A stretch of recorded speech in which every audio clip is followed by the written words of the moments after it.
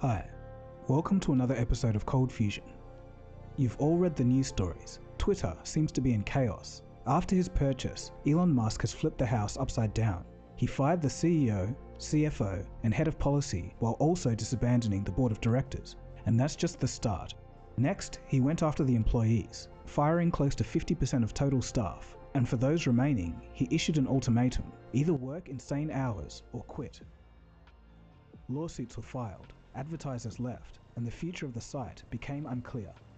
This is perhaps the first time that we get to see the inner workings of a CEO publicly trying to figure out how to run a large and influential company in real time.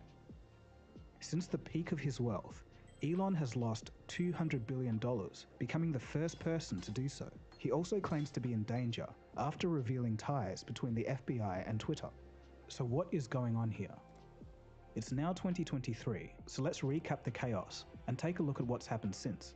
Is Twitter really on a collision course with bankruptcy, or is it gaining a fresh start? Let's dive into the story of drama, lawsuits, and a lot of tweets to try and figure this out. You are watching Cold Fusion TV.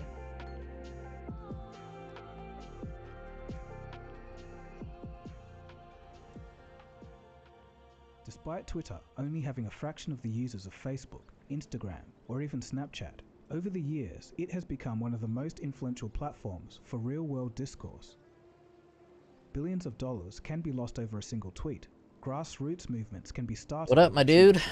The lives of public figures can be altered over a single tweet. However, due to a smaller user base, Twitter has largely been unprofitable, having only 2 years of profit in the past 10 years.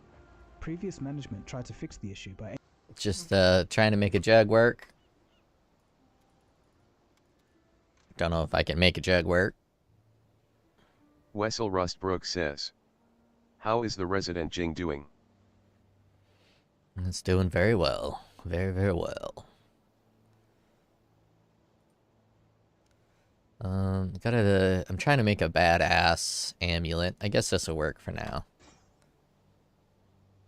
Till I can make this guy awesome.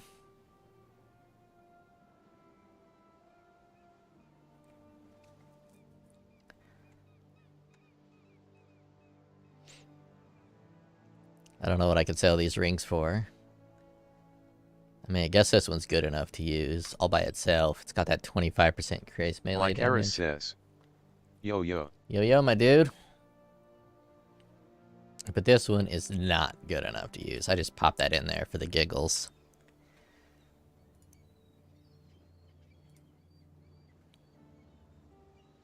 Let's see if I can get 50C for it.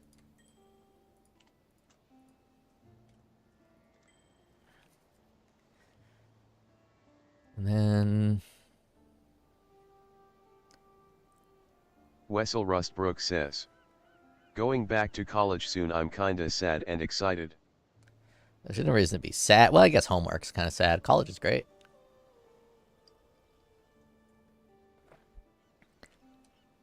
Of course, you're not. I don't know what degree you're getting. Wasn't it like some weird accounting, and you were doing data stuff with accounting? Mike Harris says, "College cheerleaders, oh yeah, so easy to get." Wessel Rustbrook says, "Sad in a sense as in paying rent and eating poor man's food." Poor man's food is the best food. People who talk trash on poor man's food, they're just coping. They know it's unhealthy for them, so they want to eat healthy, so they cope by saying that poor man's food is gross, but poor man's food is delicious. It is unhealthy. You'll get fat. But it's delicious. Let's see, which of these is better? Which one do I want?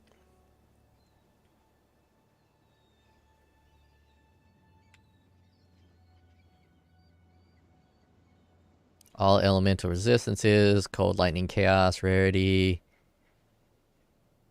I think I like this one better.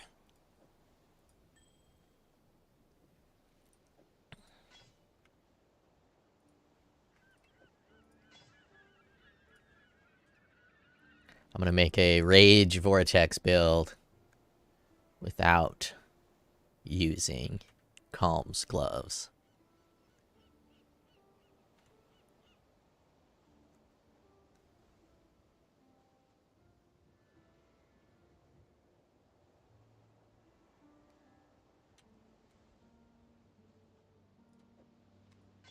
Wessel Rustbrook says, what was your go-to food in college? Taco Bell, baby. See, back when I went to college, way back in the early 2000s, Taco Bell had something called, I forgot what it's called. 10 for 10. You get 10 bean burritos for $10 or 10 tacos for $10. And you get 10 burritos for $10 and that shit would last like 3 days. Pure glory.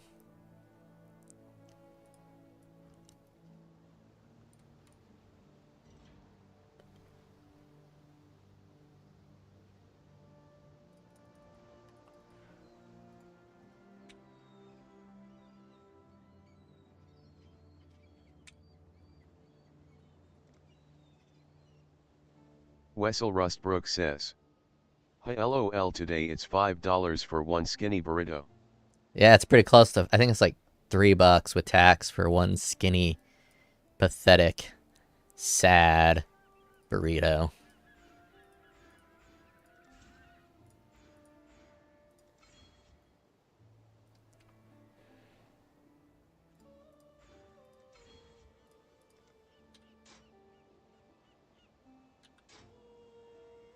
$137 int. I think that's enough int.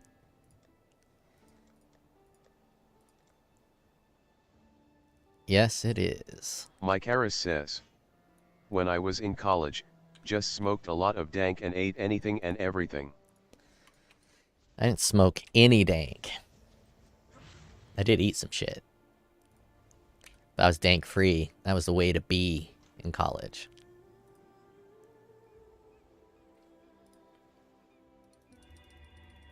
Wessel Rustbrook says, my man is a giga chad.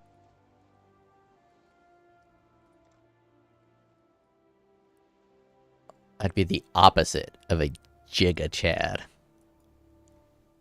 Mike Harris says, just say no haha. Actually, I was ignorant to marijuana. I thought you could only smoke it.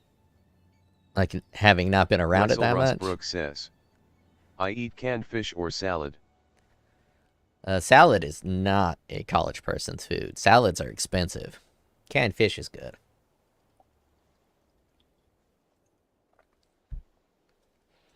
College people food is the cheap stuff.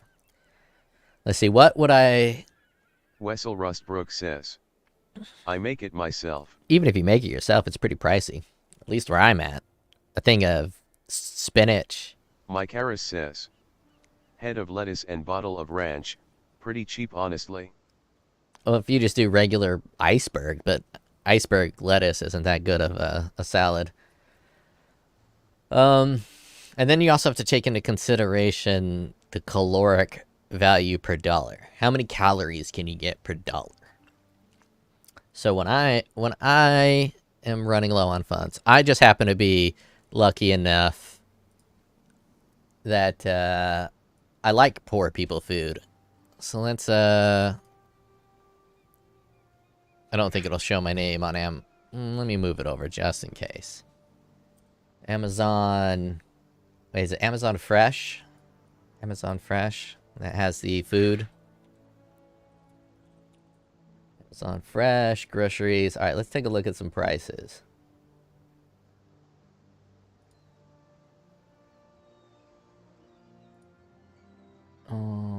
Oh, no, shows my name.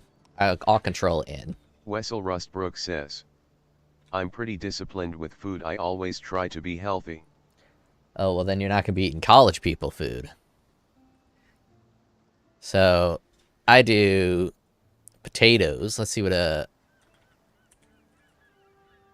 in a bag. Let's see what this costs. Potatoes in a bag. It's like $4, $3.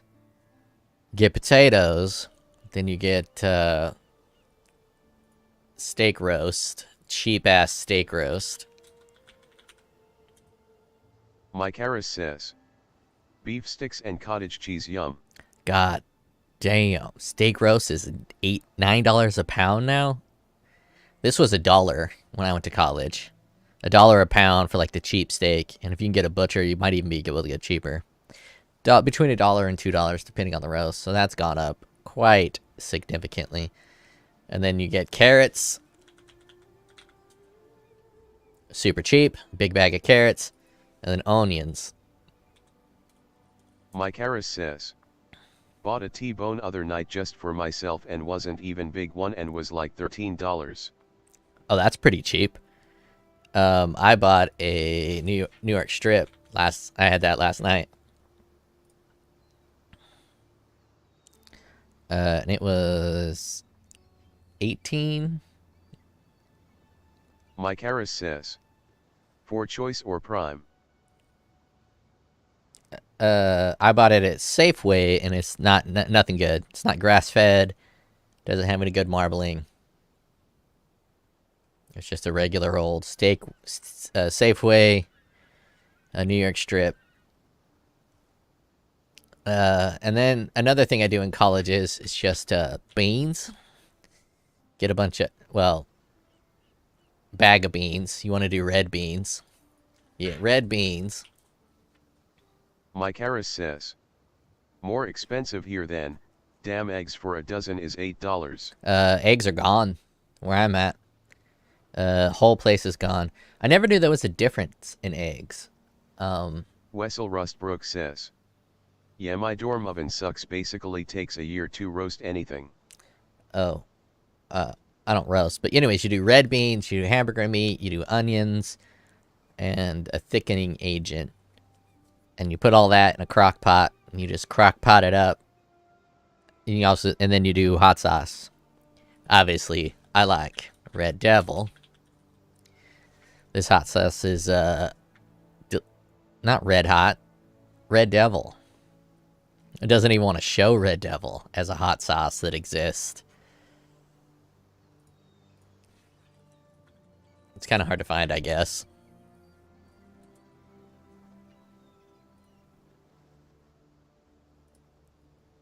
Mike Harris says, That bad boy. read that it has to do with the war in Ukraine, grain shortage, or something, can't feed the chickens or some BS.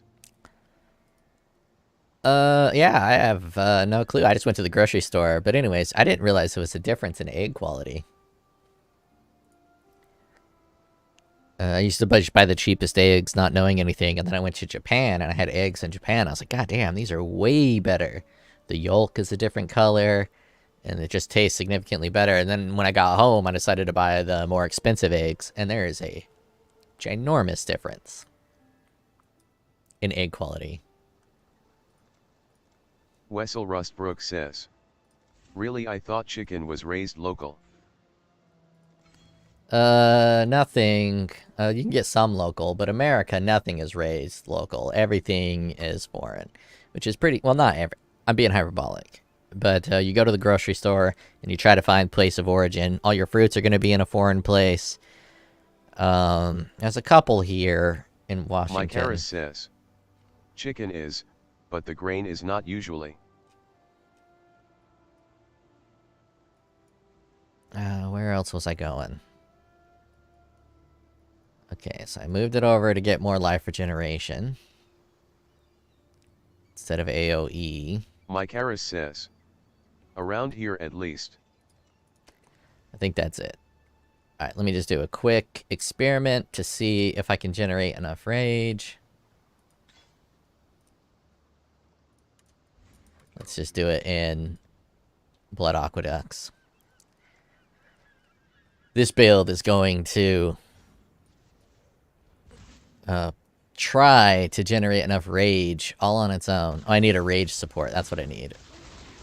My rage is building up pretty good. 19, 20. I need something I can hit more.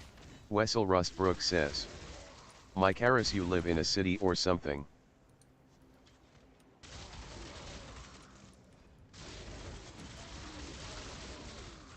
I'd be able to use Rage Vortex with Rage.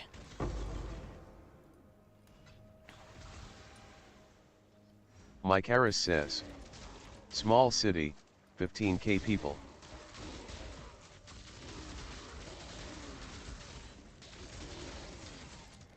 Yeah, and I don't know if the rest of the world's this way, but America, it's a little weird, because there's small cities, but then there's small cities that are next to big cities, and then there's small cities that are all by themselves, and actually two completely different things. There's a lot of small cities in Washington, but they're not actually small cities, because they're a part of a larger metro.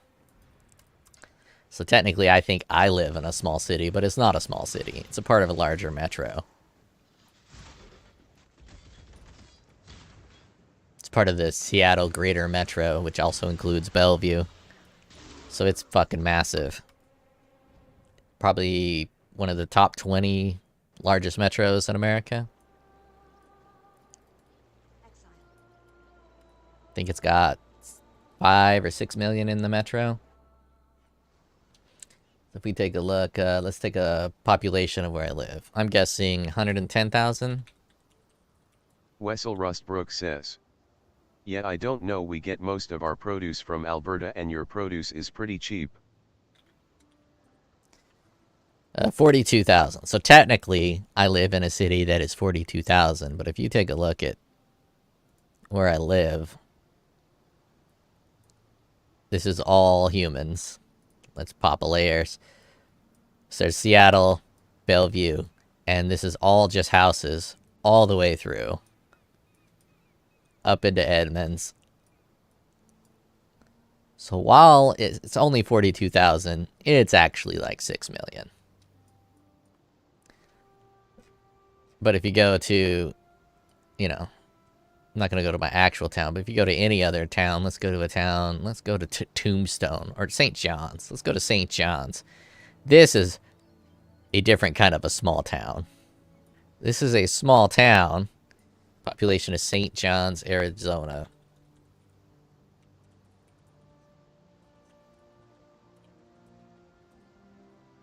$3,000 people.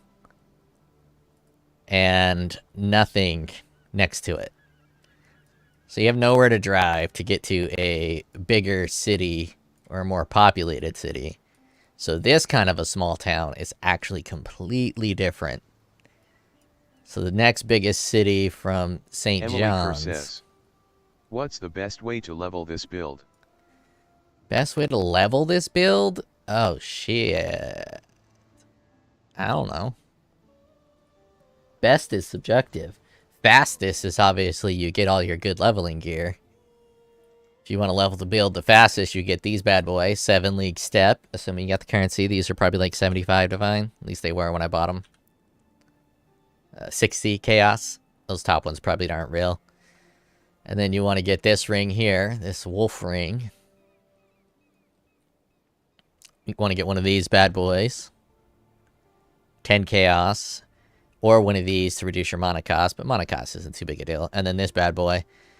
This ring out here alone will take care of every boss for you. Assuming you can keep the wolves up alive. And then you're just going to want to use the OP skills. Or Cyclone, because it's highly mobile. Alright, let's run a map with this. And let's see. I don't need that anymore. Wessel Rustbrook says. I think the leveling process guide on that passives to take first.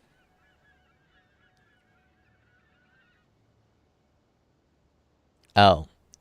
Passives to take first. I don't really do leveling guides because I don't care too much about the leveling process. And it's very different between start of the league and end of the league. If you got currency at the end of the league, you just buy all the good gear and it's super easy. But at the start of the league, it's a lot more important because you can't buy any gear. If you're doing Marauder, this is how I like to go with the Marauder. I like to start with this life regeneration instead of the extra life and armor. Because this life regeneration is kind of nice. Path right up to there. Stop. Path over to here. Stop. And then if you're using a two-hander, which you probably should be leveling up, go there. Wessel Rustbrook says. God autocorrect is going to be the death of me. Yeah, autocorrect is nasty. Go there to get a little bit of damage. Then these nodes here to get this life regeneration per second. And then you can choose where to go from here. Obviously, you're not going to be using any sockets. If you need elemental resistance, pop that bad boy. If you want more life regen, pop that bad boy.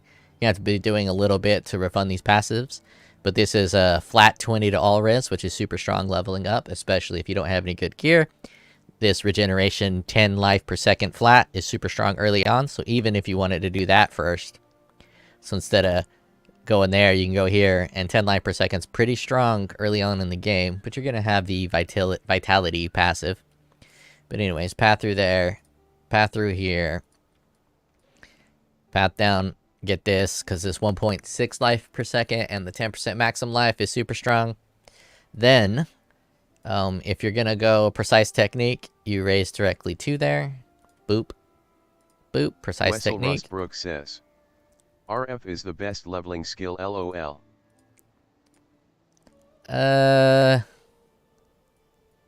It's alright. It's alright. And then you get precise technique, and as long as your accuracy is high enough by using precision, if it's not, you can go up here. Also pretty good nodes for res. And you'll just be getting a flat 40% Wessel more. Rustbrook says, I'm kidding, it's the worst. If you're lucky, you can get a good enough gear. And for RF, if you want to level RF, it's not so bad. You path into here, you get this fire res, you get this fire res. Path in here to get these life res nodes. And then path up like this. Get these life regeneration, this maximum life. Like that. And then have your first, if you're going Jug, have your first passive be the one where you get endurance charges. Actually, you probably want the life one. Like that. And then once you get the endurance charges here, then you're good to Righteous Fire. This is all you need for Righteous Fire. You got enough fire res, you got enough life regeneration, and then you got the endurance charges. Then obviously once you path down to here, you get your 1% life regen there. Like such. Well, I guess you're not going to be getting sockets, but it's alright. It's not the worst thing I've seen. My favorite leveling skill for melee is probably Reeve. And if you can get a Vol Reeve, it's extremely strong, but you got to use a one-hander for Reeve. For two-handers, I think I like Smite, especially Vol Smite.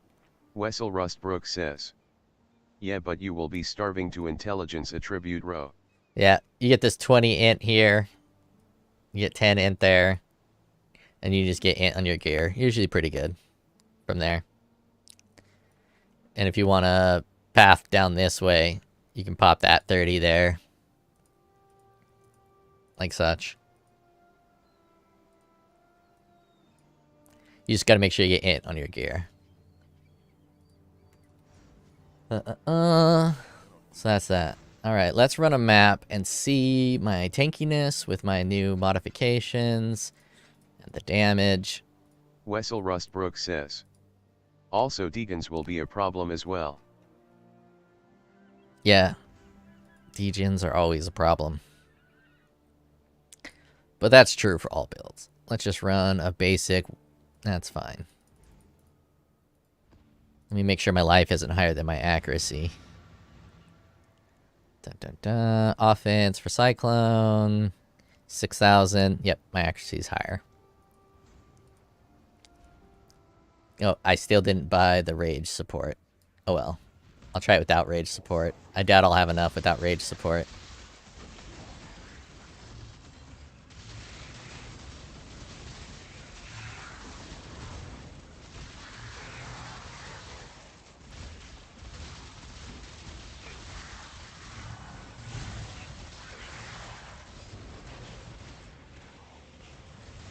Wessel Rustbrook says, can we get the POG? No. Not yet. I released a video. It should have launched now. It has a path of building in there for like the maximum AoE Rage Vortex. But I'm trying to make it an actual build now. And since I'm going to be adjusting for it so much, giving you the pop now, I'd have to just give it to you again. In a little bit. There we go.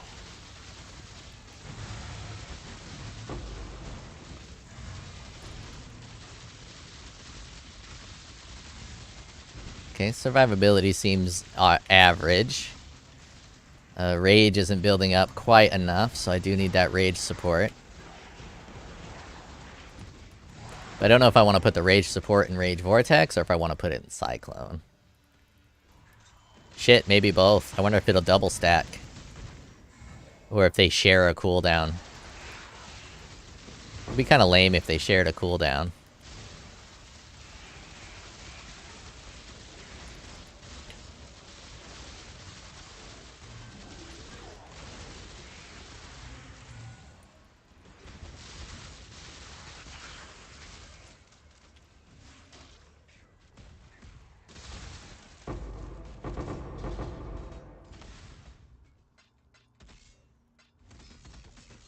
Take a look at my rage. I'm at 63, and if I hit one enemy, I should get 2 rage. I want to use rage support.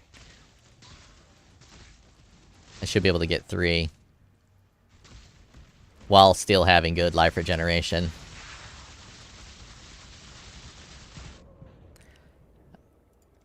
My AoE not capped, or is he able to really do 5,000 damage? Oh, I don't have capped on fire. See, I gotta do a lot of adjustments.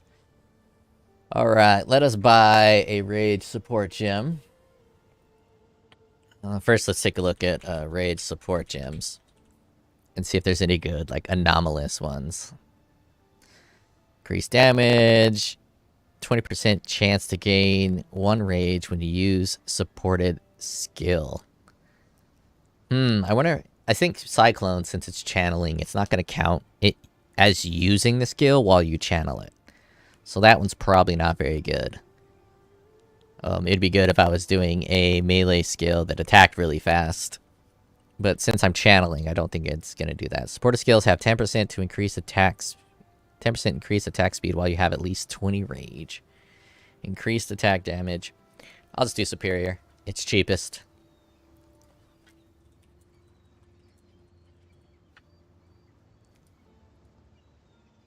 Wait, what's the bonus?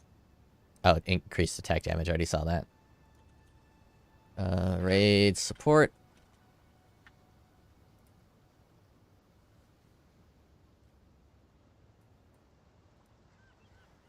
Oh, let me do quality 20.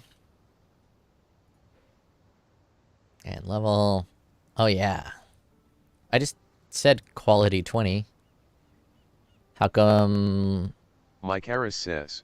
Oh, that's max. Have you ever played Concentrated Path or whatever it's called? I have. I hate it. It's too slow of the attack speed and the damage is too low. And it has a little bit of a... I get less sick using it than Flicker Strike. I minimized. There we go. And it's elemental damage. And I always try to avoid elemental damage just across the board. It's so much hassle to get all that penetration. So much hassle to get the penetration. Liam Vivi says. Balls. Balls indeed. Why did you go in that portal?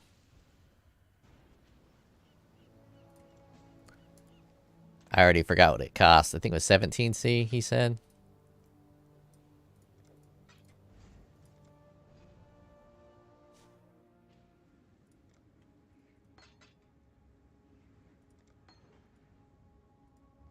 Liam Vivi says.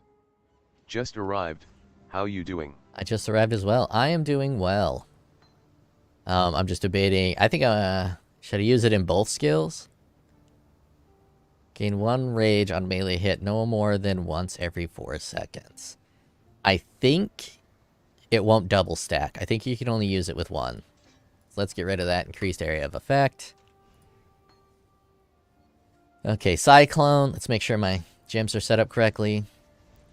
We have Cyclone, Life Tap. Let's get rid of... We don't need that Vitality. Let's get rid of this Vitality. And this Awakened Lightens in the wrong spot. Alright, we have Pride. Haste And where's my blood and sand? Blood and sand. Dun, dun. And blood and sand. 40 life. And let's see what a level 20 clarity will do. The level 20 clarity will do it, then I don't need life tap, which will be great. Steel skin. Let's just pop that Liam in. Vivi says, why not using Kaom Spirit for Rage Regan since you get a lot from the Ascendancy? Go watch, well, never mind, you're live streaming. I posted a video. Here, let's live watch my, never mind, if I watch my video on my own account, I'll get banned. I just made a video doing a massive AoE with Rage Vortex, but the survivability is super low with Calm Spirit because you're not getting any passive Liam Vivi regeneration. says, oh, forgot about that. So now I'm just trying to make it a legitimate build versus a illegitimate build. That's just a fun build. Now I'm trying to make it a real build. Sweet. Alright. So we remove steel skin. We need precision. Liam Vivi says, literally just woke up, hee hee. Nice. I don't know what time it is there, so I don't know if that literally just woke up was you being able to sleep in. Damn it. That's too much life taken. Wonder how low of a clarity I need to be. Well, I guess I can reduce cost of channeling skills. How much does Cyclone cost to channel? Liam Vivi says, Wait, why is it take? 2:27 p.m.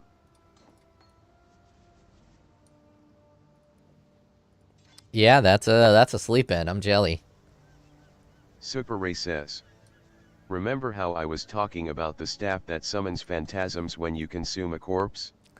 Yeah. I combined it with uniques that consume corpses and give me all offerings at the same time for auto summon. I've never used an offering or any summons, so I don't know how cool that is. It's probably cool. Oh man, I have collected way too many cluster jewels. So many cluster jewels. It's probably rad, but I am far too ignorant to know just how rad. Let us, what else could I put? Banner, Pride. Liam Vivi says, Super Ray, so you using the offering belt and corpse walker boots, I assume.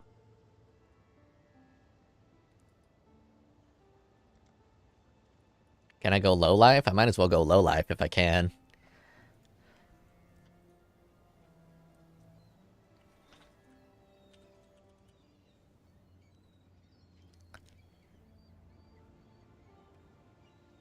Wait, that's not a support. That's a spell. I always forget what it's called. Corrupting Fever, I think. No, Petrified Blood. This came out the same time as Corrupting Fever. Do I have 20? I'll level it up. I don't want to waste 20 of those. Let's see if I have Liam enough. Vivi says, I went to sleep at 4 a.m. and woke up at 2 p.m., so 10 hours sleep.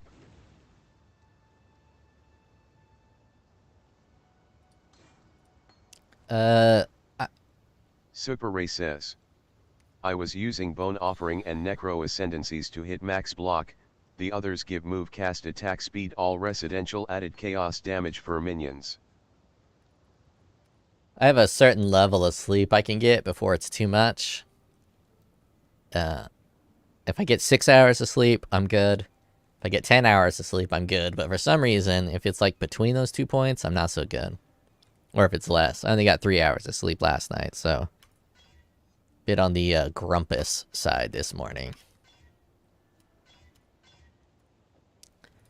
Okay, so we got Precision, Blood and Sand, the Red Banner, and Arrogance. Dun, dun.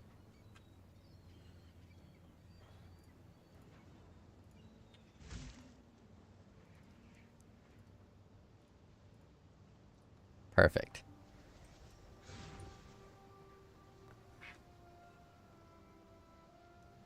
pretty good life. Liam Vivi says.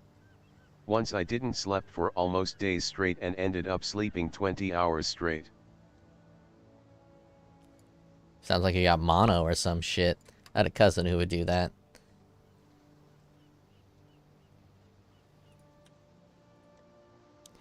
That lightning resistance is way too high. Liam Vivi says. Almost 3 days.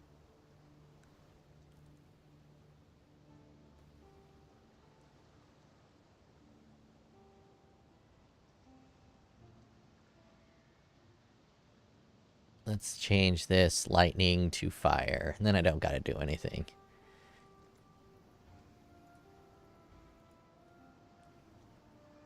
Lightning to fire. You're gonna fuck your whole sleep schedule up doing that. I don't think I got any. I think I used it all for other shit.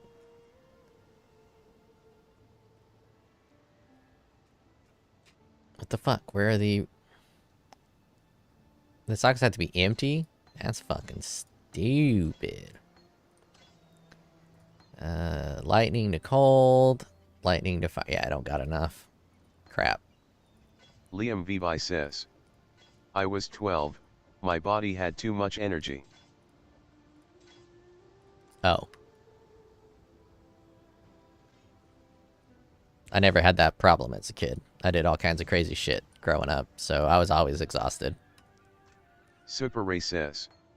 Liam VE6 the devouring diadem and the queen's hunger for corpse consumption and all the offerings. Alright. Life tap, brutality, pulverize, fortify, melee damage. Where did my rage go? Rage support. I want rage support. No, I'll put rage support here. Let's give this a quick shot.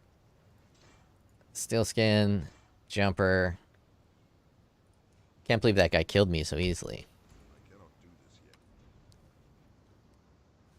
Oh, my reses still aren't fixed. Oh well.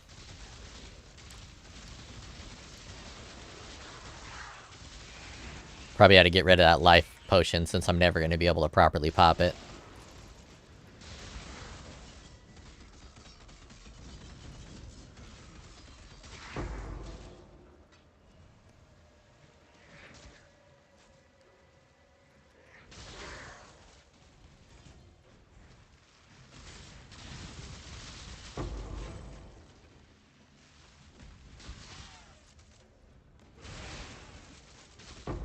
Rage support is going to be better on Cyclone. Rage support. Why do you exist? Let's see. Pulverize, fortify. Don't really want to run fortify there. I'll put faster. Faster at cast speed. I shouldn't need fortify with this build, hopefully.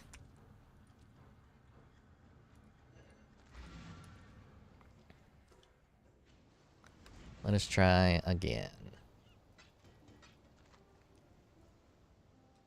Got 1,000 of these maps. They're really good for testing. I don't need to. I'll just run them white.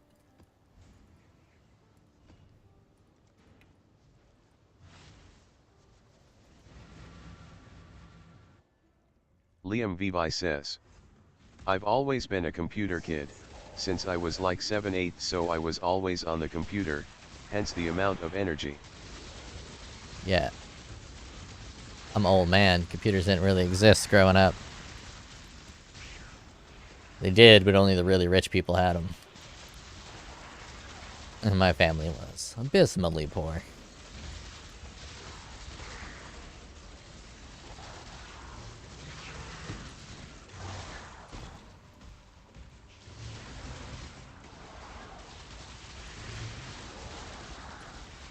Rage generation says, is a little... I remember playing Oregon Trail on an Apple IIe. I had Oregon Trail at the school computers. That game was fucking balls.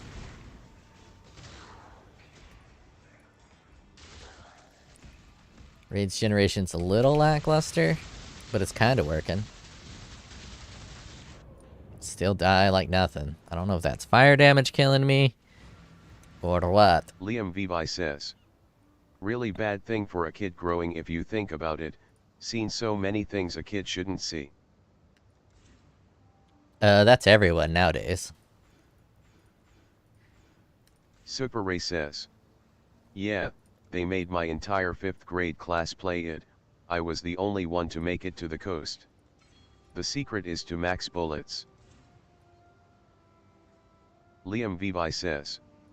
Especially since no one checked what I was doing.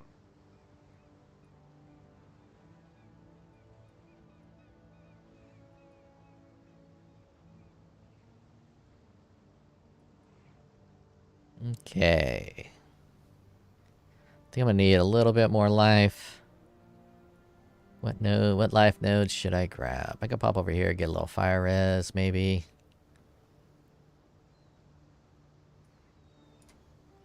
I will pop these two.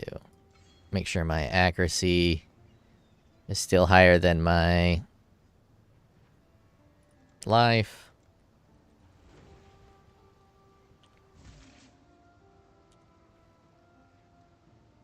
Offense, accuracy, 6,000. Alright, I'm gonna need a couple accuracy nodes. I don't really want a path into here to get accuracy. 8% accuracy rating with two-handers. Actually, I'll just grab that. This should do it. As such. Character, offense, accuracy, 6,338. That is enough accuracy. And now I got 5 points left. I could put a medium cluster jewel. Let's see what kind of medium cluster jewel I could figure out.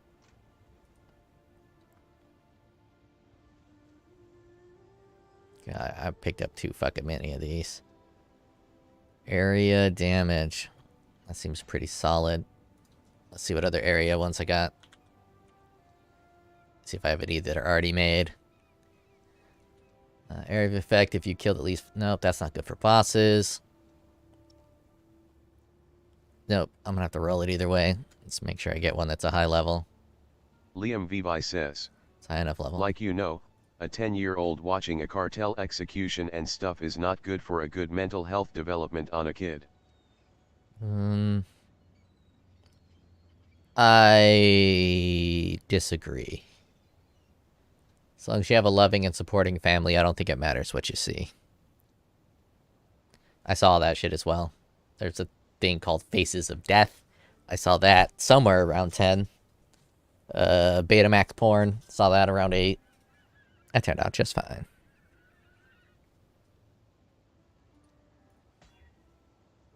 I think a lot of people, they use excuses to give themselves like a trauma card to say, oh, I'm traumatized.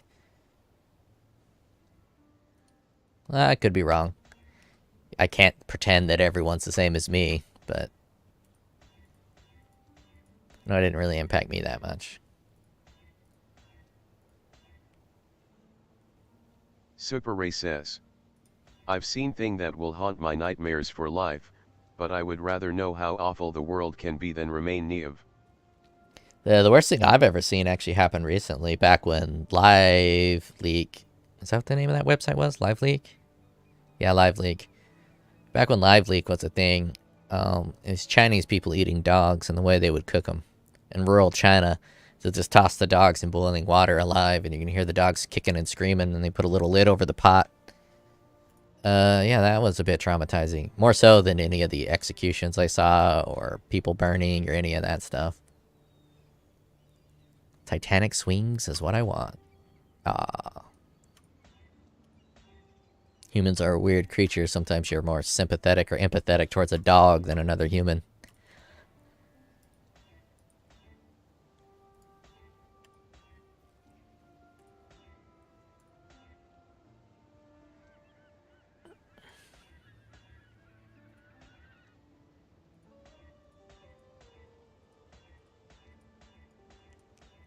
Yeah, there's like a... Humans are very susceptible. Liam Vivi says. Depends on the kid, didn't really did much on me, except made me hyper aware of how easy can a life be ended, but still don't think kids should see that. That's a difficult question. You go to the base nature of humanity.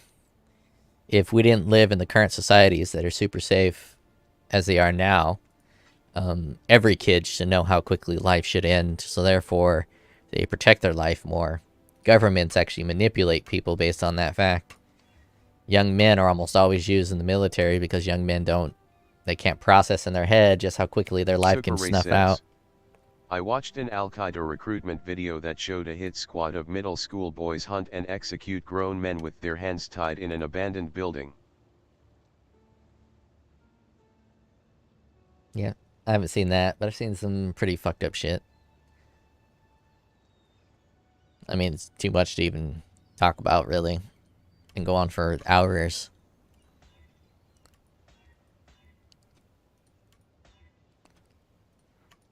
But seeing it on tape's different than seeing it in real life. I've seen some fucked up shit in real life. Cotton gin accidents, car crashes, house fires, charred up bodies. Or one time me and my boys are just hanging outside of my house, riding our Diamondback bikes. I didn't have one, but my friend had a Diamondback bike. Those were the big deal back in the day, the Diamondback bikes. And a truck full of hogs drives by. Liam Vivi says, comment apart, it's funny how YouTube doesn't censor this talk but censors the most stupid thing. Yeah, YouTube's kind of weird. We're just hanging out in front of this house, and a truck full of hogs drives by doing like 60 miles an hour. One of the pigs jumps out, lands, busts its legs, and just, the pigs are so fat and round that it broke its legs and it just started like rolling and squealing. We were just in disbelief over what just happened. Then all of us started laughing at the same time. Not that the pig was in pain, but just over the situation that had just happened.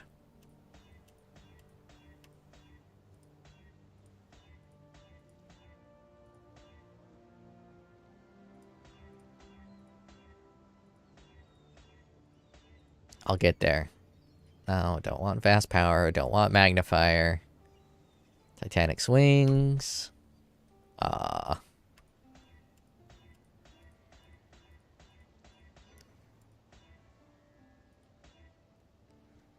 Titanic swings, fast power.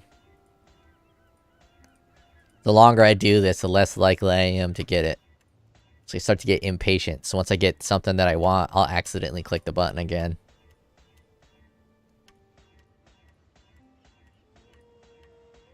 Towering Threat. That's the bad boy right there.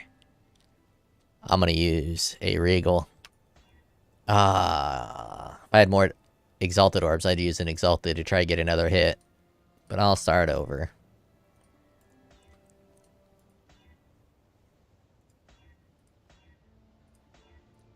Oh, Titanic Swings was a good one.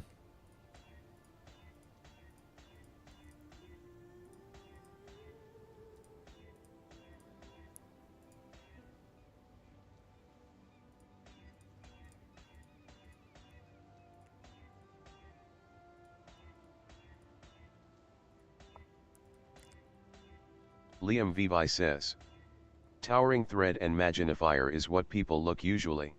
I'm not going crit. And I never do what people usually do. Well, I never do what people usually do because people usually do it. Or Towering Threat and Vast Power. Towering Threat and Vast Power is what I am looking for. But I'll accept... Towering Threat is the most important one. But I'll accept something different. Oh, god damn it, I hit the wrong one. I wanted to Regal that. Not annul it. I'll do what other people usually do, only if it makes sense.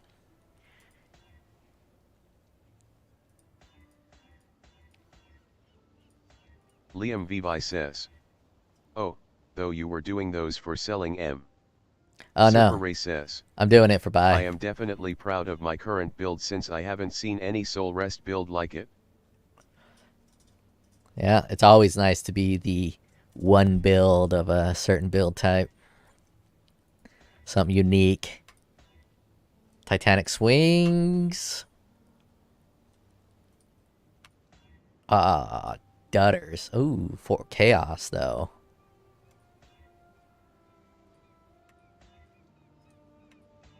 Titanic swings. Here we go. Here we go. Here we go.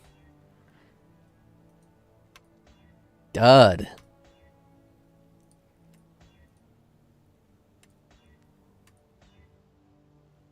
Oh, Chaos Res is great.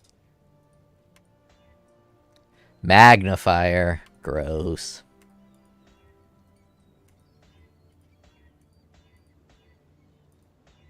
Liam Vivi says, damn, last time I saw Soul Rest was like 2 years ago.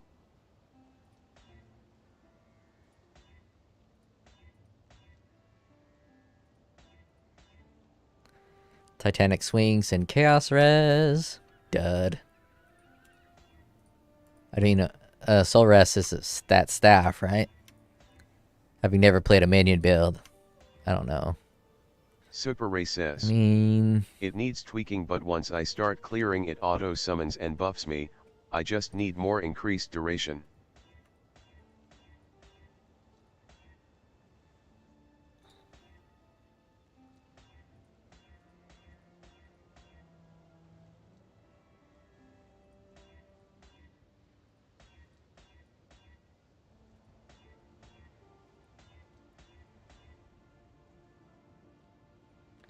I guess I could accept Powerful Assault if I need to. Towering Threat. Let's get it. Come on, man. Yeah, I'll accept it. That's fine. Good enough. Super Ray says, plus it's 100% uptime on all 20 Phantasms vs SRS, where they usually only have 10 at a time.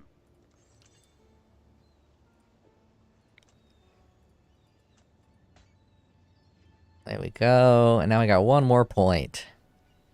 Where to put my one more point? Where to put it?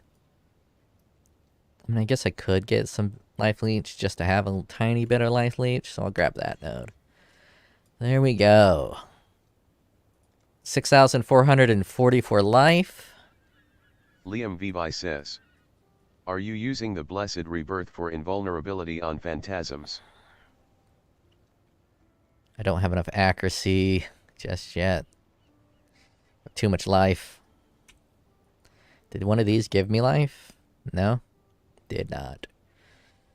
Oh, well, let's refund one life node.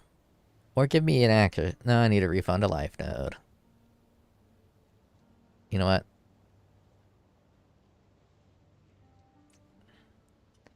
Lame duck sauce. Let's see if I can refund this. And pop it here. And see if that gets me where I need to be. Yes, it does. 6,563 accuracy. Super Ray says, I have no idea what that is, but I'll look it up. They are constantly resummoned, so keeping them alive isn't an issue as long as there are corpses. Did I finish this toxic sewer or did I die? I think I died. Rage is generating pretty fast.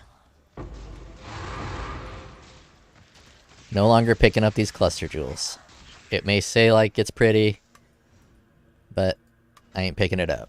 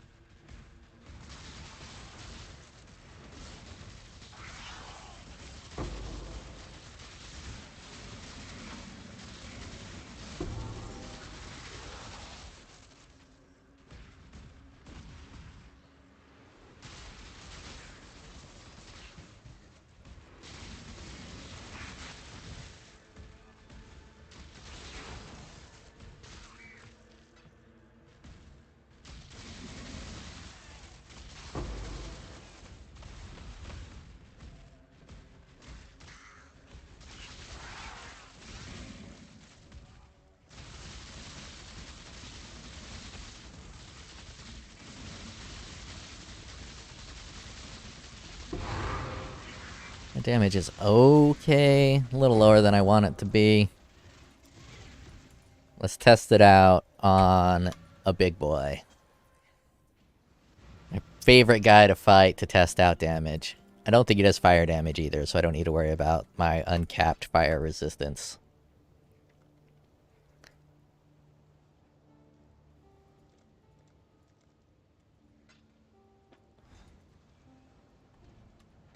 My favorite big boy.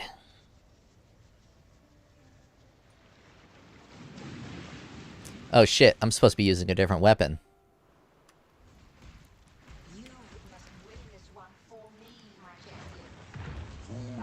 Liam Vivi says. You go Blessed Rebirth on a medium minion life cluster jewel in case the phantasms get slammed or nudged while just spawed, gives them 4 seconds of invulnerability.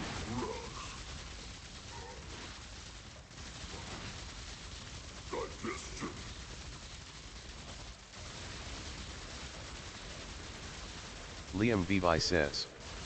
OM spawn. Oh yeah, that damage is pretty trash. Pretty trash tier damage. Where's this swamp going? Up and to the right, it looks like. Liam Vivi says.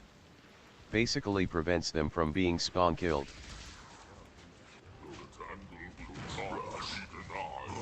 Whoa, my Rage Vortex went the wrong way. Oh no, it predicted where that guy was going. Jump over you. Jump over you. Jump over you. Liam Vivi says. I'm legally forced to say this fight is trash. Oh yeah, this fight is garbage. But it's a great damage tester. Since there's no other reason to fight this guy. You can always fight him without modifying him, and then you can get a good damage test. It's stupid this game doesn't have like a doll that you could fight to test out your damage.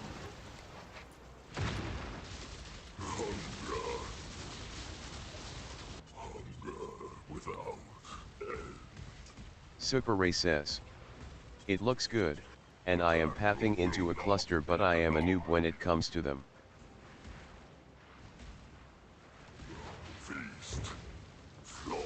I feel my life regeneration is way lower than it should be.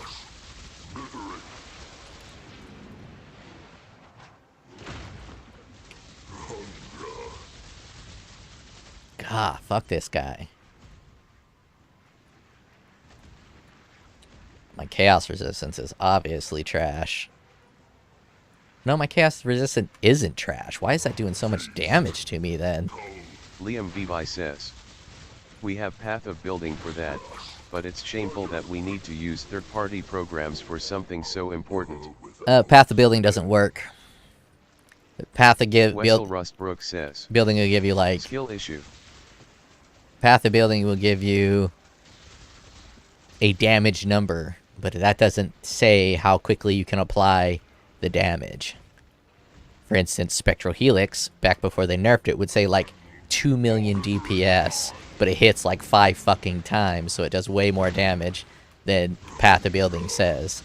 So if you had a doll, you'd hit start on the doll combat, and then you can see how quickly you do damage over like a 10-second or 20-second time frame. And it'll be significantly better than something like Path of Building. And Path of Building just doesn't work on some things. And all they gotta do is just... They can even sell it. They can make 10 bucks off of this motherfucker. Just right here. Edit. Add doll. Just like one of these guys up here. Like one of my Wessel gimps. Rustbrook says. Yeah, I agree, POB is not always accurate. One of these gimps. Just allow me to hit it. Click on the gimp. Right down here. Just right here. Little gimp. Click on the gimp. Then you can hit the gimp, and it puts a little timer above the gimp. And then it'll say the damage that you did over the timer. Super simple. Super easy. It would be very easy to program something like that. I make that assumption, not knowing how they programmed it. But just a simple little doll.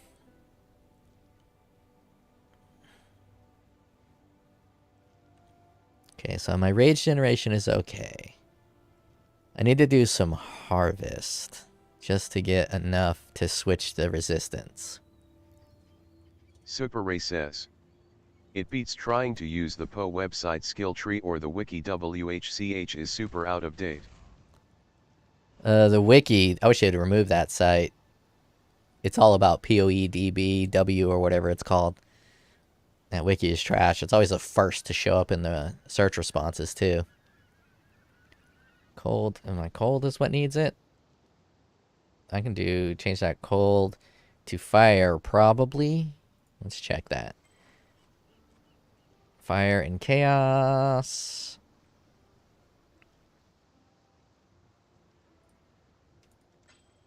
Ugh, it always gives me the lowest fucking value at the first.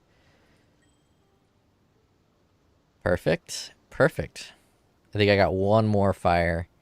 So let's switch this from lightning to chaos, lightning to fire and chaos. Fire and chaos. It's good enough. There we go. There we go. Balanced as all things should be. Now let's take a look. Got that bad boy. Do I got any essence? Liam Vivi says, Super Ray, pretty sure cluster is where you get the most of your damage, at least that was the case when I played it back in the day. Physical, physical, and this is physical. All right.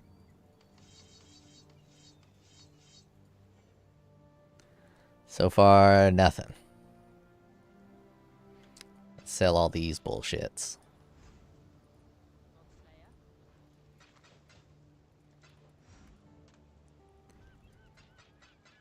One more physical.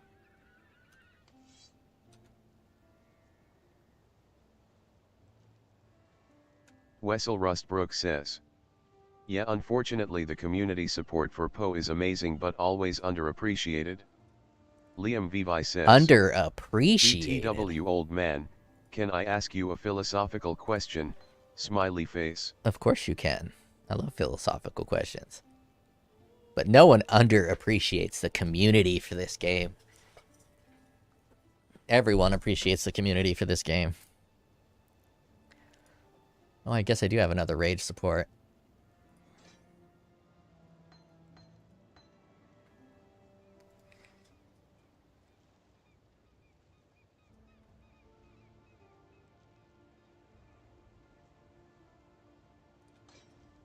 Wonder what does more. Maim? Wonder if I have enough life to make that other skill that I was using, Bloodthirster, worth it. 2-7. Liam Vivi says, 3-7. the rest is fine though. Well, that's close. I'll use this.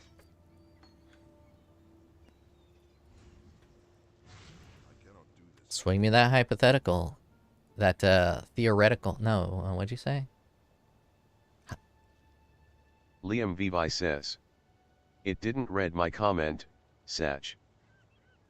You're probably saying something gross, like dog fucking or some shit. Wessel Rustbrook says, the philosophical question is, do you like feet? No. Do not like feet. Yeah, I can run that.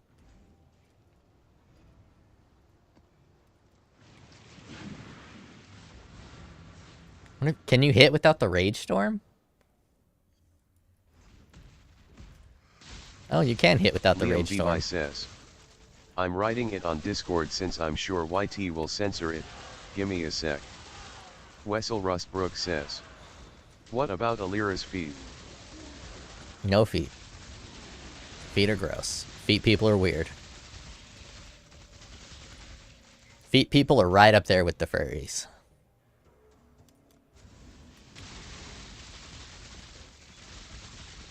I mean, that's some pretty good Rage generation. Wessel Rustbrook says, what about your wife's feet?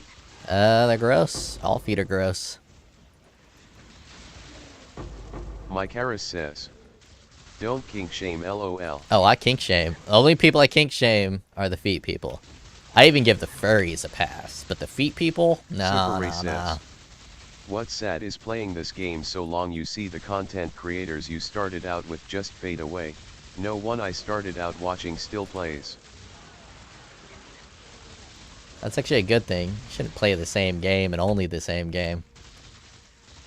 Something is not working. I should not be taking this much damage. 82 physical res. Maybe I'm getting some type of...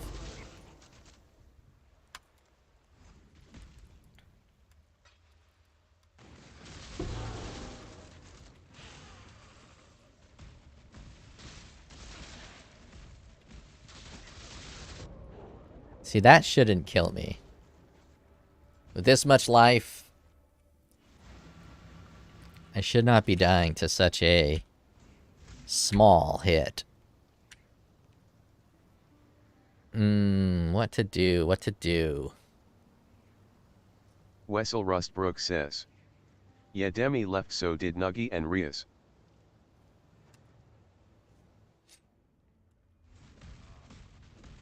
Well, I'm Super glad Ray they says, did.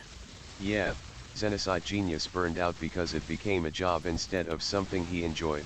Crip sold out because he got more views playing Hearthstone. I wouldn't say that's sold out. Maybe he likes playing Hearthstone more. I don't know who any of these people are, but... But didn't Quinn69 play Diablo 3? I bet the Diablo 3 people are saying, like, oh, Quinn sold out and started playing Path of Exile instead of Diablo 3. But really, I mean, Path of Exile is just the better game. I bet you'll see a lot of those content creators probably come back for Path of Exile too.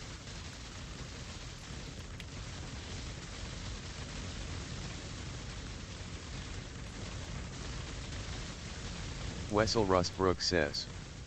Bro, even I quite D3 and that was my childhood jam. Super Ray says. Hearthstone is Magic Light but online. I've played Hearthstone. I fucking hate it. It's like you take Magic the Gathering, you move all the complexity out of it, you simplify it, you stupefy it, you make it for the normies, and that's the game.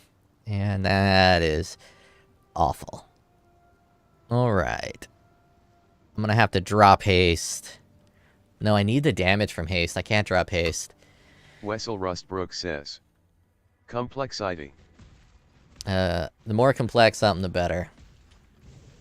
The problem with my YouTube channel is I'm going to lose all of my fans because Path of Exile is only a small part of what I intend to do. But all the people I gained as followers or subscribers or people who watch my channel, they got there from Path of Exile. So they're not going to want to hear me talk about Dark Souls or movie reviews or any of that shit. And a lot of people are probably the exact same way. They never intended to be a Path of Exile streamer, but YouTube likes to silo people into a specific group.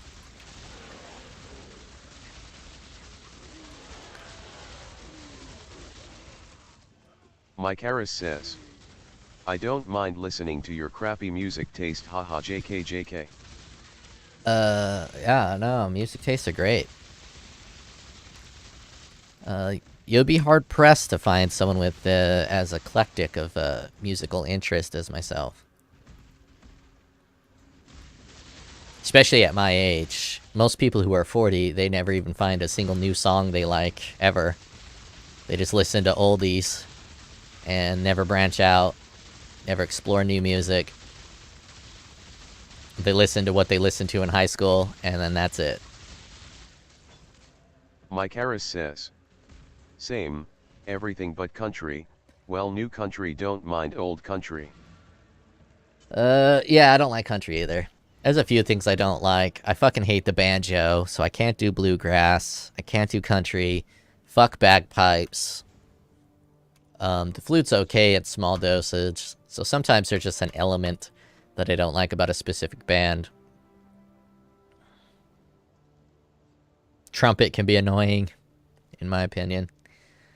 So if a band's rocking the trumpet. Okay, my survivability is dog shit. My damage is dog shit. My survivability might be a problem because of my low level Super Ray says, of that skill here. As the equally old man, I find myself listening to a lot of older music, but I also love synthwave and tech noir. I don't know what tech noir is, but I do like some synthwave.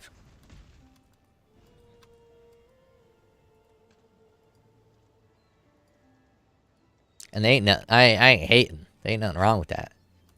Music is all about whatever the person who's listening to it wants. Liam Vivi says, I do like to hear your opinion, sometimes you have the stupidest takes, but it's nice to hear different opinions. Well, I assure you, I never once have a stupid take. My takes are always the best take.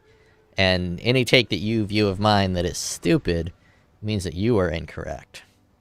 And it's nice to be able to reflect upon your own stupidity through the brilliance of another person.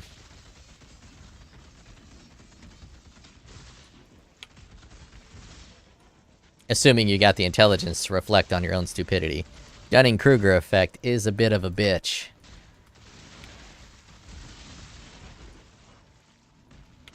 Wessel Rustbrook says, hot take, I don't like your take.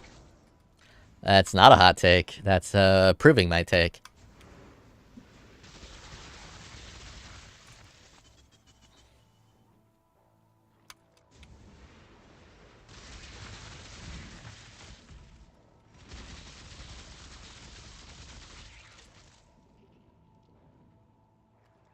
And that's a lot of increased quantity in one little small batch. Super Ray says, the takest of takes.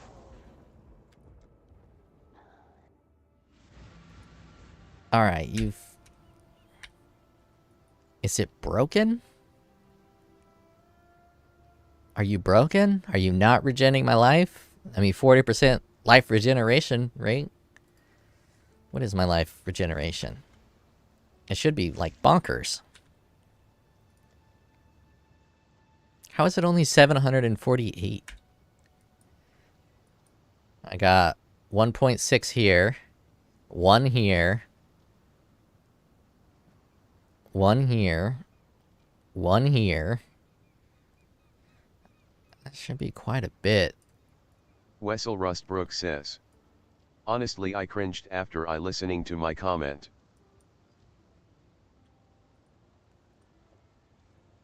That's a thing that happens as you get older. You give way less fucks about what you say being cringe.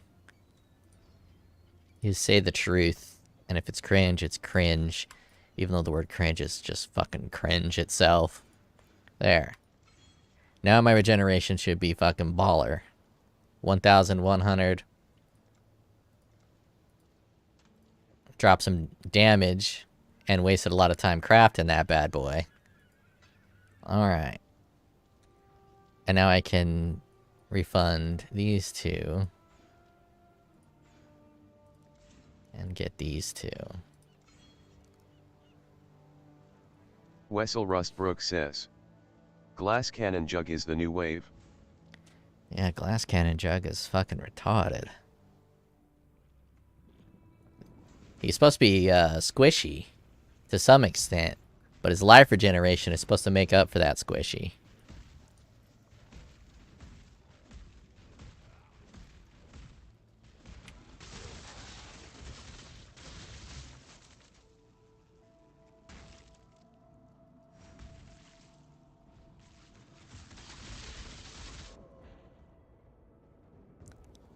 Did I grab something to make me ultra vulnerable?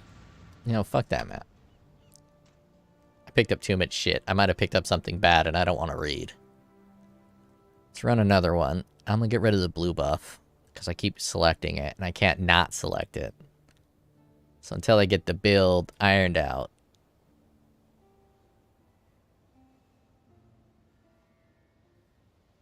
Super Ray says, reading is for nerds. Reading is for the birds. The birds and the nerds. Remove that blue buff. Wessel Rustbrook says, they need to give the Starforge treatment to all the iconic uniques like ONI and Poet pens. I got my own conspiracy theory take on that. So because they're not really doing too much this game while they wait for Path of Exile 2, I think they're going to do what they did this league for the unique buff to a brand new set of uniques next league. So next league, we're going to see another 10 or 15 uniques get reworked. And they wanted to draw out the unique buffs. Says, that's copium and you know it. How is that copium? I will bet you fucking $20 next league they buff new uniques. 20 Canadian dollars, so that's like basically nothing. One Tim Hortons coffee.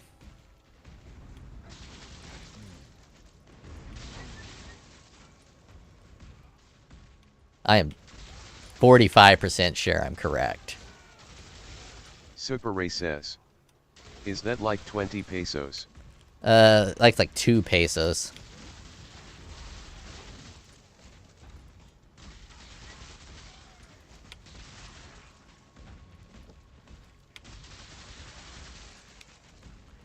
Alright.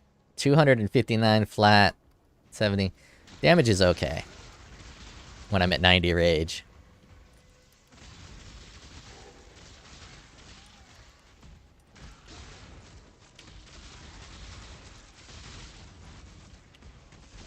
Liam Vivi says, someone said something about my bad country and our pesos.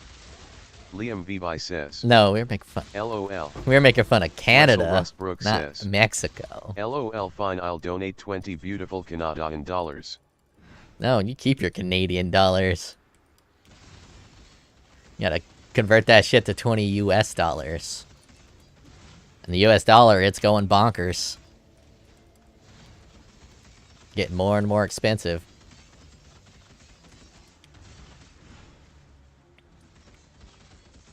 Wessel Rustbrook says, US is gross.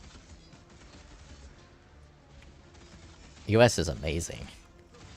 There's a reason we have a migration problem here in the US and Canada does not. Actually, Canada has a migration problem as well. But they like the migration problem. They just need to convince people to live. Why do you think that everyone in Canada lives within 100 miles of the American border? Because they just want to be close to America.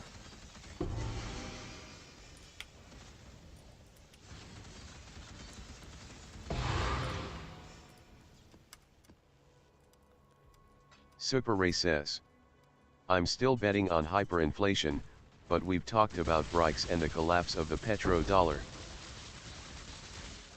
Yeah, if the petrodollar collapses, that'll be very interesting. I doubt the petrodollar will ever collapse, though. The only way the petrodollar can collapse is if the people in charge of America sell out America to China, which is possible. Wessel Rustbrook says, LOL, sure man, you're just jealous of Canadian healthcare. I don't know, man. Healthcare here is pretty great if you got money.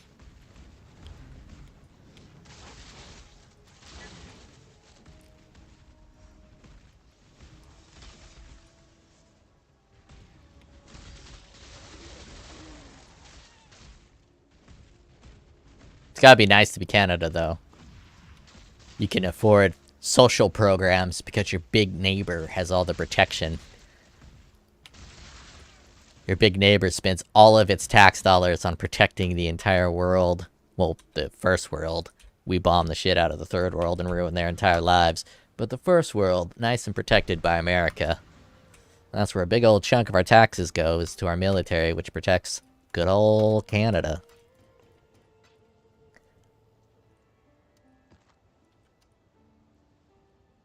Wessel Rustbrook says, forgot Alaska from Canada. Did we? I think we got Alaska from Russia. Let's see. Who did America buy Alaska from? Russia.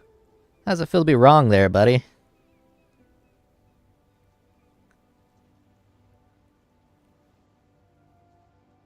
I mean, right here. You wrong as fuck, my dude. I'll give you a pass. You're young. Canadian schools. Wessel Rustbrook says, Canadian schools, oh, they don't teach a lot in Canada. I'll give you a pass. At least you know how to read. Liam Vivi says, Okay, finished typing the philosophical question, had to do something. Wessel Rustbrook says. LOL.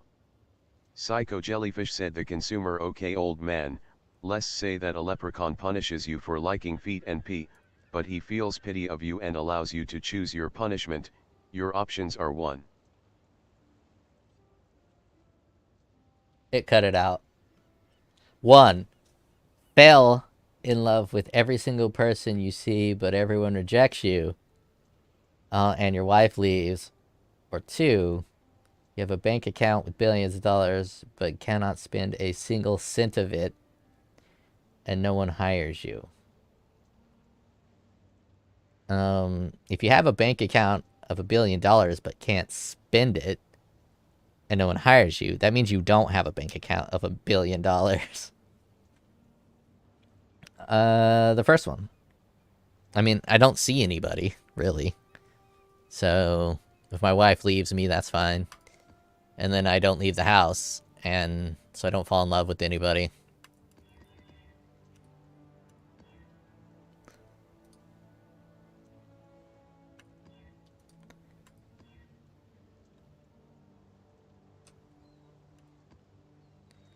I think this Carcass Jack is my problem. I think I'm gonna have to revert to my old body armor. And Sam said too, obviously you just have to invest the money if it doesn't count. Oh, you're saying, if you're saying I can't spend the $1 billion, but I can spend money that I gain from the $1 billion, meaning I can grab that $1 billion and just put it into dividend stocks, then yeah, the $1 billion. With the $1 billion in dividend stocks, I'm gonna make like $180,000 a day. KING Sam said yeah man, interest revenue. KING Sam said as well. Fuck interest. I wouldn't put it in anything with interest. I just do dividend stocks. Psycho Jellyfish said nah, those dollars are on your name legally, but you cannot do absolutely nothing with them. Yeah, that's pointless. Money you can't use is not money. So that Carcass Jack is kind of a bitch. And it's fucking up my style. I'll keep going. I'll keep going.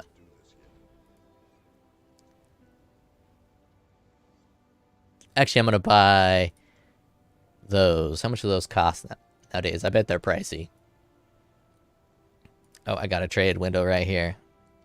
I bet they are pricey. KING Sam said oh then still 2 because I can still bone ladies. Actually you can't. Psycho Jellyfish said and you end up dying of starvation or dehydration since you cannot buy food nor water. Yeah, you wouldn't be able to bone ladies without money or a job. I'm not super into the red pill, but what kind of woman would you be able to fuck without a job or without money? Regardless of what you look like. Not very many. It'll be very difficult to find a lady who's gonna ride that pony ride. Psycho Jellyfish said I mean, you can, but it's not legal. KING Sam said get sugar mommy like my friend man. I couldn't get a sugar mommy. Other people could get a sugar mommy. As a 5'7" ginger. Psycho Jellyfish said you are too old for a sugar mommy. Oh no, there's some 80-year-old chicks out there. It's not that I'm too old. I'm too ugly. Too feminine for a sugar mommy.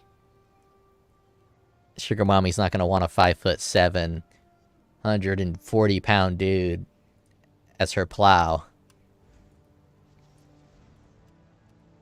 She's gonna be looking for that 6'3", 220-pound solid muscle meat cake.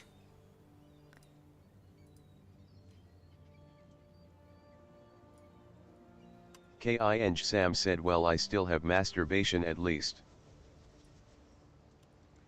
Does masturbation even count? Psycho Jellyfish said masturbate until you die LOL. Well, let's go one.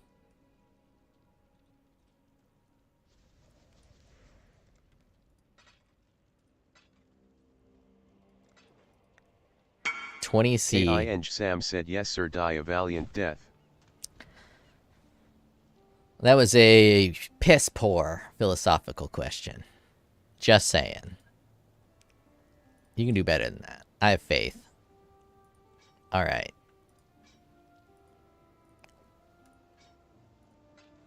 You just wanted to try to squeeze feet in there. Here we go, here we go, here we go, here we go, here we go, here we go. Let's get it, let's get it. Oh, fuck, it's not corrupted? Shit. I just assumed it was corrupted because it's got 2 white sockets on it. King Sam said my question is when will you be honest about your feet fetish? Psycho Jellyfish said 30% uncorrupted first. I don't have the Psycho beast crap for that said, don't shit. ball it. Yeah, I vaulted something just a little while ago and missed. It was fucking brutal. I vaulted it because I vaulted Psycho Jellyfish said buy it bitch. Don't vol it.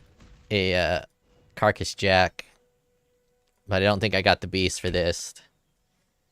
Don't have the beast for this.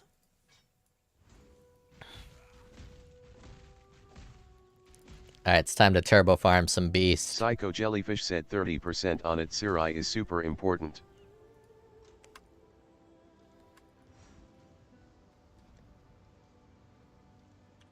It's time to farm some beasts. Hyper farm some beast.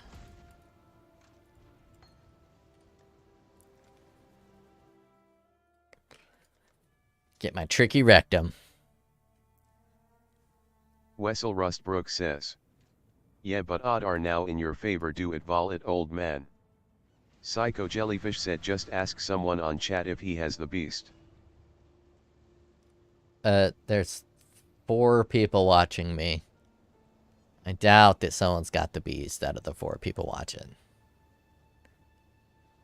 I will hyper farm this fucking beast. And I don't fall to gambler's fallacy.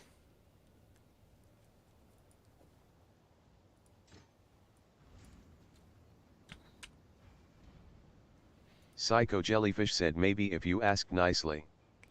Let's run the beast. Wessel Rustbrook says. I have one.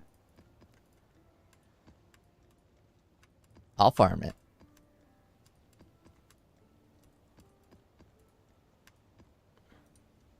I'm gonna run all these bad boys. I'm gonna put beast on every single one.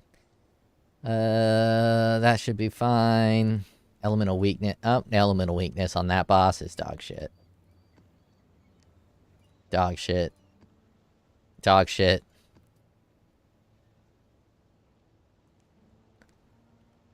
Dog shit.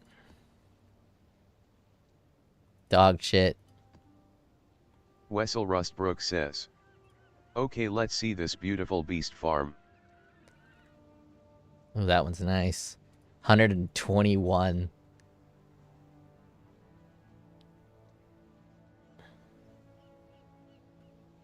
That's great.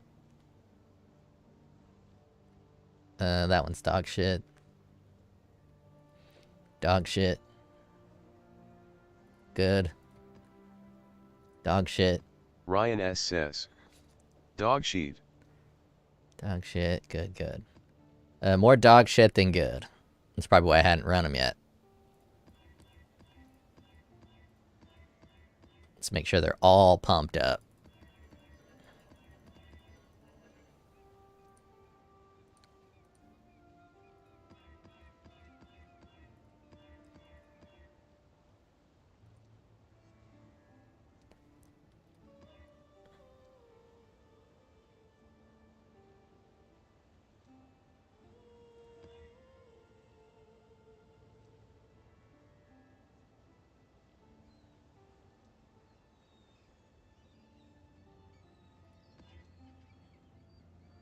I hate this part of the game.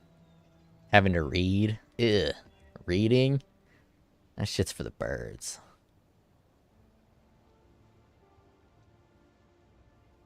Reduce affected auras is nasty on this build.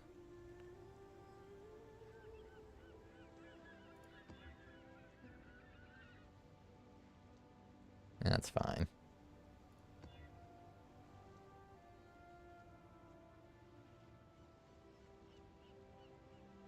Wait, why didn't I like this one? That should be fine. Oh, possessed. I don't want to fight that boss possessed.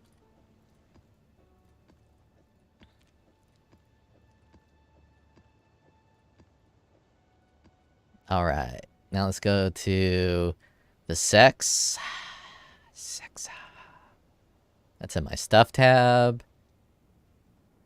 Well, stuff tab for the scarabs. And then the sex.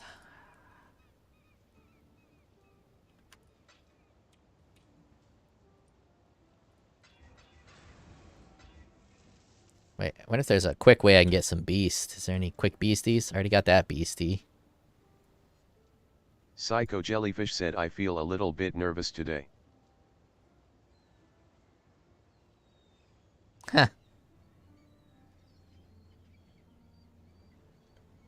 Nervous. I wanted to get my body put to this place called Body World or Body Works. I think it's Body Works.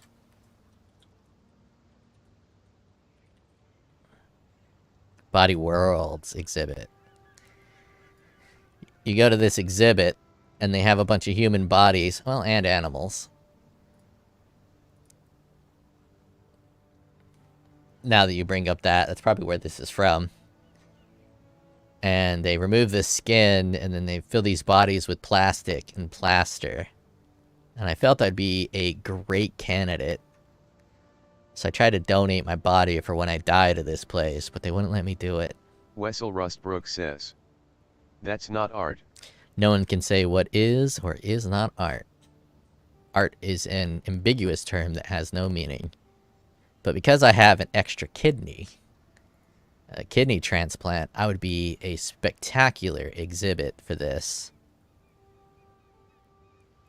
Because you'd be able to see where they put the new kidney in, so you see all these organs. I'd have a specific kidney in the front instead of in the back. And then you'd see that my old kidney shriveled and vanished. But they fucking rejected me. Them sons of bitches. I might as well grab some other scarabs. Wessel Rustbrook says, are these actually people? Yeah, those are actually people.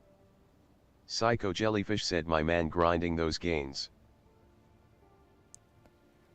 We'll do some... No.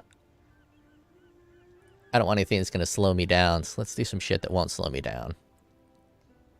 Let's put some Elder into the map. That doesn't slow me down. Sure, Tormented Spirits. That'll do it. That'll do it, pig. Let's fucking grind. I've been told there ain't nothing wrong with a little bit of bump and grind.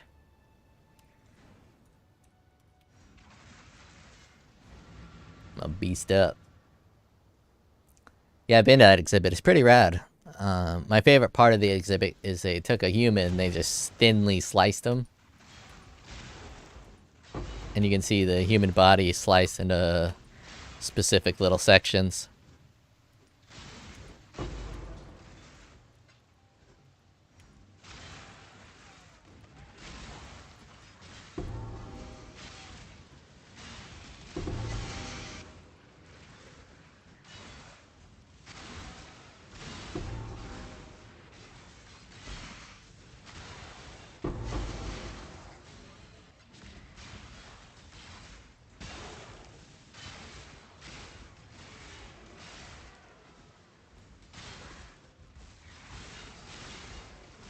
Yeah, it's just night and day. I wish I would have never made this build. Just so much better than any build I could possibly build at the moment.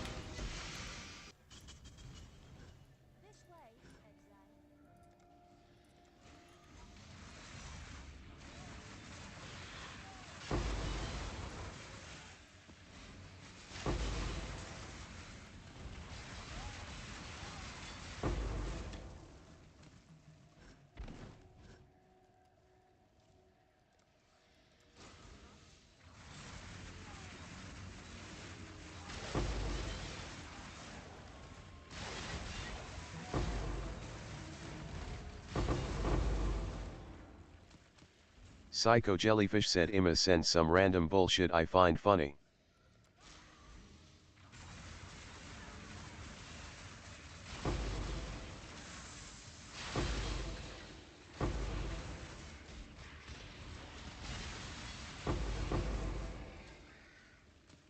Wessel Rustbrook says. Random one shot are so annoying.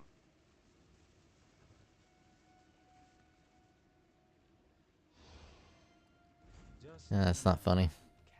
To me.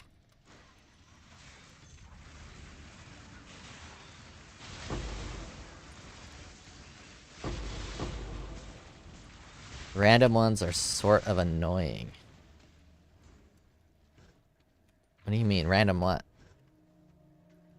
Random beast? Getting random beast?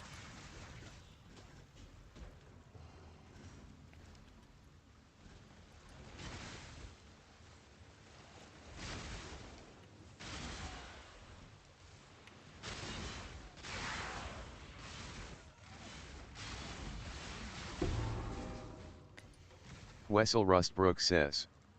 Getting one tapped. Oh yeah, getting one tapped. Doesn't happen too often with this build. My Jug is pretty susceptible to that one tap. Think I might have to get to 8,000 life, but it's gonna be difficult to get. Ooh, okay. Looks like I gotta run this. It'll be difficult to get to 8,000 accuracy, so my whole Jug idea is kind of broken simply because I'm trying to use that accuracy node to do 40% more damage if you have more accuracy than life. So either I get rid of that, but then my crit strike chance is too low to use crit, and if you're not using crit, you're just not doing damage. You're leaving all kinds of damage on the table. Or I do a full node into accuracy and try to get like 8,000 accuracy.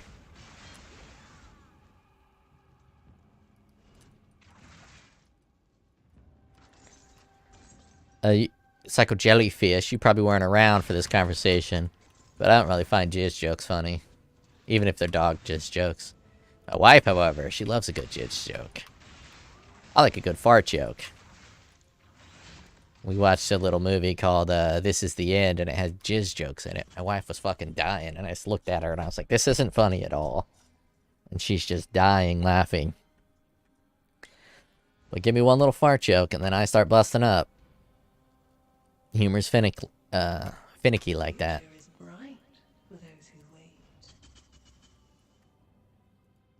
I'm gonna have to fight the boss without my high damage nodes. We'll go to the fountain. Got increased movement speed on this run, so I'm fast as fuck.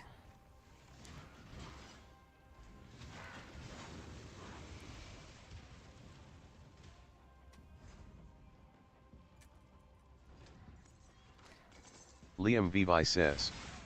Liam and Psycho Jellyfish are the same entity. I can't remember all your guys' names. That's just, you're asking way too much of me there. Mostly because I hear it in my ear. I don't want no curse pact. Let's do the fountain.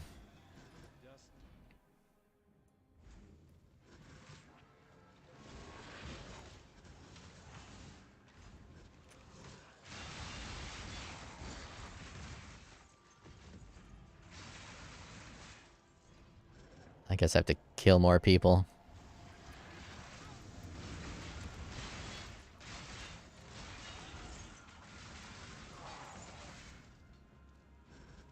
I guess it says room clear, doesn't it? Getting a little nauseous with all this movement speed here. Room cleared. Too much movement speed.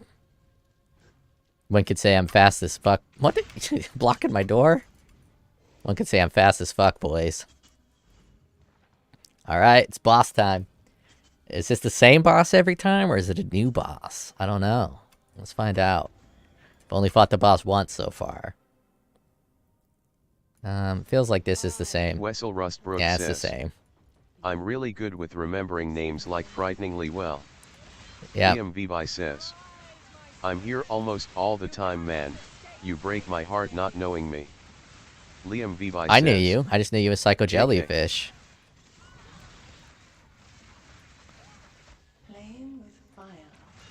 Oh, I don't need to fight these guys. Ouch.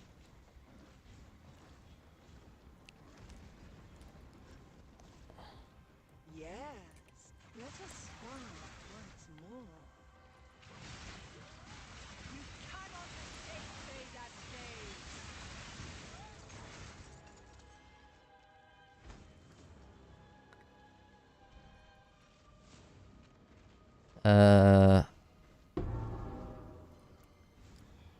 That was a bit of a delay before you dropped all my shit, you asshole.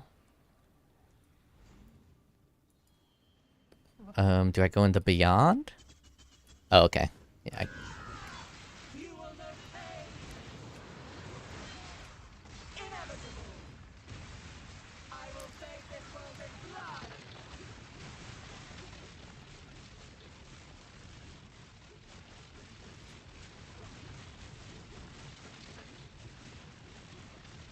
Cool story, bro.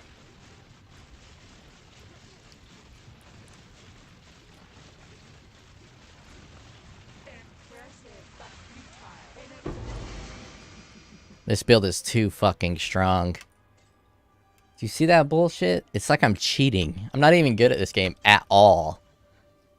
And you just fucking hold the button down, kill absolutely everything.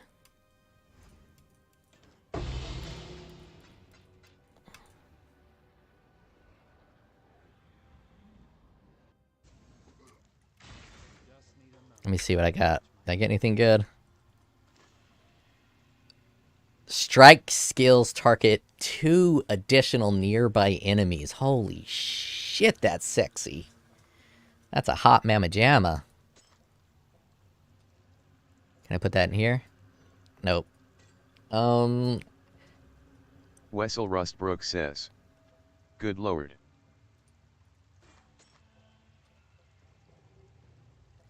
Well, I got an extra one of those. Good lord, indeed. This damage is fucking silly. Absolutely fucking silly. And this isn't even full potential. This is just what the consumer can do. Get a real person in Wessel here. Rustbrook says. That's a build enabling relic. Yeah, that is a build enabling relic. That's a fucking great relic.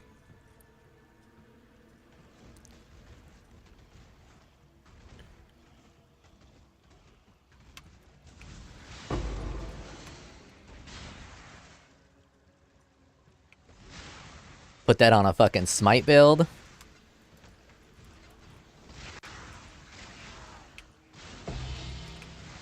Oh, I got a dong. Man, I've got like 1,000 of these. Liam Vivi says. Didn't saw. Can you show it Agana? It just got a 46% chance to avoid bleed, which is hot. All on its own.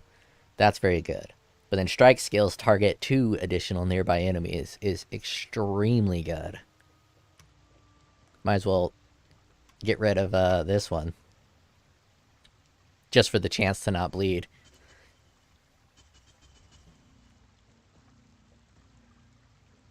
I don't want any of those. I guess the free chromatics won't hurt. Might as well get the free chromatics.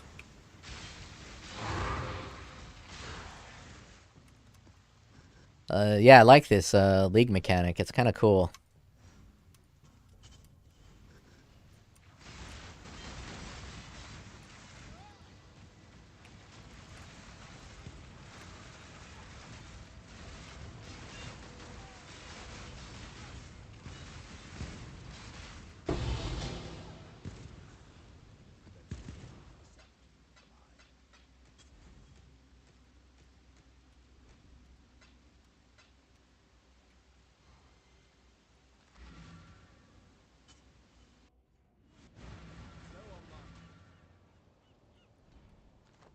Liam Vivi says.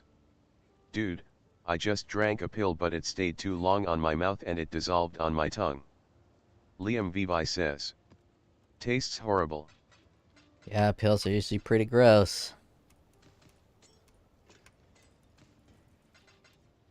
Been holding in a pee for like an hour now. I'm about to piss myself, so I'll be back.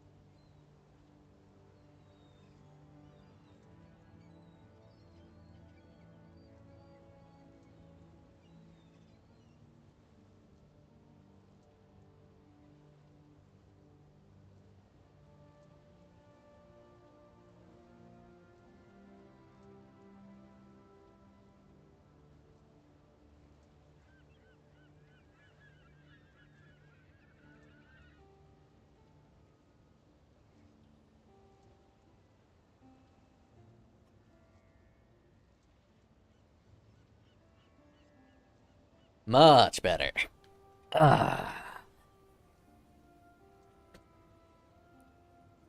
Let's farm these little beasties.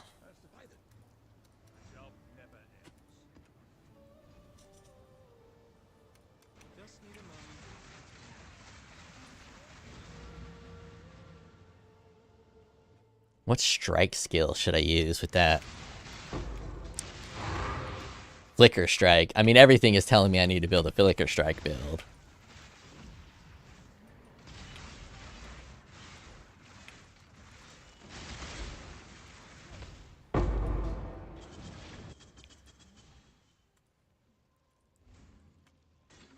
Oh, I got some new ones, didn't I? What do we got here? The merchant has an additional choice. I like that. I like that one. 3% chance for double coins. I don't really like that one. I like that one. That one's not very good. That one's not any good. That one's hot. Liam Vivi says, you will end up feeling like trash. You will end up feeling like trash. Why would I feel like trash?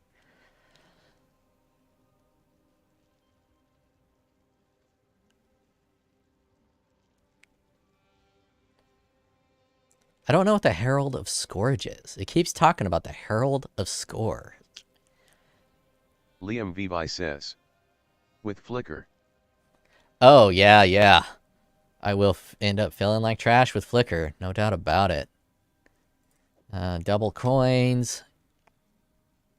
5% resolve when you complete a room. Ooh, that's real nice. Not 5%. 5 resolve when you complete a room. I need one more up and downer. Fuck it, we'll do the double coins.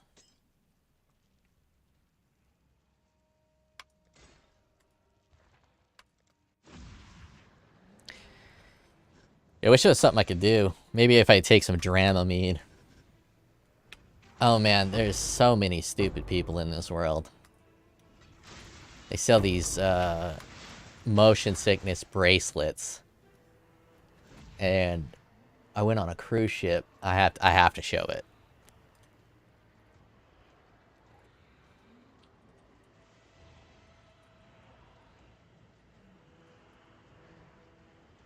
These things.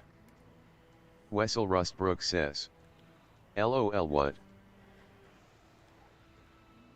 This is like...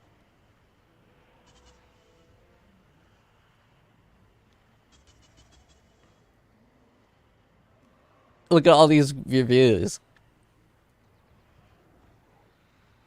How the fuck is a little button on your wrist going to stop you from getting motion sickness? I mean, everyone says it works. So, a guy on a cruise ship gave me one. It didn't do a fucking thing. How the hell is this supposed to work? Like, I don't get it. Liam Vivi says, what is that supposed to work? It's supposed to get rid of motion sickness. It's obviously bullshit, and it's using the placebo effect. Says, yeah, the placebo effect. That's some crazy placebo. But look at this. We got, how many reviews was that? 4,471 ratings. It's just a little wristband that you put on there, and it's supposed to remove motion sickness. So I'll wear this bad boy and convince myself that I'm not getting motion sickness, and then play Flicker Strike. Liam Vivi says, I meant to write how XD. I have no idea how. The how is it doesn't work. That's the how. How does it work? It don't. It tricks your body and mind into thinking you don't have motion sickness. So it works on the placebo effect. If you're dumb enough to let your mind trick itself that it's not motion sickness, then it will work. I, unfortunately, am not dumb enough. Not being an idiot can be a curse sometimes.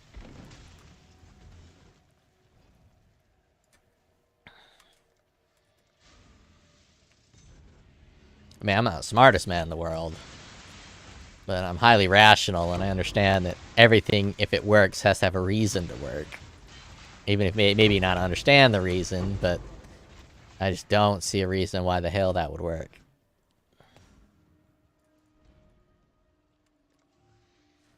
Did actually take an IQ test back in college. There's no way in hell I can score as high as I did back then. But it's extra credit for my psychology class. It was interesting. I was not expecting the IQ test to be kind of what it was. It was a lot of pattern recognition. Like, you look at a bunch of shapes and it says what comes next in this sequence. It's very interesting.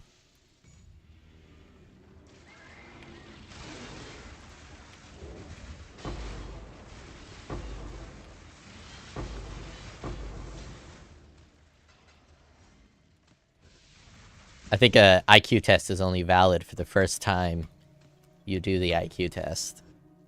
Because after taking the IQ test, you could totally study and prepare for an IQ test. Wessel Rustbrook says, "Yet IQ test really isn't indicative on how smart a person is." Let me find the right words here. An IQ test will be able to tell how quickly you can recognize patterns and how quickly your brain can do something. It works pretty well for specific things. The problem lies is we don't have any other better method of proving raw compute power. Oh, it's like a compute power test. But a lot of people, they don't know the difference between knowledge and intelligence. You can be the most intelligent person ever, but have no knowledge. So the IQ test is designed to separate knowledge from IQ. So you could take a person who doesn't even speak a language from Papua New Guinea and pop them into an IQ test, and if they have a bright brain, you'll be able to tell that, even though they can't speak a language or have never learned anything in their entire life. I actually know a guy who is full of information, like a Ken Jennings Jeopardy expert. Spends all day just learning random facts, but the dude is a fucking ignoramus. Liam Vivi says, "That test you did in specific is meant to show/detect how good is your logical process, not really IQ pers." That's what IQ is, logical processing. It was a legitimate IQ test.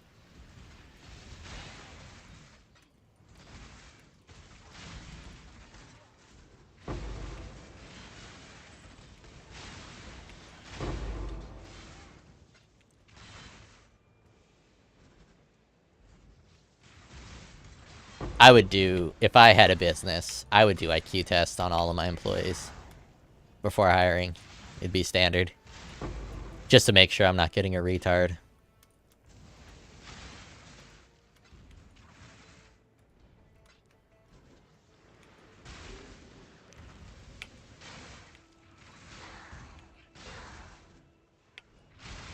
Super Ray says, "Okay, as someone with a background in psychology, I have to disagree. It's been studied for 100 years and is the single most well understood thing in all the social sciences."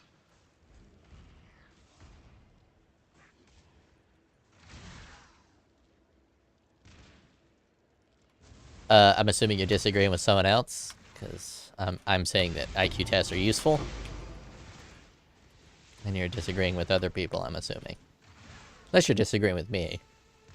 In which case, I would have to ask if you've ever taken an IQ test.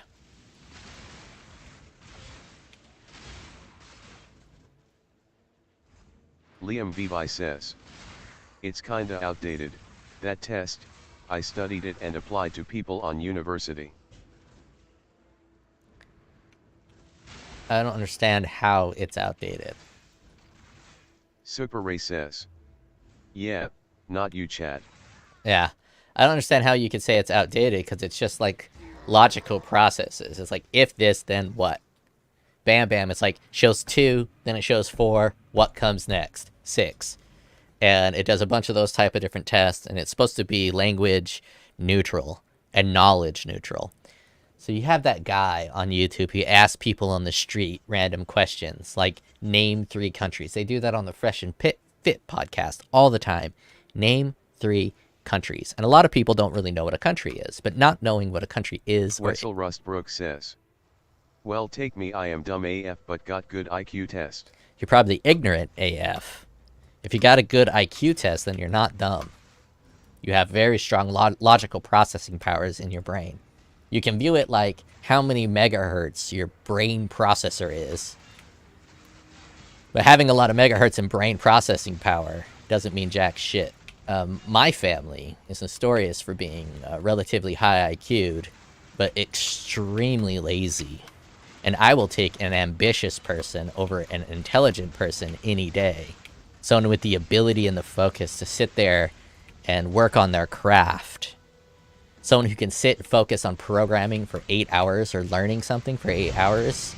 I'll take that over someone with a 160 IQ every single day. So my IQ isn't in genius range. Genius range is 140, and I'm just under that at 132. So I'm not a genius, but I am above average. And I have a very difficult time studying something that I'm not interested in.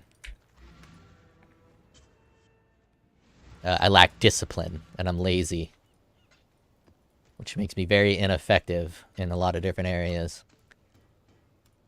Hias says, I got a programming education paid for me by hitting 100% on an IQ test.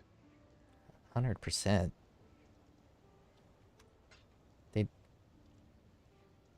It must not have been a standardized IQ test. So there's a standardized IQ test. Maybe it's different in the rest of the world. Super Ray says, ability isn't the same as knowledge, and most IQ tests are testing ability. Over a 133 IQ you start to see a negative correlation in academic and occupational outcomes. Hias says, I'm lazy and depressed.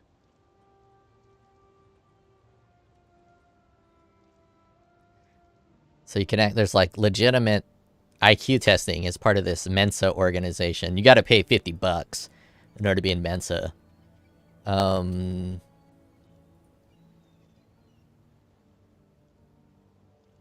Yeah, so there's like a standardized IQ testing process, and I don't think you can score 100% Liam on Levi it. says, the measurements you get are compared to an stabilized result from each country. It has to be regulated and updated every year, and I'm pretty sure it hasn't been done in years. Yeah, I don't know that much information, but yeah, it is stabilized, and they re-normalize it to 100%. So 100% is supposed to be the 50% mark. So if people get dumber, your IQ is going to go higher. If people get smarter, your IQ is going to be lower, because it's going to move what that 100% is. So that 100 score. So 100 score is supposed to represent the average. And it swings based on how many people they've tested. So if a bunch of dumb people start taking IQ tests, your IQ is going to shoot way the fuck up. Liam Vivi says, that's what I meant when I said outdated. But I'm pretty sure that auto updates. I could be wrong there. I don't know that for information, for a fact. So I shouldn't say it. I'm pretty sure. I thought it auto updated with time. When I took it, 140 was considered genius level, and I was 132, so it's just under it. So no Mensa invite for me. But that guy I was talking about who had all that knowledge, he took the IQ test with me as well for the extra credit. And he got in like a 92. But the dude knew, he used big words. Constantly used just giant words that no one knew what the fuck he was talking about. Way outside the lexicon. And he said he was working on memorizing the dictionary. He would just know random facts over and over and over again. But in the computer classes, he would get like D's in his programming classes because he didn't have a strong processor. He had great RAM and he had a fantastic hard drive, but his processor was fucking shot. Wonder if he ever made it to Jeopardy, because he really wanted to go to Jeopardy.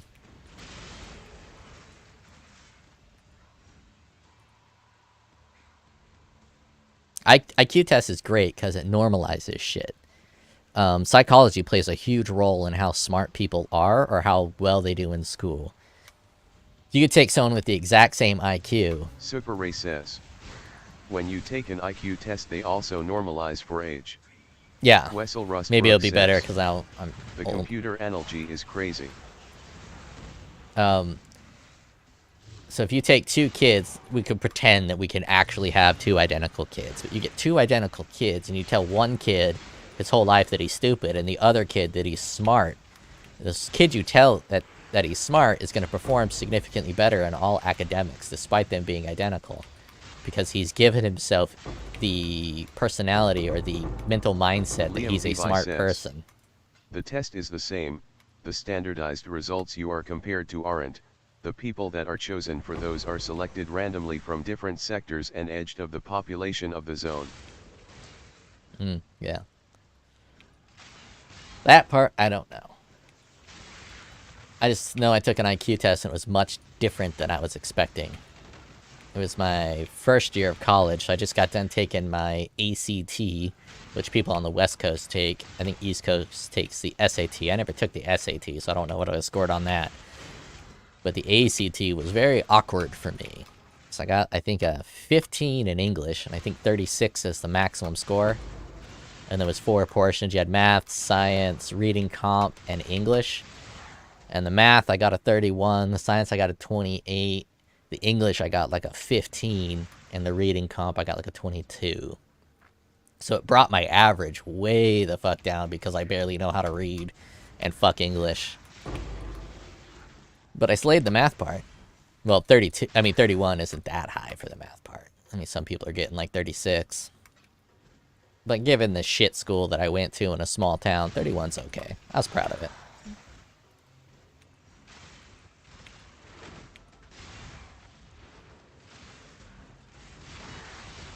Super Ray says, again they have been studying this for a century. Pretty much any criticism the average person has was already addressed long ago in the research. Yeah, I'm sure they've studied a lot, and obviously it's not perfect, but it is probably the best thing we got to determine someone's brain power. Liam Vivi says, I had an entire class of creation and apply of psychological tests, that's why I know the stuff of how tests work.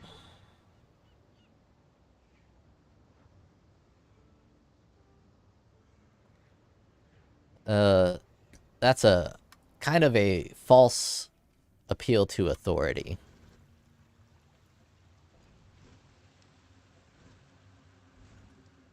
That would be like me saying, well, I got a degree in programming, therefore I know XYZ. Your degree or you studying doesn't necessarily prove you're right. You may be right, but you having that information has no bearing on your rightness. Super Ray says, I have a degree in psychology, that's why I know how it works. That's an appeal to credibility, not authority. Okay, yeah, either way, they're both logical fallacies.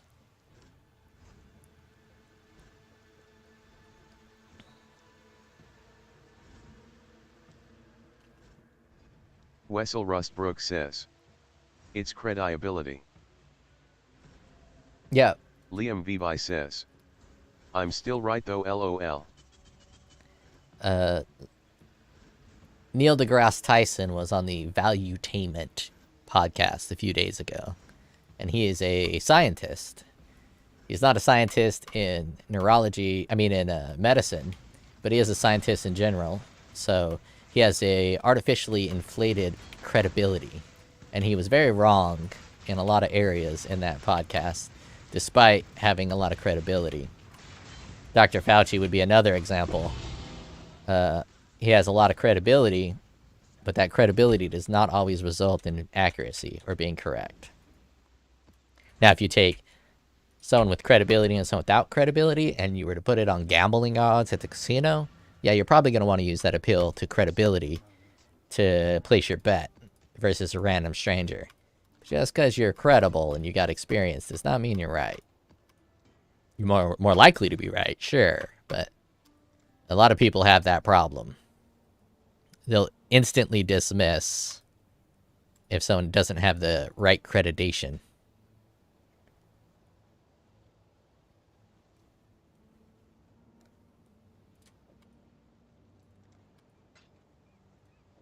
Picked up way too many of these.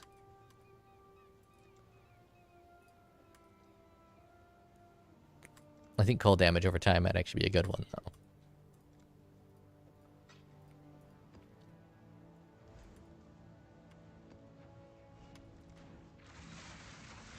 Super Ray says, "Oh God, NDT makes me sad."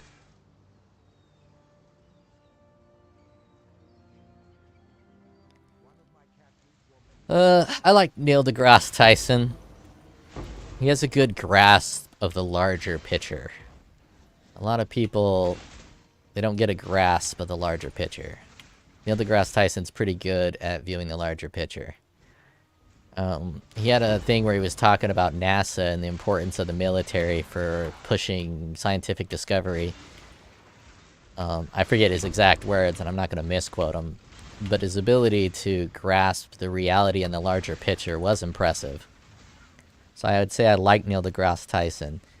But because he has a grasp of the larger picture, it does leave him prone. Wessel Rustbrook says, "NDT is the type of guy that can talk to himself." I'm the Super Ray says, type of guy who could talk to "Studying himself. the stars doesn't mean you understand human trials. One of the first things I learned was you can't get long-term safety data from a short-term study," but he refuses to admit that. He did refuse Liam to Vivi admit says, that. "I like him on documentaries, his voice, don't know much about him though." Yeah, he's smart. He's an intelligent guy. Well-spoken, well-read.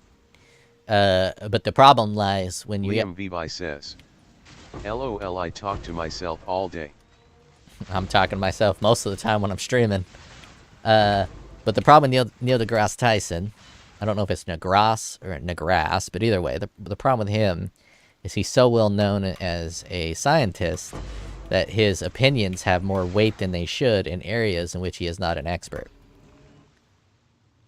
Which is kind of, that's more of an appeal to authority than credibility, but it's kind of both at the exact same time.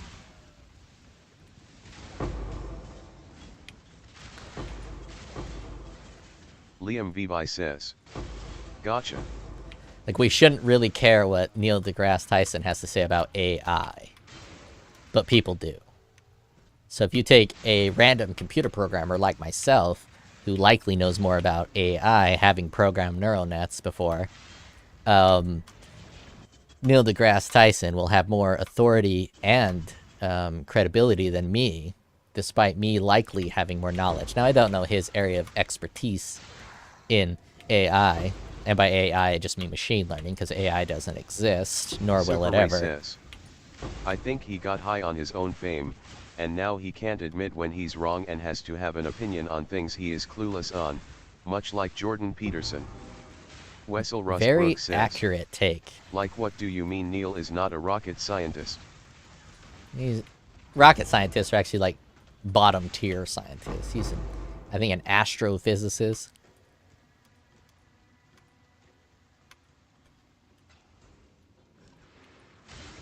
The biggest person that bothers me. Victor Barazb says, "Nice cozy stream." Welcome, Victor.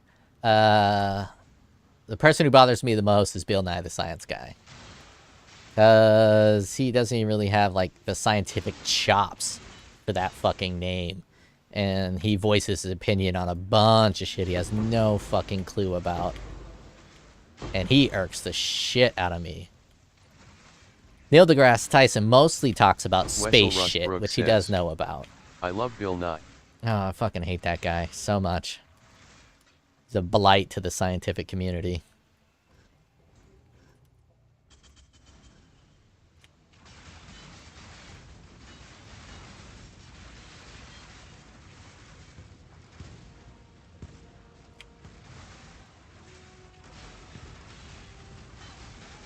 Wessel Rustbrook says, "Childhood fave."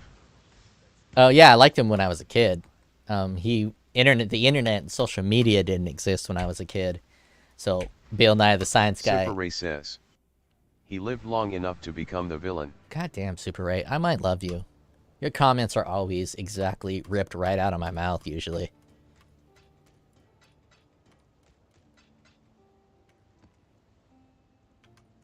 It's like Wessel Rustbrook says.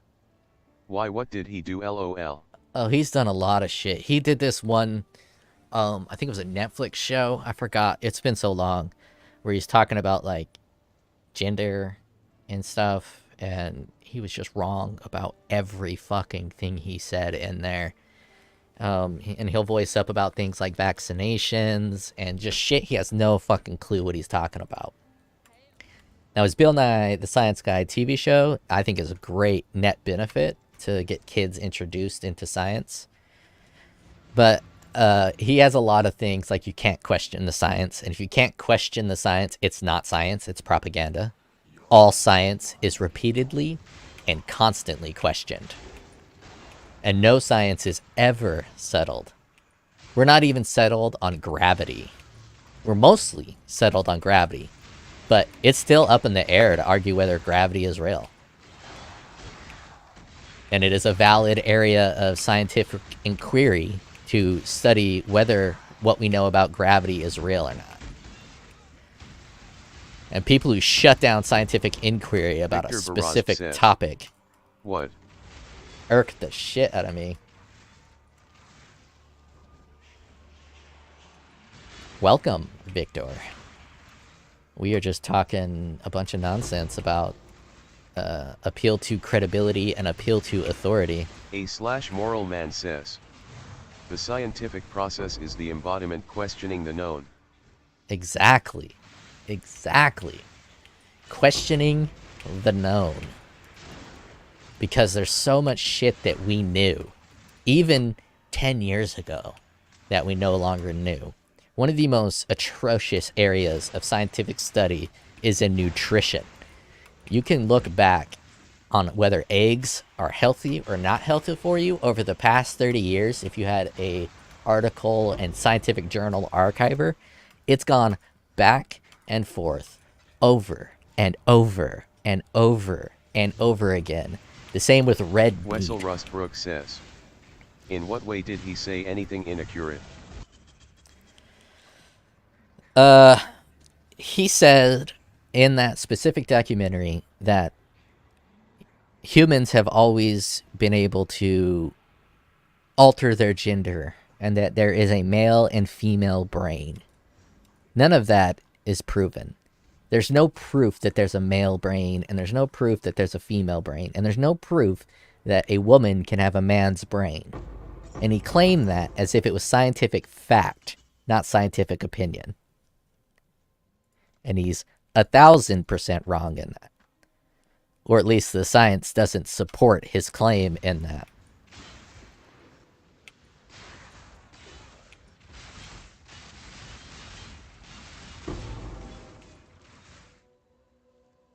And he's been wrong on several different things. But he doesn't have a science background. He has a computer background. I think he's got a Bachelor of Computer Informations or some shit like that. So he's not a scientist. He is an actor. I think he was originally an actor. And that's how he got the Bill Nye the Science Guy gig. Because he was an actor.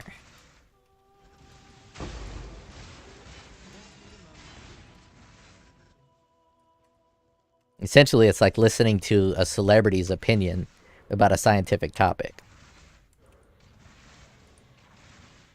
Like, you shouldn't be getting your vaccination information from Tom Cruise or Brad Pitt or insert famous celebrity. Now, I'm old, so Tom Cruise and Brad Pitt are my celebrities in my head. Jenna Ortega, the new Wednesday chick, you shouldn't be listening to her for your scientific information. And that's kind of what Bill Nye is.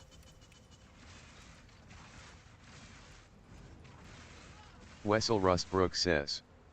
Yeah, I heard that recently, but Bill Nye is an og. Shout out to my boy Bill. Super Ray says. At this point he exists to regurgitate whatever the current mainstream narrative is.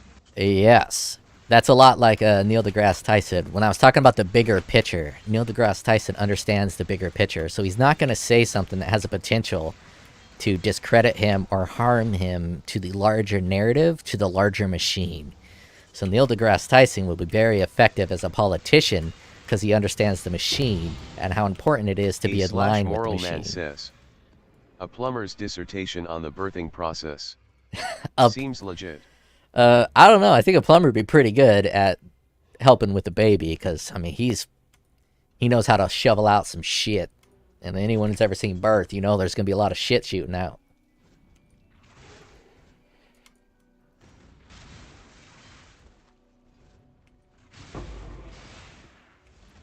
Now, a concept that's an interesting concept is whether Bill Nye is net positive or net negative. He has a lot of negative connotations to his name because of his lack of scientific merit and rigor. But at the same time, with this Bill Nye TV show, he's taught a lot of kids to be interested in science. So he might have actually created some of the best scientists in the world. So is he a net good or a net negative? I think Super Ray said it best. I think he stayed relevant long enough to become the villain.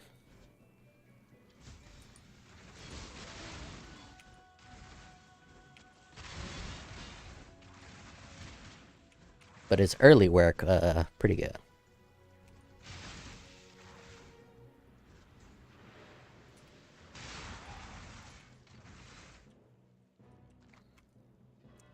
Now I gotta think. I gotta get the name of that. I think it was a Netflix series. Let's see Bill Nye here. I forget what it's called, and I need to know what it's called. Damn, Bill Nye only ran to the 90s.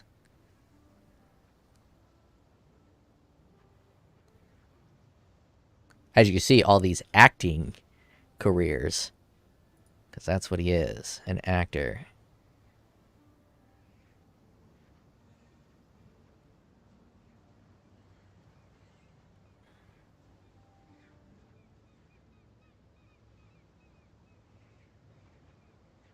No way it's that old. Did he not get the... I must have just missed it. A/moral man says, if in his public speakings, he fails to adhere to the scientific process when voicing his opinions, he can only be attributed as a net loss.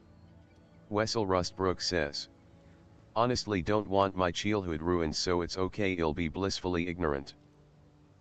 Doesn't ruin your childhood. I still like his Bill Nye the Science Guy TV show. How is it not in his IMDb repertoire? Unless it's just named something stupid.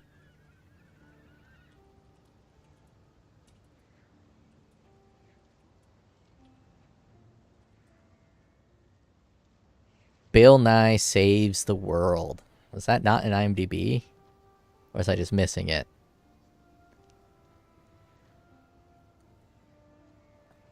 IMDb. Look at you not showing it. But you should watch this bad boy. Bill Nye Saves the World. How is that not on IMDb?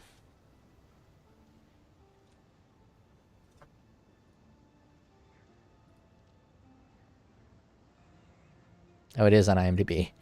And people have had a lot to say about it.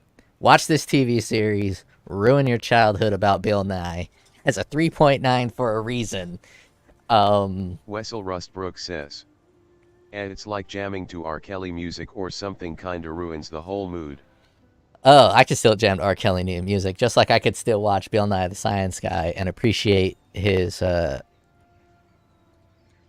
works from the past. I'm a big proponent of Death of the Author. A piece of work should never be measured by the merits of the person who created, but rather the merits of the actual piece of artwork.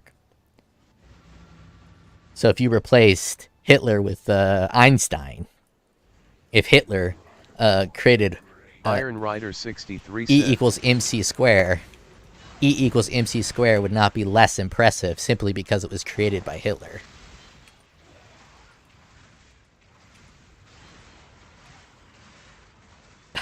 $2 beefy ass sex. I gotta pull that up. I'm gonna go to town. We have to see this. That is fucking hysterical. Here we go. Here we go. I'm a big fan of those Arby's roast beef sandwiches. They used to make them way thicker back in the Wessel day. Rustbrook says, FM equals MC square.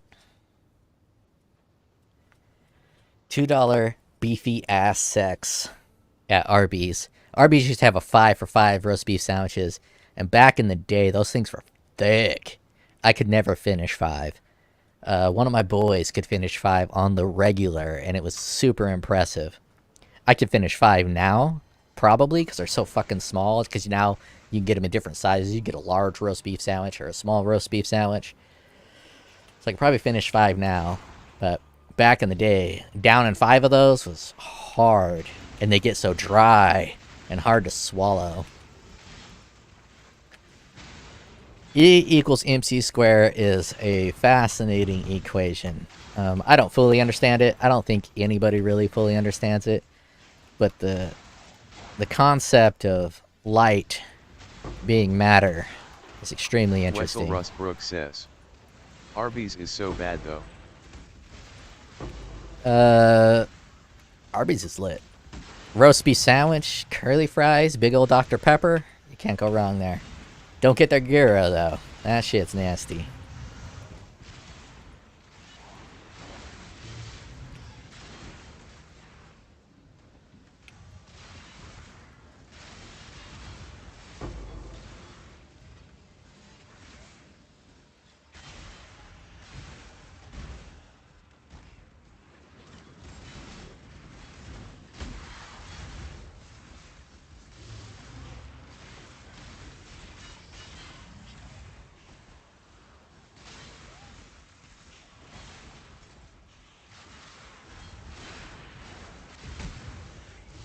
Another interesting concept is the concept of potentially traveling. Wessel Rustbrook says, it's literally like homemade food but bad and dry and salty.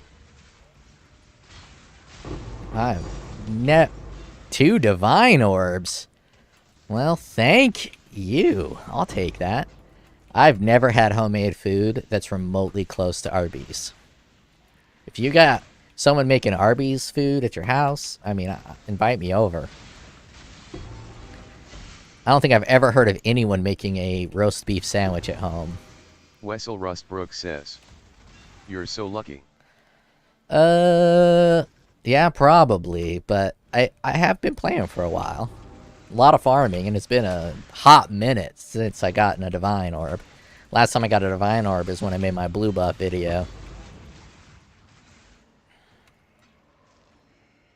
And these have not produced any good results since that blue buff.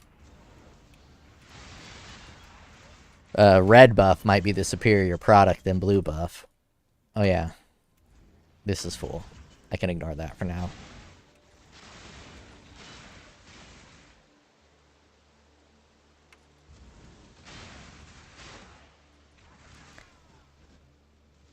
I don't think I'm getting beast. The whole point of farming this is to get beast. I might have grabbed the wrong scarab. Because my dude's not following me.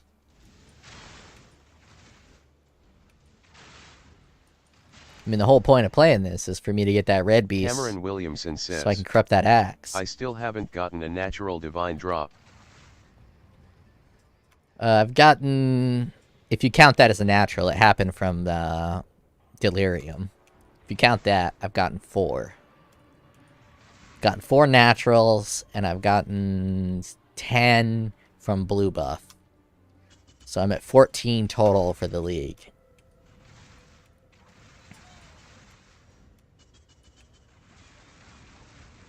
Everything else is from item swapping. Liam Vivi says, dude, I told you to ask Chad. Wessel even said he had one.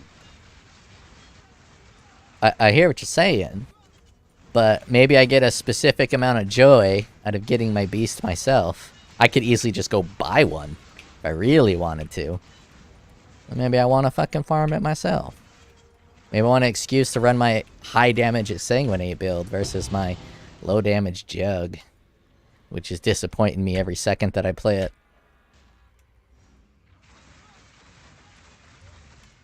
I mean, it's probably a cheap-ass Beastcraft. It's probably like 20C. But I'm guessing maybe I accidentally grabbed the wrong one. Elder, Red Beast, 3 additional Red Beast. It's using them. Maybe I just didn't pay attention enough. Alright, let's pay attention for the Red Beast. Make sure they're showing up. Wessel Rustbrook says. Run the glass cannon jug man for the memes. I gotta get my beast first.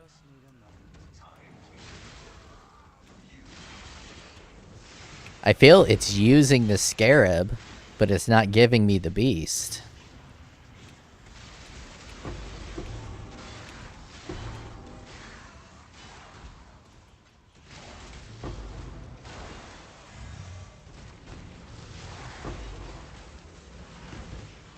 Yeah, this build is boring.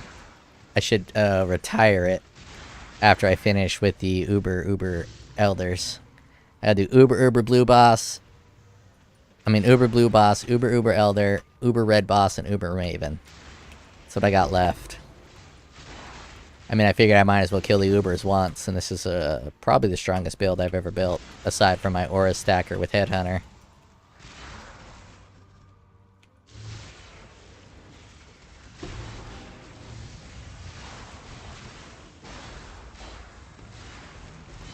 So I might as well use this build to get the Ubers down, and then I never have to run them ever again. Just like I say that I've done it. So far, no Einhar, no Red Beast.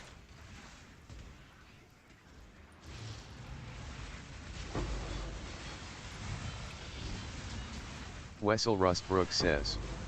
Really, I just have on bossing character and on speed farmer every league.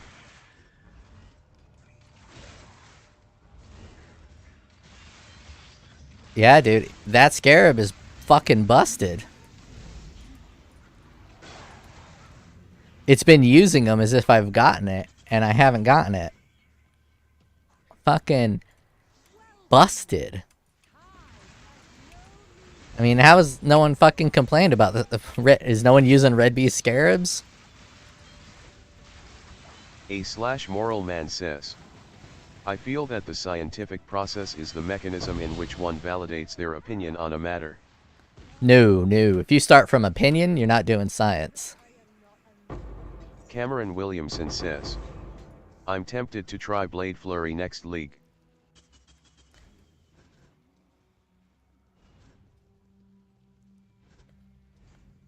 I ran Blade Flurry just for the giggles, and I didn't really understand it. I didn't read it. Cameron Williamson says. My scarabs work. Wessel Rustbrook says. I don't think all scarabs are working. I just think that the Beastcraft scarabs are busted, unless they're just busted in these Conqueror maps that I'm running. Because I have a Beast Scarab in, and there's no Beast, and there's no Einhar so far. And it's gonna use one of them.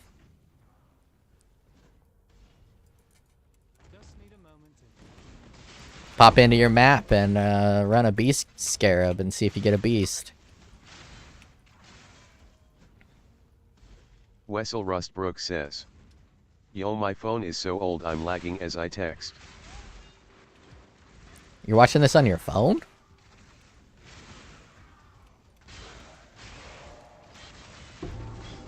That would explain some things. Cameron Williamson says. Yeah, my beast scarabs work.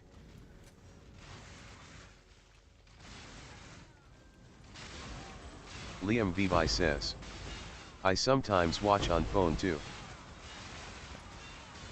I'm a weirdo. I fucking hate the phone.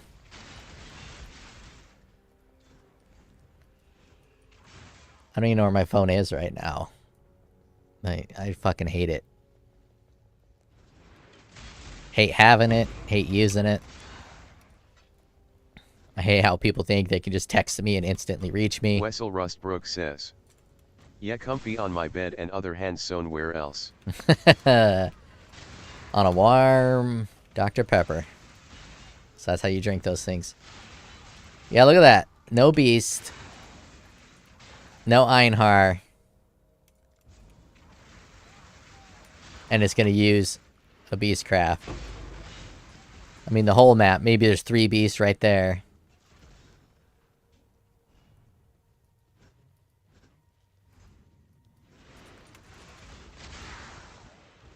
Super Ray says.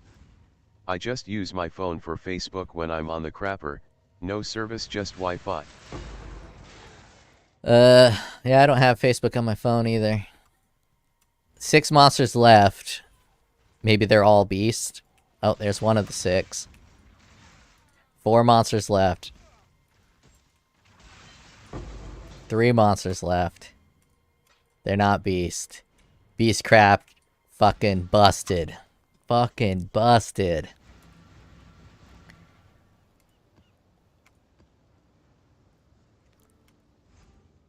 Let's try a regular map. It's gotta be that they don't spawn on these Conqueror maps. But it still uses the Scarab. I just got robbed of a bunch of Scarabs. I feel violated on the inside of my body. So let us run.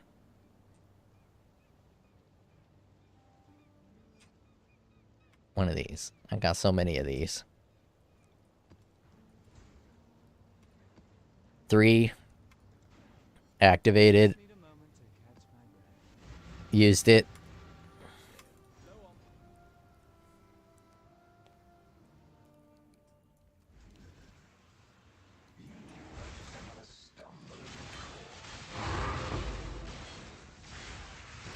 Fuck yeah, Defiled Cathedral. That's a badass map.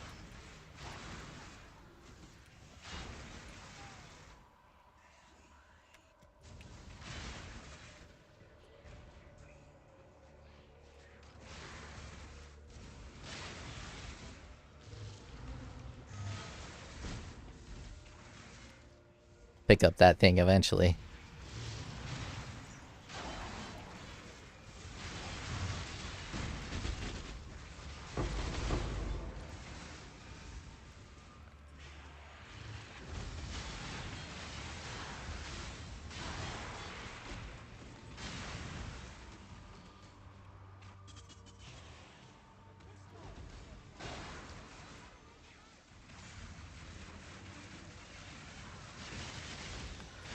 I'm gonna call GGG.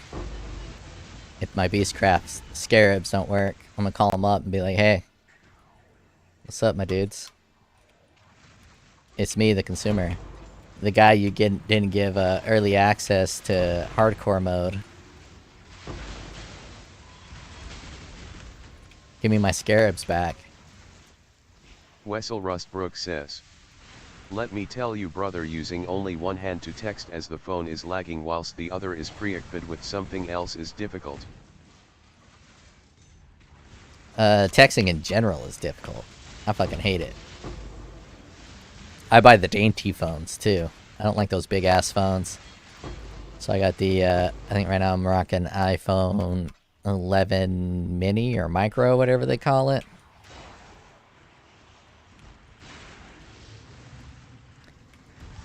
Because I got tiny pockets, because I got tiny body. And I don't want a big ass, like, iPad in my pocket.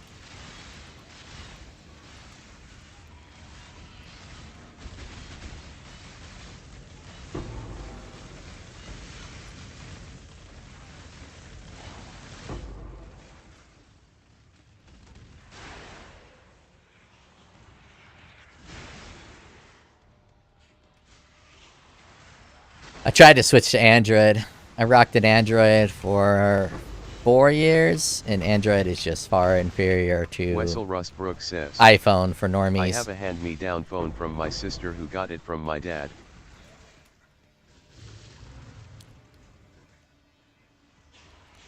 Now, if you're really into phones, the Android might be better, but if you're a normie like me, a phone normie, I don't fuck with phones.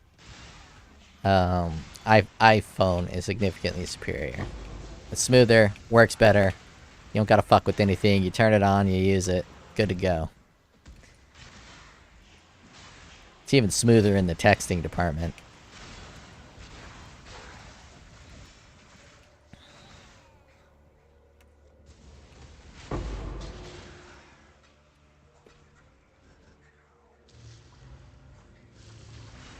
You guys think that ChatGPT or OpenAI, whatever the company is called, is going to make money? I've yet to see the practical application beyond creating fake articles for nearly free. I don't understand how they're gonna make money, aside from maybe having regular people get subscriptions to it. But it's got like $1 trillion evaluation or some shit. Microsoft just put a bunch of money into there.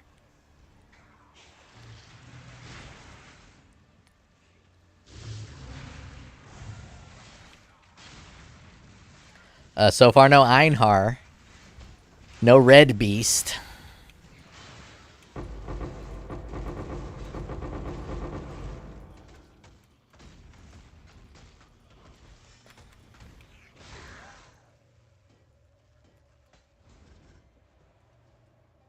Yeah. Scarab's busted. Completely busted.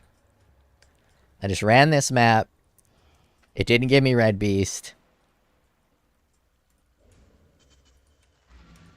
Scarab. Oh, wait. Maybe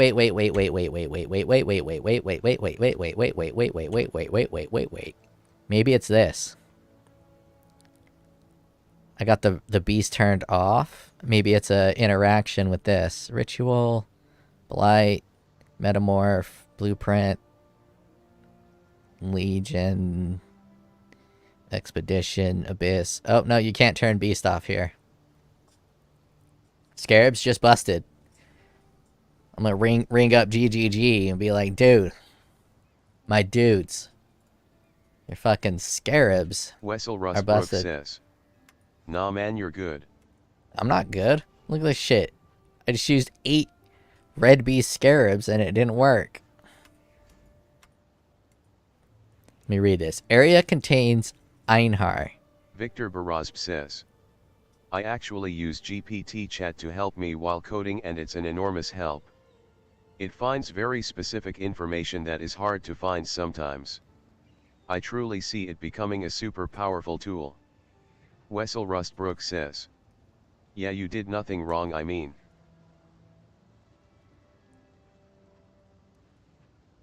That's cool.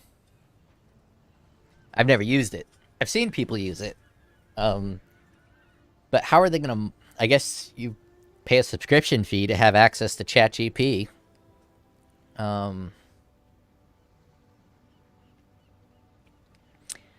It's probably something I ought to learn if it's going to be able to do programming. Victor Barazb says, "No, it's free." That...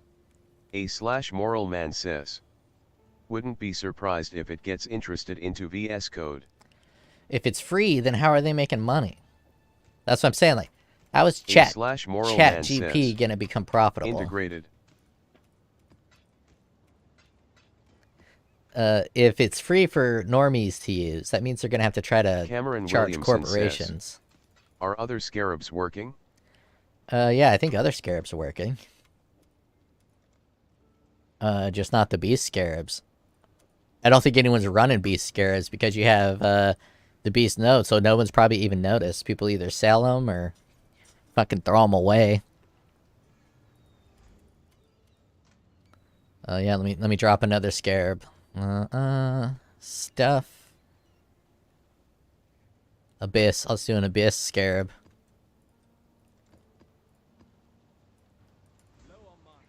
Liam Vivi says, "You only run beast memories." I do have a couple beast memories I could run, I think.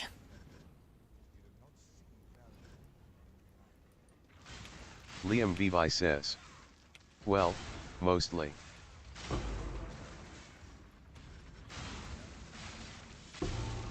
Yeah, Microsoft put a bunch of money into ChatGPT. I can see it being extremely useful if Microsoft is able to tie ChatGPT in with Edge. Because Edge is already a superior product across the board, aside from maybe a few visual layouts. And the entire chat and ad services of Chrome. A/Moral Man says, "A corporate license sub sounds about right. Yeah, corporate. Allows for beta testing and Q&A for the free version." Yeah. But it'll be interesting interesting to see how they make it profitable. There's only so many corporations in the world, and you have to charge a boatload in licensing fees, and then you got to prove the value of it. Of course, corporations are fucking retarded when it comes to buying licensing. They waste so much money on licensing. Oh, it's not even funny. In my last job, we had Tableau licensing, Looker licensing, another application, I forgot what it's called, another visualization application licensing, all at once. And there was like no human to say, why do we have 4 different visualization tools instead of everyone just using one? So ChatGPT is like the big thing now, so all corporations will probably just buy it without even knowing how they're going to use it, because they want to be hip with the new technology.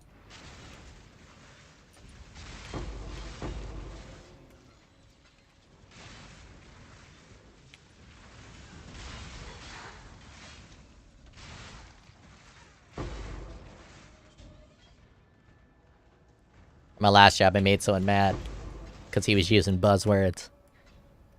And he was like, yeah, I generated this machine learning algorithm to query this data set. And I was like, let me see the code for your machine learning algorithm. And he's like, oh, yeah, it's right here. I was like, yeah, that's a basic SQL query. There's no machine learning there, my friend. He was super pissed. Obviously, I didn't do that in public. I did it in private. I didn't want to embarrass him in front of his boss, but he just fucking shit. I didn't get any, maybe all my scarabs are busted.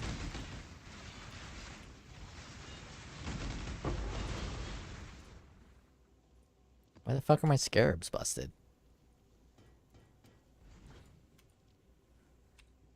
Corporate fucking buzzwords. It used it. My scarabs are broken.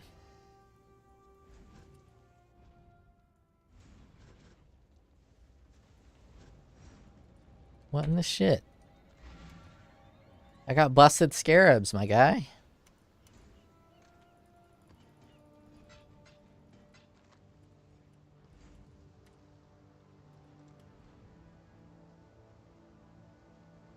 Am I running like a scarab?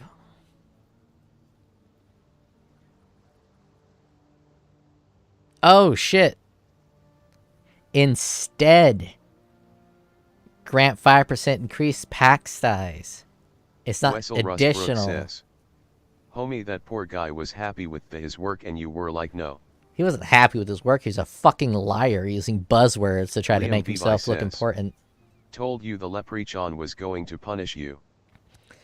I feel you're being racist. You know that I'm a redhead and you keep saying leprechaun? Next you're going to start saying redheaded stepchild. And you're just being ultra racist with us gingers. Oh, see, I didn't read that correctly. I've just been... That's an awesome node. Well, it's less awesome now, but... Well, let's refund that.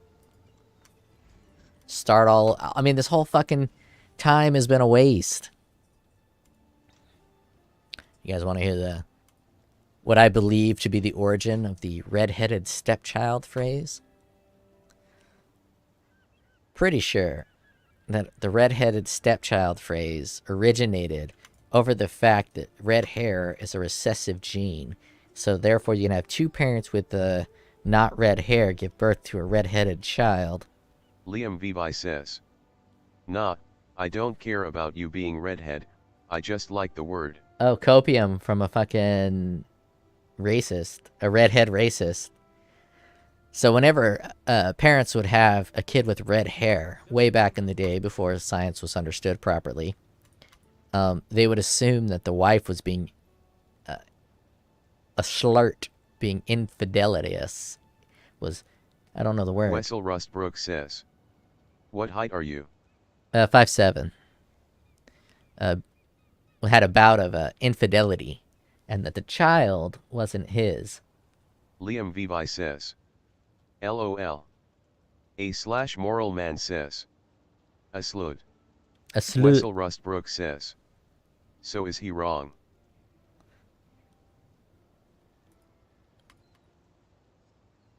Oh, is he wrong about me being a leprechaun?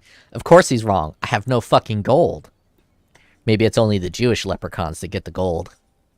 See, that was racist. Well, actually, that was just stereotypical and prejudice a little bit, but accurate.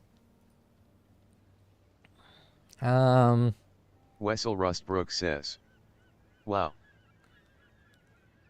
I'm trying to find my scarabs. Let's get these red beast scarabs now that I've used them all.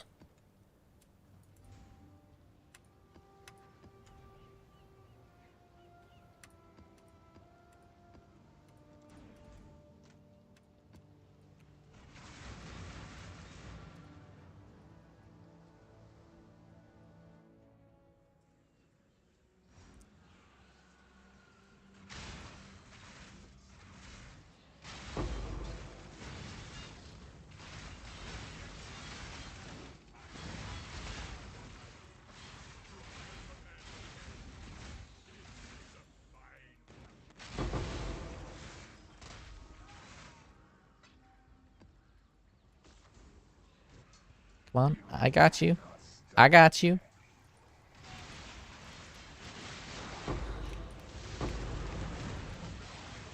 I'm guessing that Jewish people probably primarily live in major cities. So I've never met one in my entire life.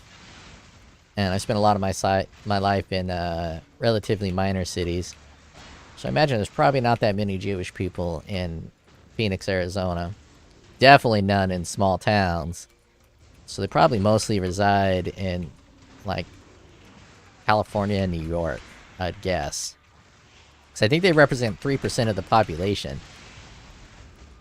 And I've probably met, maybe like 400 people.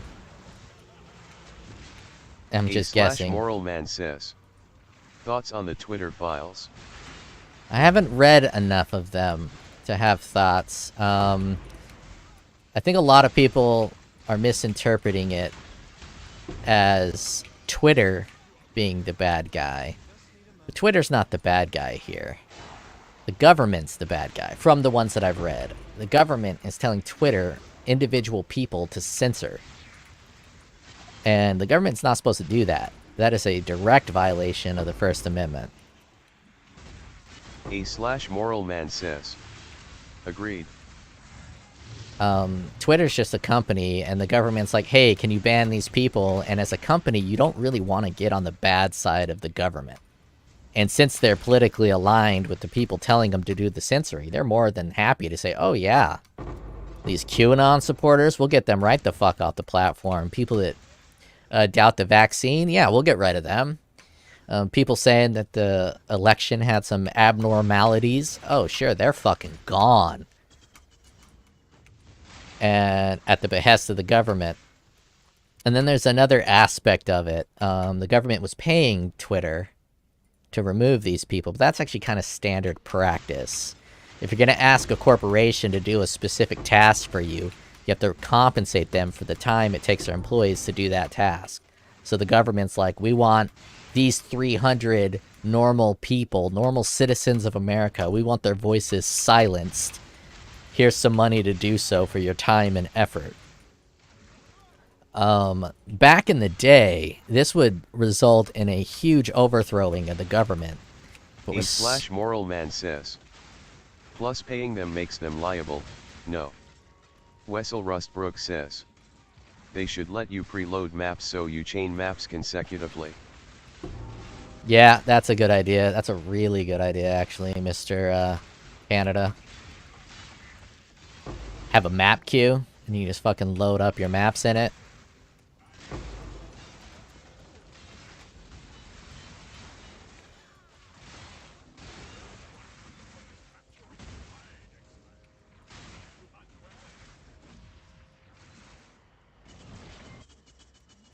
A lot of the COVID files was just confirmation of what everyone already knew was happening.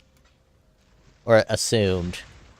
And the people are on the right are making a much bigger deal out of it, and people on the left are just completely ignoring it, pretending it's not a big deal. It is a big deal, but it's not as big of a deal as a lot of people are making it out. And it's also not as minor of a deal as some people are making it out. So when you talk to highly partisan people, let's use some streamers here. Tim Pool would be a partisan person on the right. He's making it seem like it's a huge revelation. It's the biggest thing since sliced bread. And then you have people like Destiny on the left who's pretending it's no big deal. Like there's nothing in there of consequence. And it's a little frustrating to see that level of political bias riding really hard on people's minds. But that's a problem that we're going to have until the collapse of this society. I think a large part of that is because of social media. The political froth of America. I don't know if it's the rest of the world, but of America. Wessel Rustbrook says, I'm pretty liberal, but I think it's a pretty big deal. I've only read, I think the first couple. I didn't read, the latest COVID one. There's just so much there, and I already know what it's going to say. Don't know, but I kind of assume. And it's almost depressing because I know nothing will come of it. Oh, maybe something will come of it. A lot of people are waking up to... 1DD1D1D11 says. Nice name. All right. All right.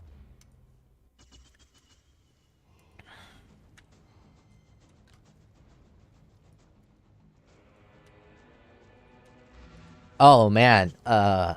The classified documents thing is pretty fucking crazy.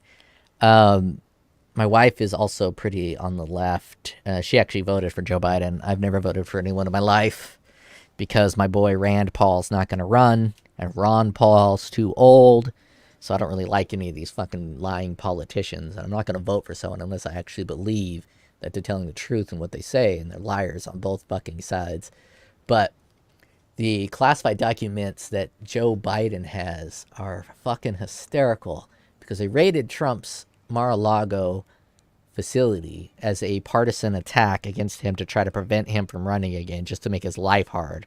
What they're trying to do is make Trump's life hard, so he just gives up and says, fine, I won't fucking run, leave me the fuck alone. But when it happened, I was like, it's not a big deal that an ex-president has classified documents. I'm fairly certain that every ex-president has some type of classified information still with him. I'm pretty sure Obama still has classified documents. I'm pretty sure George Bush still has classified documents. Shit, Jimmy Carter, if that son of a bitch is still alive, probably still got a couple classified documents hanging around his fucking house. And the president actually controls what is or is not classified.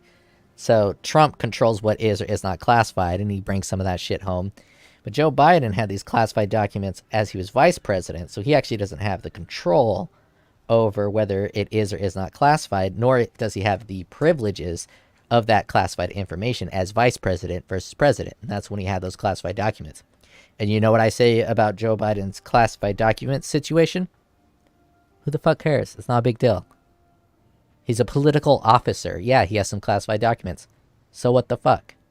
Who cares? Who cares that Trump had classified documents? Who cares that Joe Biden has classified documents? And the hypocrisy of them going after Trump and literally having the FBI raid his house while likely every other president is doing the exact same thing just shows the hand of this partisan bullshit that's going on in this country. It's a big deal when Trump does it. It's not a big deal when Joe Biden does it, because Joe Biden is virtuous and Trump is orange man bad. And don't make it sound like I'm hating on the Democrats. Republicans would do the exact same thing if they were smart enough and had a brain, but Republicans are not smart enough. Republicans say they're principled and virtuous, but it's really just that they're not as good at the Democrats at this whole political game. But I get a kick out of that shit. That is fucking hilarious. Let's see how I'm doing. I released a video and the guy popped in to say, alright, Mr. 1DDD1D1D1 space 1. I'm imagining you watch my video and you're like, hey, he's live streaming. Let's go fucking check it out. Let's go check it out. So let's see how this is doing. 1DD1D1D11 says. Exactly. Yeah. Let's see. Videos. Let's take a look. Let's throw this up here, Mr. Consumer Live. 79 views. I released that at 12:15. Let's take a look at some of these analytics. Manage videos. Action required. Accept new terms in the YouTube partner program to start earning shorts ad revenue. Review and accept. Just in case it pops my name up here. Review. I don't do shorts, so I'm just not going to read it. Accept. Review. Accept. Submit. Okay, doesn't look like it's going to show. Sure. Turn on. Alright. Content. Let's take a look at my analytics. How am I doing with this video? Oh, it's about average. It's about average. These thumbnails never look as good as they do in the real life. It's about average.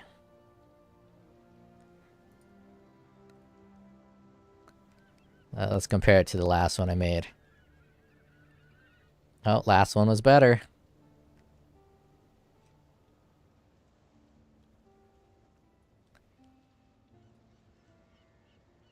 Let's take a look at that thumbnail since you can't see it. I'm always so proud of my really terrible thumbnails. It's like I'm making bad movies Wessel on Rust purpose. Brooks says. That what I hear in bed. Just about average. Exactly. Consumer TV. AOE. My AOE. Your AOE. It giga thick. But you can't see that in the thumbnail. You also can't see that my Rage Vortex is taking up the entire delve. So much fucking AoE. It is so fun to do that Rage Vortex with the AoE. Covering the entire fucking screen. You just throw it out there and then hang. Just fucking hang out. It is spectacular. Now, the way I built it, it doesn't do any damage. And I'm also not tanky. But it is still very fun. Very fun.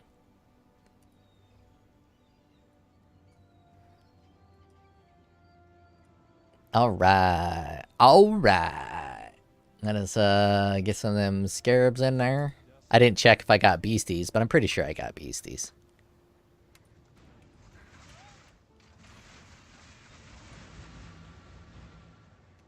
Wessel Rustbrook says. Can you close the other window, please? No.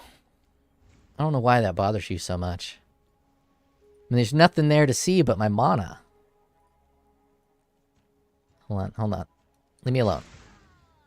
Why does that irk you so? Are you got like a OCD? Are you an OCD boy? I'm using life tap. There's literally nothing there. And if the chat gets on a lull, I'm gonna hit play on this Elon's Twitter circus with updates. So I want to keep it there. And when I play a video, I at least want people to see what I'm playing.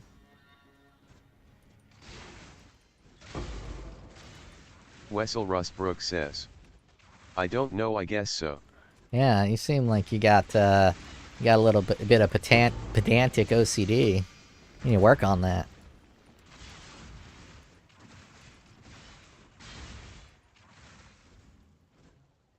Unless you just really like to see my empty mana pool.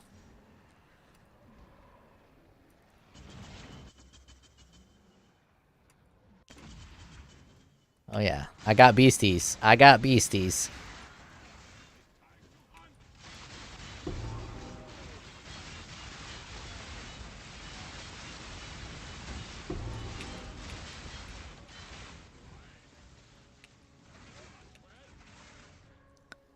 I mean, I guess I can move it to the side until I'm ready to play it. I just drag it.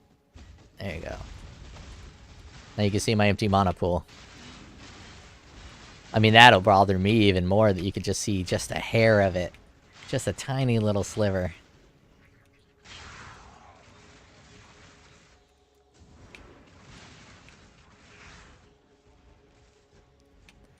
Yeah, eventually I'll catch myself up on the Twitter files.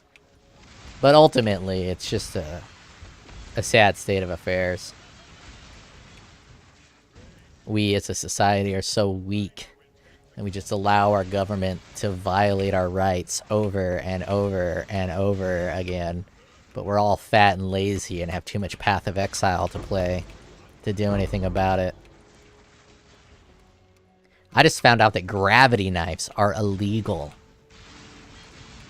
A fucking knife is illegal. Wessel Rustbrook says, "It's that sinful tantalizing blue I love to see."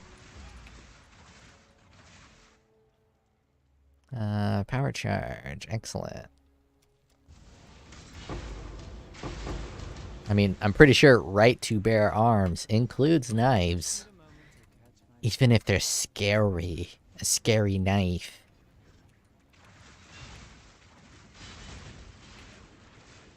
And we just allow it.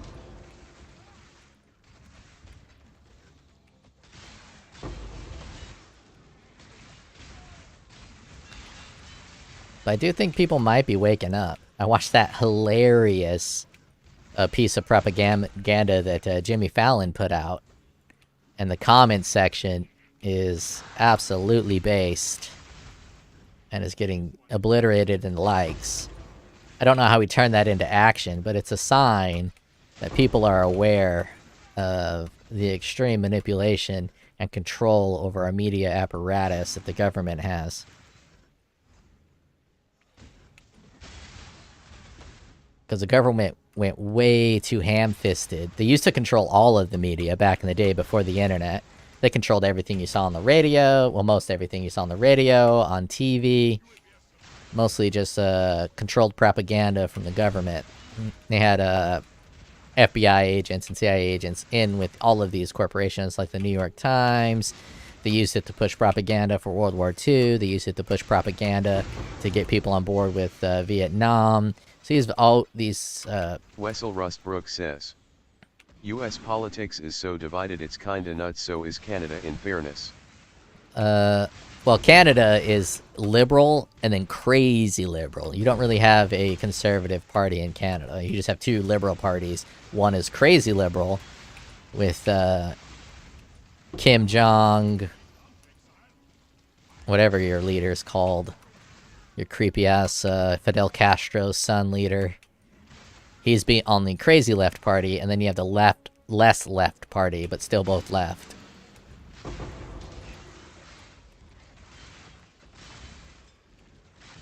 But with the internet, there was a couple of years. Wessel Rustbrook says, LOL what?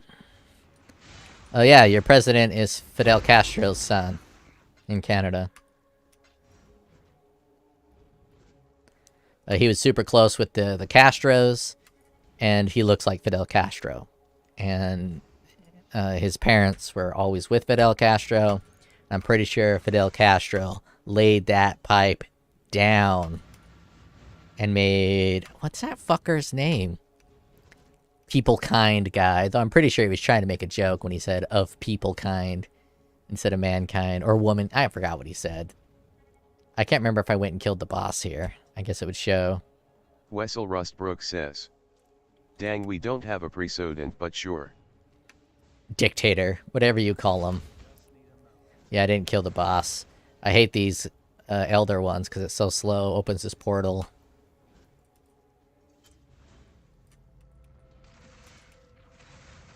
How can I forget his name? I like making fun of the blackface guy. I don't remember his real name. He's just Canada blackface.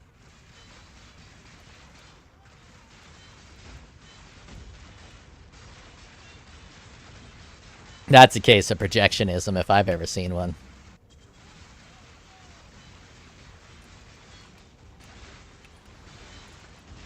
Trudeau.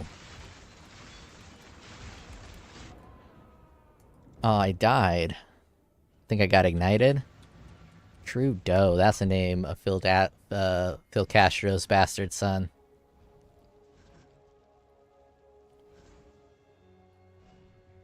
Wessel Rustbrook says, honestly, I love watching you struggling with Canadian politics, it's funny.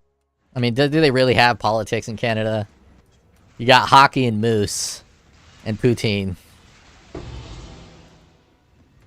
Wait, do they do all that ridiculous shit that the British people do in Canada? Like the wigs and the yelling at each other?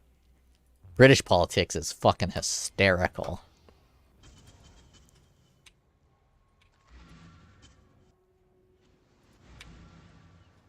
Let's take a look. Let's take a look. I already forgot his name. Fidel Castro.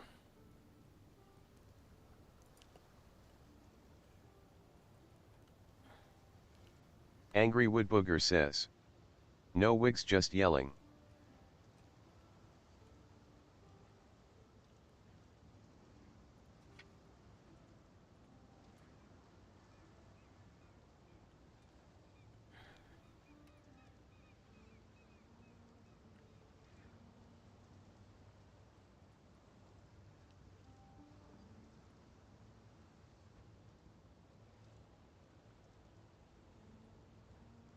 They siblings.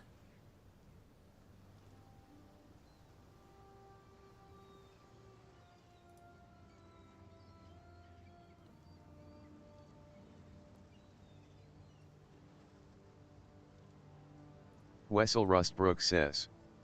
There really isn't much yelling, but yes, your Prime Minister Trudeau is not very good. Wessel Rustbrook says. R***.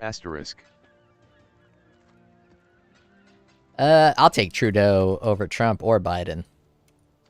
To be honest, because at least Trudeau can speak properly and probably get shit done. Trump didn't get enough shit done.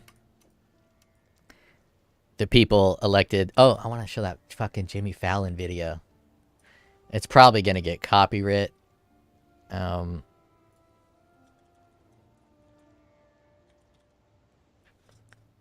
I'm not going to play it. It's too cringy to play, but we can go to the comments. Wessel Rustbrook says. Nah man, he get even less things done. Oh shit, really? I don't know a lot about Canadian politics. Yeah, I know Trump didn't get a lot done.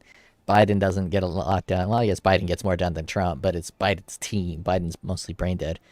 But you can see from the 11,000 dislikes to the 1,000 dislikes.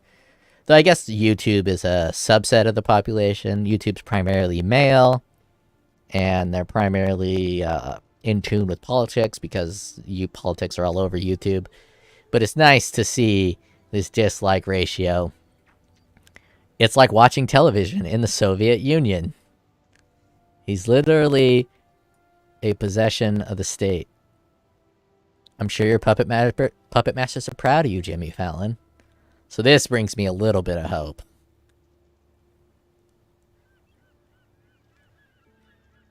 And then one of the main reasons I can't play it is the song's actually pretty good and catchy, and it'll get stuck in my fucking head.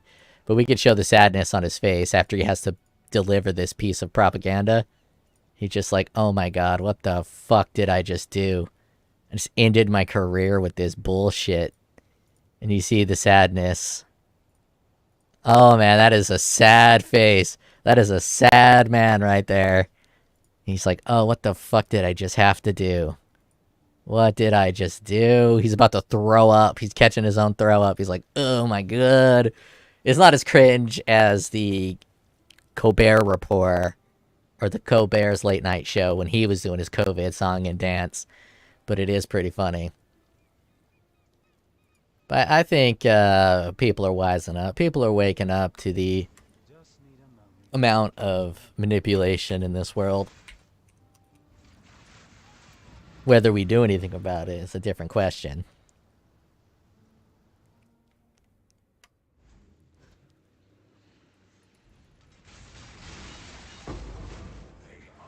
I know I ain't gonna do anything, so I can't complain that other people aren't doing anything. Angry Woodbooger says. He probably got a raise after that display. Well, he just signed a 5-year contract for $60 million. And apparently NBC is pretty pissed off at the fact that they signed Jimmy Fallon for $60 million. And he's getting destroyed by someone like Gutfield from Fox News, who gets like 3 to 4 times his viewership. And Gutfeld isn't even a late night host. He's just a political commentary. So yeah, they're probably feeling pretty bad. I mean, I'd sell out for that amount of money. I'd push anything on you unsuspecting people. Wessel Rustbrook says, my dad always makes me look at both sides. For example, I listen to Jordan Peterson even though I don't agree with him in some things. Well, the problem lies in the fact that Jordan Peterson is on the left. He's a psychologist. There are almost no right-wing psychologists. Jordan Peterson's actually left-wing. The problem is, he's not left-wing enough, so they've ostracized him, and the only people that will fuck with him are right-wing people, so it's forcing him to go more right-wing, because the left-wing people ostracize him and attack him.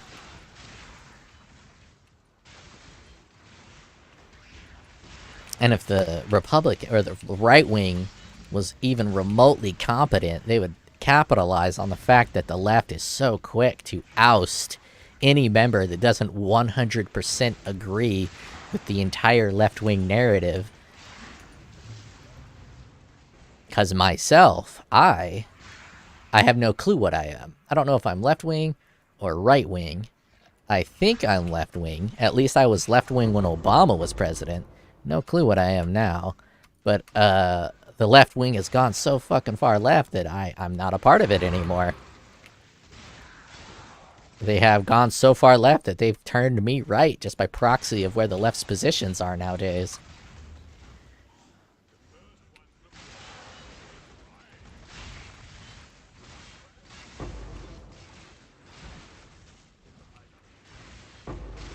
I wonder if there's like a test you could take to determine whether you're right wing or left wing.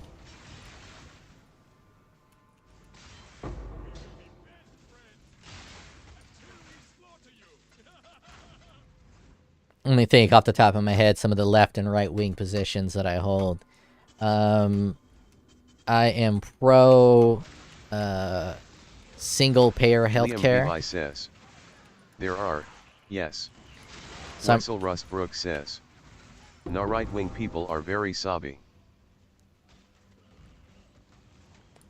I'm pro universal healthcare to some extent. I wouldn't really want the government to run it, because the government can't run anything good, so that's pretty much the only downside of governmental healthcare. But the insurance industry has completely ruined the ability for regular people to pay for medical procedures without insurance. My kidney transplant was $110,000, and people can't afford a $110,000 surgery without insurance. So insurance is mandatory.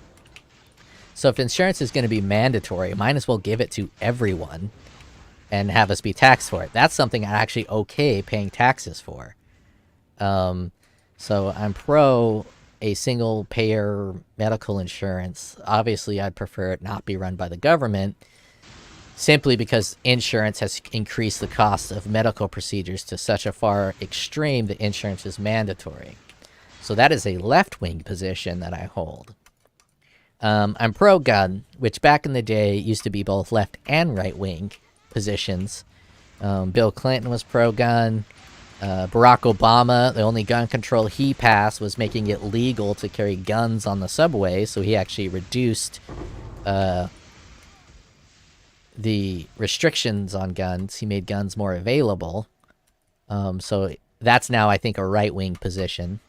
The ability to protect yourself and your family with firearms, so that's a right-wing position. That's kinda how it works on Mexico. It's run by the government though. Yeah, most are run by the government, but most governments are more competent than America's government. We're powerful, but not competent. Or we're kind of competent, but we're wasteful. If you let the government manage the healthcare system in America, they're going to waste so much money. Let's see, what other positions do I got? Abortion. That's a hot topic, even though it's not important in the slightest. I think abortion before 15 weeks is perfectly fine. As an atheist, I don't believe there's a God, so I don't believe when there's a human created that God had anything to do with that creation of the human, so I don't really value human as a human body. Obviously, I don't want people just ripping babies out before 15 weeks, but... A/moral man says.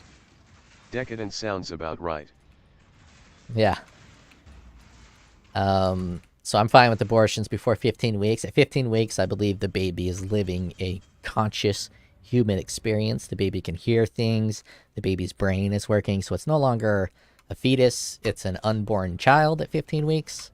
The earliest baby that's ever been delivered, I think, is 21 weeks. And it was born and survived at 21 weeks. So I definitely disagree with any abortions after 21 weeks. But for the most part, I'm pro-choice in that matter. I think that forcing a woman to have a kid that she can't properly have is going to produce bad humans, and bad humans are going to do things like school shootings and gang killings, and just overall bad parentage creates bad people. Like that 6-year-old who shot the student recently. I'm sure he doesn't have the best family life. Liam Vivi says. For me, I just don't want people that do want to abort to not do it illegally where they can easily die. Double. I've never seen one with strength and dex. Is that gonna be hot?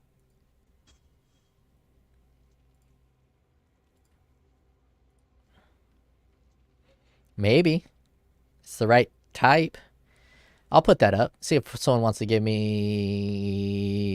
I'll just do it for 50C. So it'll sell.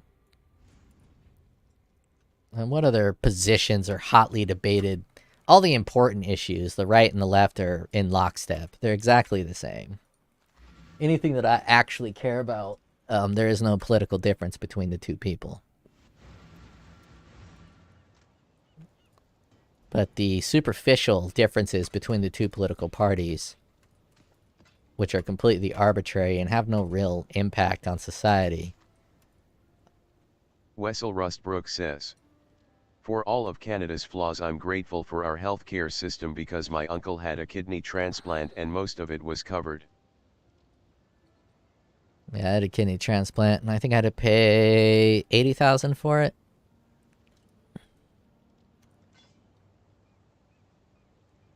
But kidney's still kicking. Still working.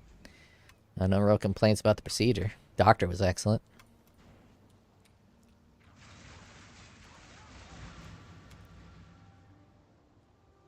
What else do they fight over? Kind of just having difficulty even identifying the difference between the two parties. Both parties are pro-gay marriage now for the most part. I guess trans... Liam Vivi says. Damn, for me 80k still sounds ridiculous expensive. 80k was ridiculous expensive. I had to pay $80,000 at age 21.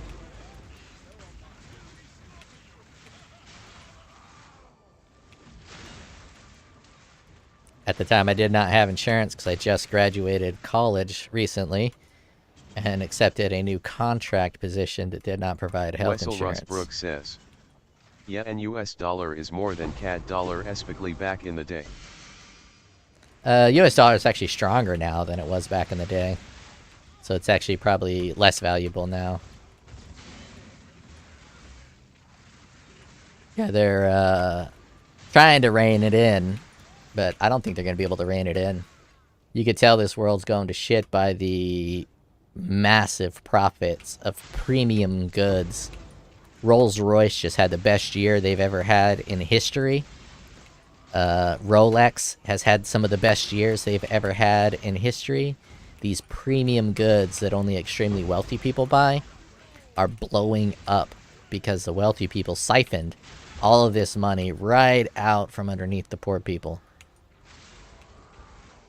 And they're living like fat rats. Yacht sales, it's almost impossible to get a yacht now, simply because there's so many rich people buying yachts.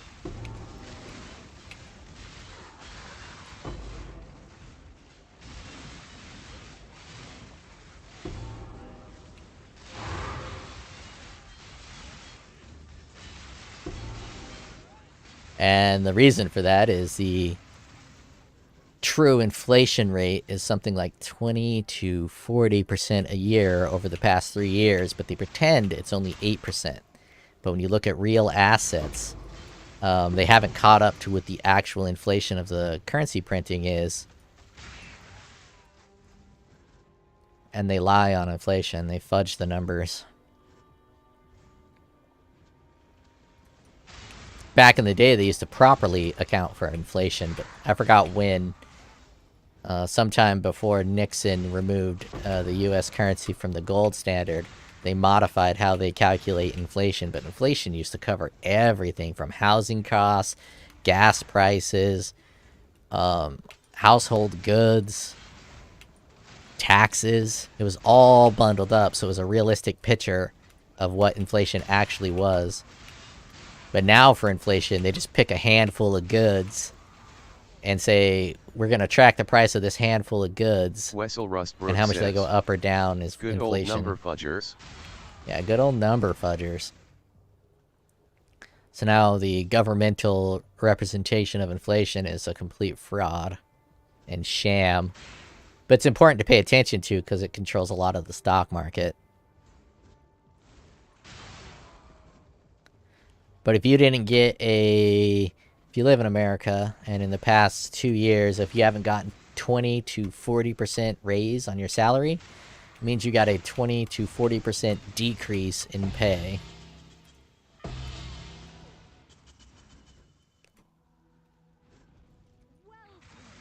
Or if you're like me and you quit your job, you got a 100% decrease in pay.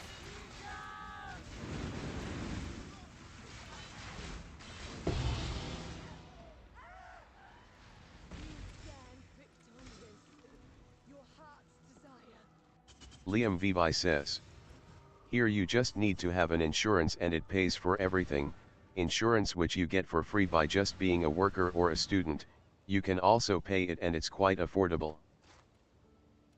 Yeah, I'm paying for Cobra right now, which is $500 US a month. Which is somewhat affordable in America, but it's still very expensive. Wessel Rustbrook says, or if you're a college student you're in the negatives. Barack Obama did a lot of good things with his Affordable Care Act. The biggest and most important thing that he did with the Affordable Care Act was allowing pre-existing conditions to not exclude you from procedures. The next one is extending the parental insurance covering the child to, I think, 25 years old. Before that, I think it was 21 or 18. I mean, that once you turned 18 or 21, you were instantly kicked off your parents' insurance. But with that, the premiums for insurance is shot right the fuck up. Because insurance companies definitely aren't going to pay for that additional coverage. And the bill was actually written by a right-leaning person named Mitt Romney. And it was paid for by the pharmaceutical industry. Here, once you are 18, you lose parent insurance. Yeah, but you can get your own insurance that's reasonably priced and effective and affordable. One of the biggest problems with America is the only way to really get insurance is through a corporation that you work for. So you get insurance through your job. So in order to have insurance, you have to work. Says, my cousins in USA said Obamacare wasn't really good. That's a difficult issue, which I don't think anyone accurately has the information to have an accurate opinion. There's good aspects of it and there's bad aspects of it, but we're kind of in a shit situation. So it'd be difficult to pinpoint whether it's a net good or a net bad. Because we have the insurance policy that we have and the fact that you can't get insurance except for through your corporation that you work for, it pushes down wages and it forces people to work for jobs even if they should quit, because if they quit they lose their insurance. So it makes it very difficult to transition from jobs. Oh fuck, I didn't want to grab that. Makes it very difficult to transition from one job to another. Now I'm low on resistances. So as part of that, making sure that everyone can get insurance is important. But Affordable Care Act was primarily funded by the pharmaceutical companies to make it either illegal or highly disincentivized to not have insurance. So if you're a healthy 20-year-old man, you don't really need insurance. It's nice to have if you break your leg or some shit, but you don't need any regular checkups. So it's totally fine to be 20 without insurance because you're going to be just fine. Vast majority of people don't need insurance until you start getting older and start having medical problems. But now, with the Affordable Care Act, it kind of forces everyone in society to pay for insurance. And it forces corporations to do the same thing. So it gives the insurance companies far more customers and far more money, which is why they funded the bill and they pushed it through Mitt Romney, who wasn't able to pass it until Barack Obama finally did pass it by renaming it. But in the same breath, while that sounds bad that the pharmaceutical companies forced that bill through, the insurance companies have but because insurance companies exist, hospitals now can charge significantly higher values for procedures that regular people wouldn't be able to pay for without insurance. For instance, my $100,000 kidney transplant, they would never be able to charge that much if insurance never existed. If insurance never existed, the hospital would have charged me like, I don't know, 10 grand for it, and they'd have been able to make a profit off it. Iron Rider 63 said. Oh, Iron Rider 63 said in my Discord chat, which is hidden from me. Where did I put that? Did it minimize? Oh yeah, it's right here. Still got the Arby's photo up. See what Iron Rider's got to say. What is your penis name?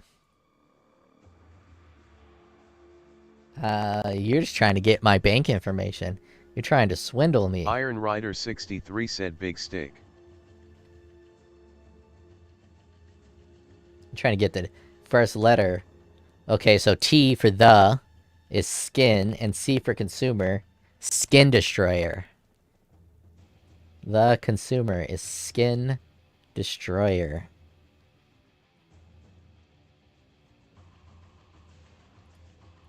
Though my real name is more accurate. Iron Rider 63 said oof.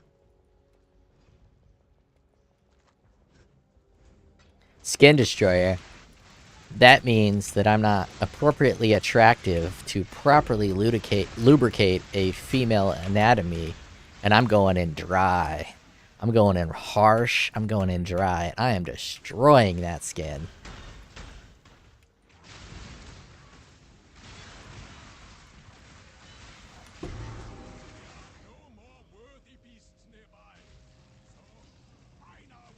That's almost good.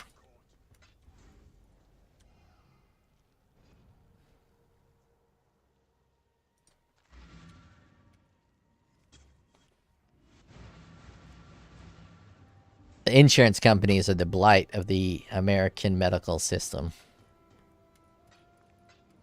To some extent. But the rest of the world should be paying America checks because of our medical processes. Because people are able to make such drastic profits in American medical institutions, almost all of these cures are coming out of the revenues generated from the American healthcare system. And those revenues generated by the American healthcare system is creating all these new cures, or lack of cures, like a specific non-vaccination that's been recently created. But they've done a lot more good shit. And that's all been created because Americans pay significantly more for their medical procedures, their pharmaceuticals, and because we pay so much more, it's allowing pharmaceutical companies to make boatloads of revenue, which allows them to create more boatloads of drugs.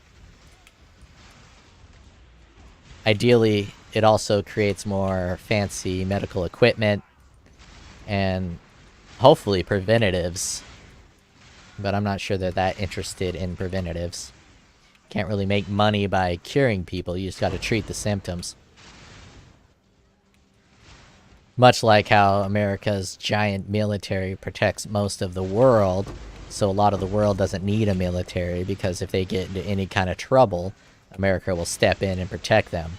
But us US taxpayers have to pay for that.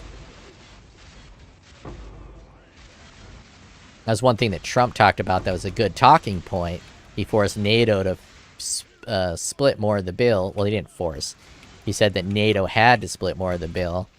But the problem is Trump was just ineffective and no one respected him as a leader. So none of it actually got properly done. But at least he talked about it. I mean, America's really the only thing preventing China from taking over the entire world. If America falls, then the rest of the world is just China. So unless you want to live in a communist country like China, you best pray America does not collapse.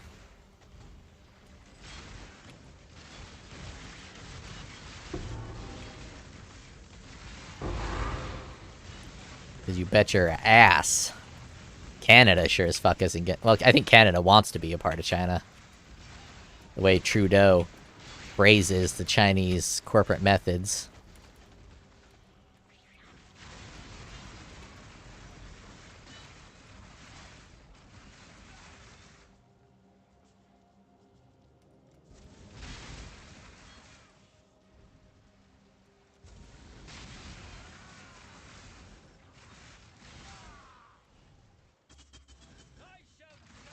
I just realized I'm hungry.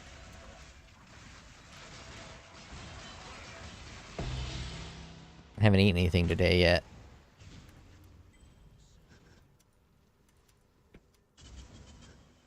You couldn't tell by my waistline, but yeah, I haven't eaten anything today. I finally de-soyed and did a workout 2 days ago. And it's fucking sad. It is sad, my lack of ability.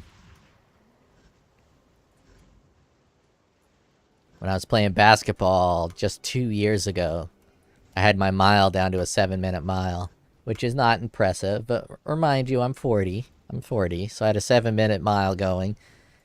And now I couldn't even fucking jog a mile. 'Twas very difficult. Almost instant side split.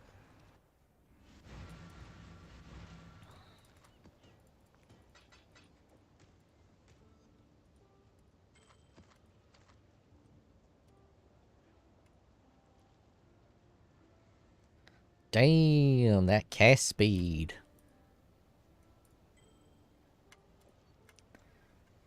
Alright. I got a couple of beasts. Not enough. I mean, I'm pretty sure I didn't get the beast craft I needed, because half of those runs, I wasn't even getting the proper scarabs.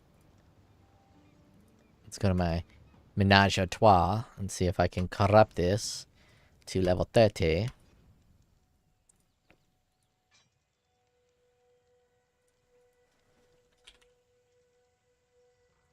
Nope. I'm just gonna go fucking buy one. All that talk of me not buying one. CRA. I'm guessing 15 chaos.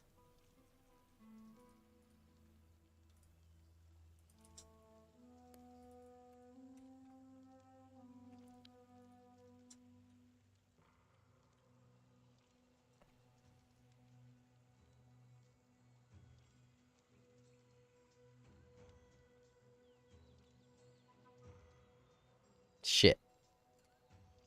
Vassal. Cruciate Vassal. What the fuck are you doing?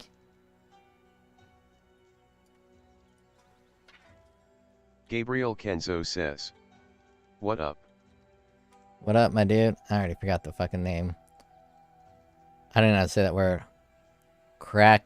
That's a fake word. That's not even a real word. Crack it, kick it.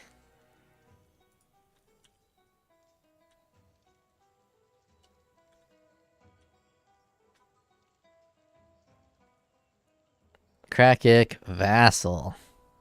Search. 7 chaos. It's even cheaper than I expected.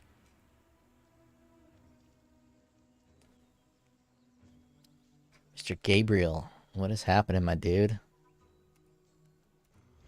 Just need a moment to catch my breath.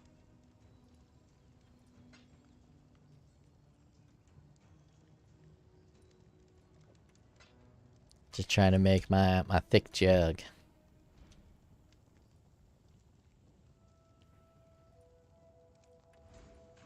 Came at the worst timing, though. I have to get some food here pretty quickly. Gotta convince one of these people that I'm a worthy buyer. Come on, I'm a worthy buyer. I'm trustworthy.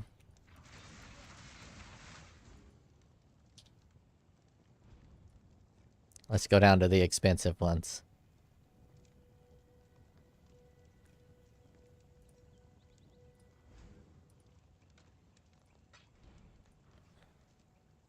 Gabriel Kenzo says. After 3 days grinding on Valorant, I'm back on POE. Nice. Valorant, I could play with friends if I had friends playing it, but that type of game doesn't seem like a very enjoyable experience for a solo adventure. Playing a game like that with randos is always a huge pain for me. It's like playing League of Legends with randos. You're just begging for a bad time.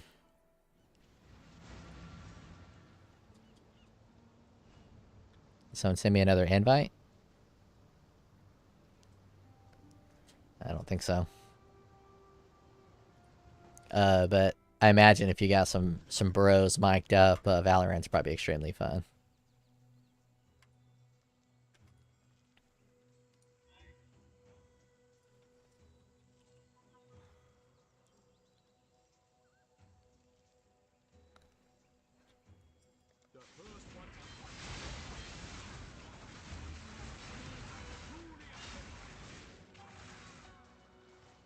Alright, Corrupted. High damage. Let's see if I can get this fusing. Linked. First try. Gabriel Kenzo says. Sometimes I play duo but not often. Yeah, I can't solo that shit. That'd be like playing League of Legends solo without your boys. Playing with a bunch of random strangers, and League of Legends has got the worst community. They're fucking just... I think they're all retarded. So I think anyone who keeps playing League of Legends after this long has got some kind of mental deficiency. Or they're playing with their friends, and you'll be the odd man out. Alright. Come on, Jesus. I know I'm an atheist, and I don't believe in you. I don't believe in your little baby. I don't believe in any of that God shit, but I might turn around if I get this. Oh! Now I gotta convert to Allah. I gotta convert to Allah. Cause damn, that hit good. That hit real good. Wessel Rustbrook says. Go pray, my boy. I am gonna go pray. That hit good as fuck. Alright. Let's go back to the thick boy. Not clarity. Awaken, enlighten. Iron Rider 63 said inshallah we will 6-link this. Shalom. Actually, I don't know what Islam people say.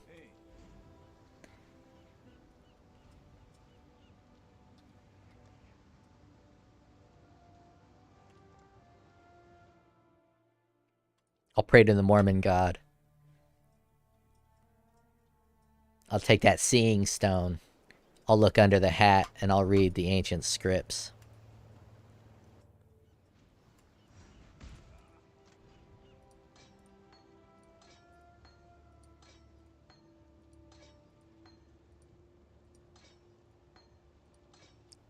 Gabriel Kenzo says. I woke up today wanting to play Flicker Strike, so I spent 50 divines on gear and rerolled my raider. Wessel Rustbrook says. Fuck yeah. All praise Toucan. what flavor of flicker you going? You're probably being you're playing a raider, so you're probably being a gigadouche and doing a cold flicker. And you're probably doing, what's that one-hander? Paradoxia? You're probably doing a Paradoxia flicker. Extremely fast attack speed, high crit, elemental pin. Gabriel Yeah, Kenzo called it. says. Yup. Metacock! Metacock! How dare you play the strongest variant of Flicker Strike?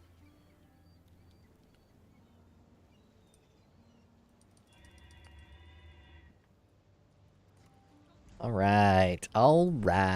Let's... Gabriel Kenzo says. Meta is Inquisitor now. Is it? How they getting their... I guess they're probably getting their frenzy charges the same way I'm getting my frenzy Super Ray charges. says. I wish Feral's Fur wasn't so expensive. I only played old school variants. Fuck Feral's Fur. Feral's Fur is for the birds. Check this out. Keep your eyes open on the market. Get one of these bad boys. 10% chance to gain frenzy charge on hit. 15% chance if you would Gabriel gain Kenzo frenzy says, charges. Gain up it's to the 1.3 maximum. divines for a 6-linked one. This is where you go. This bad boy is fire. Sure, you can get Feral's Fur, but you can just pop one of these rings on. You get that cold res, you get that dex. And for this build, I get both the benefit of energy shield and life. This ring is a slick dick Rick. Let's see, what's the cost of just a 10%? Oh my god, oh my god. 5 divine. Okay, so this is even more expensive than a Feral's Fur. But this is the ultimate ring for Flicker Strike if you're not a raider. Refrigerator Raider.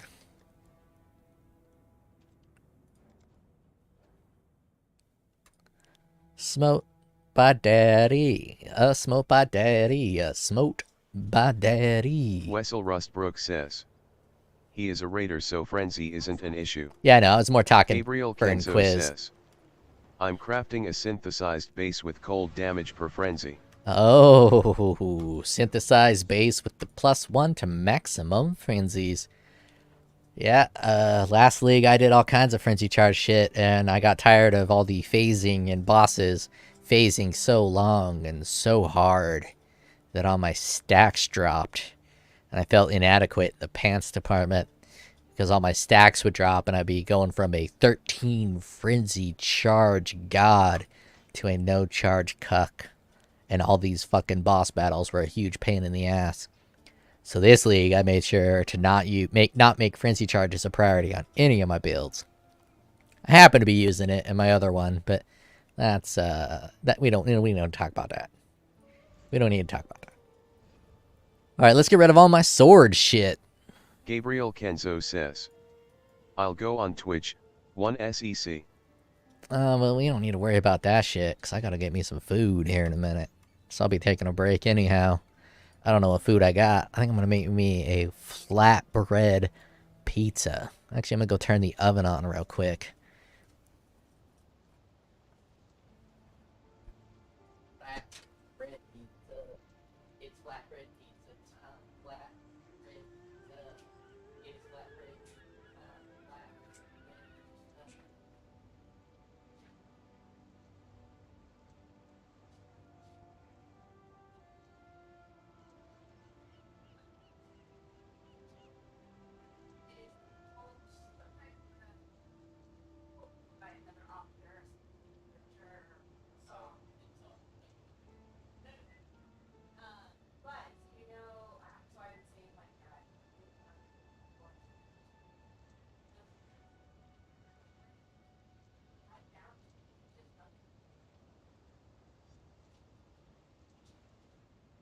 Super Ray says. For some reason when I checked last on Fur it was at least 10 divines, maybe I was drinking too much lol.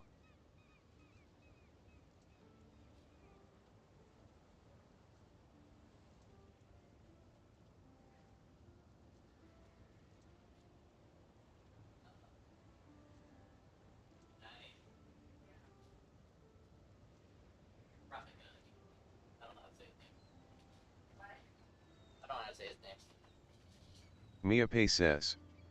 It's cheap AF now. Mia pay. Mia pay. For some reason, when I was checking... Wessel Rustbrook says. Old man literally singing himself a song. Oh, yeah, I am. Alright, let's get rid of all my good rage jewels. What do you cost? What do you cost? Mia Pay says. It's Gabriel here. What up, Gabriel? 1.5 divine. I got some good ass fucking jewels. Some boy. Oh no, more decks. Alright, so I got 2 Wessel sockets. Rustbrook says. Your Lyle my roommate he converses with himself and makes himself laugh. Yeah. I mean, I do that too. No one else is gonna make me laugh. Oh, these axes require more nodes. Mia Pay says. I'm taking a shit. 1 SEC. I'll show the ring I'm crafting. Show me the shit, dude. Don't show me the ring you're crafting. Show me that duker. Oh, I got another rage source. Look at that. Oh man, I'm gonna be getting all kinds of rage switching to axes. I should really get to this node here. These nodes are pretty strong. I think one of them does impale effect. 12% impale effect. Wessel Rustbrook says. Kinda lit actually keeps himself entertained. Yeah, dude, you gotta do it. I don't need that intimidate. I'm gonna lose a lot of damage pathing up into these. But, I don't need that fucking damage. Am I hitting other swords? These axes would be good, too. Onslaught on kill. 10% increased attack speed with axes. Ooh, those are slick. I think the axes have, like, a really cool... Or at least they used to. I forget what that name is for the thing that has a circle and you can grab shit from it. I'll just do that axe node. Wessel Rustbrook says. I thought it was weird but apparently lots of people do that. Take pictures of shit. Dude, my brother took a shit one time. It was incredible. It was probably, I don't know. It's like a thick as a softball. And so big that it went from one side of the toilet bowl to the other over the water.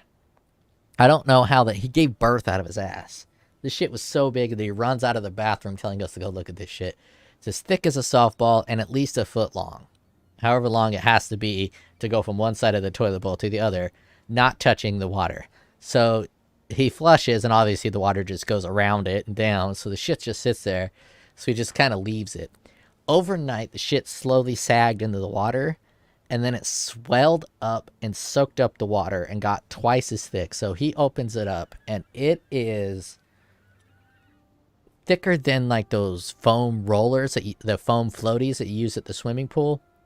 You stick under your nuts and you can float around. Wessel Rustbrook says. I have to say I'm not one of those people, so I really don't need to know this. Oh, you need to know this. And it was the most glorious thing I've ever seen. Eventually, he had to cut it and smash it in order to get it down the fucking toilet bowl. I've never seen anything like it. It was incredible. It's the defining moment in my life, I think. Wessel Rustbrook says. Jesus, you need help. Jesus doesn't need any help. He just gave me a 6-link. All I got is sword stuff, though. I got a bunch of really good Psycho Jellyfish said, jewels. bro, shut the fuck up, LOL.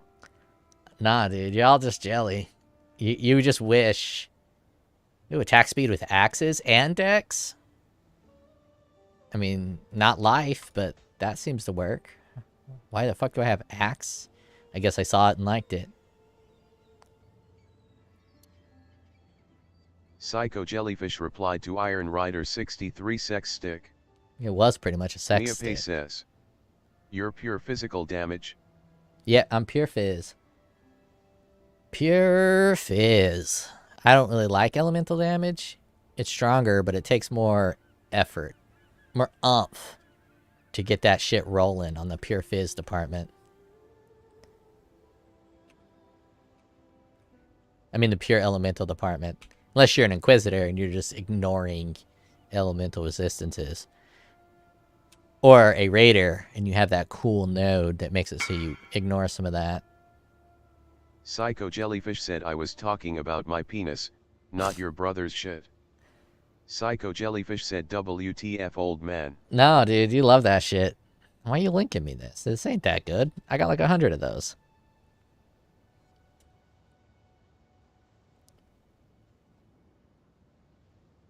Maybe the 2% attack speed. But you're only getting a couple of those. I mean, I guess it's alright. The 2% attack speed's alright. Never mind. Take it back. That's pretty solid with that attack speed. It's linkable. I don't think I got another jewel. And I don't think I want to go shopping for another jewel.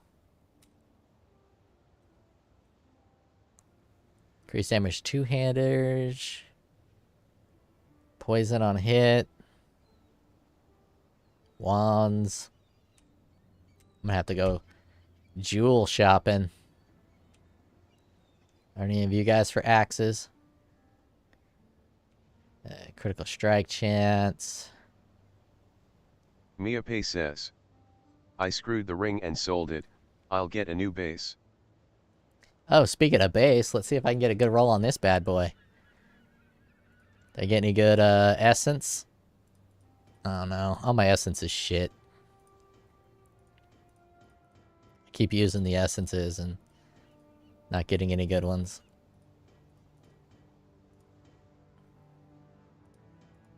Like this dog shit. Let me see if I got enough harvest craft to turn this into something good.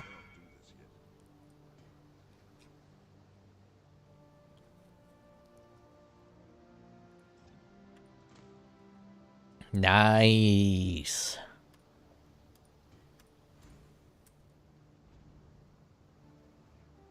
Oh, see. Now that... Wait, are you the standard cuck? Are you linking me standard gear? I don't give no fucks about no standard gear.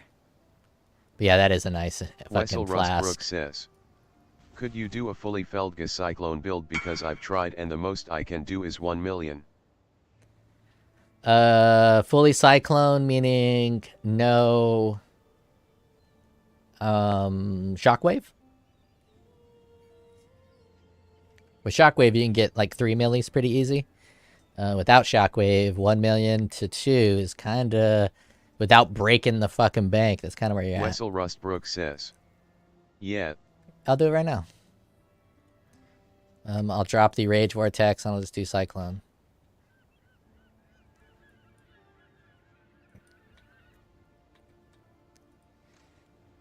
Wessel Rustbrook says, no cock. Yeah, I'm not cocking. Just straight Cyclone. Alright. Cyclone. I'll put the Cyclone in the axe for now. Brutality. Melee. I don't want melee fizz. Rage support. Pulverize.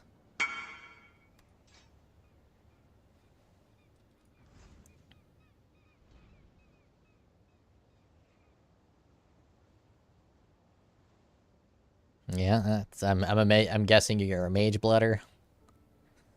Mage blooder. I'm gonna recolor it. I don't want the AoE. Try Magnate Belt. It's a shit ton of damage. Magnate belt. Oh, what the fuck a magnate belt? Yep, mage blood. Fucking mage blood, standard cuck.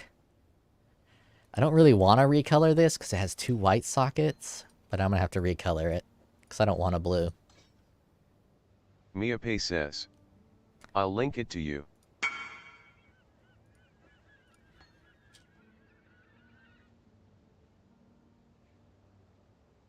Wessel Rustbrook says, well, obviously the bears. You just jelly bro.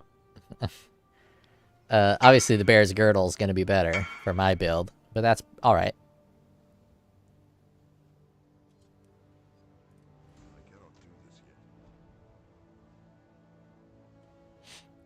Yeah, it doesn't only exist in standard, but when you go to standard, you have so much leftover gear if you play regular like I do. Do I have a better cyclone than that? Nope. Alright, let's see the price of that divergent if you're cyclone. stacking Rage, the bear one is better. I am stacking Rage. If I'm not stacking Rage, that other one's actually quite solid. Let's do Divergent. Is it Divergent cycle? I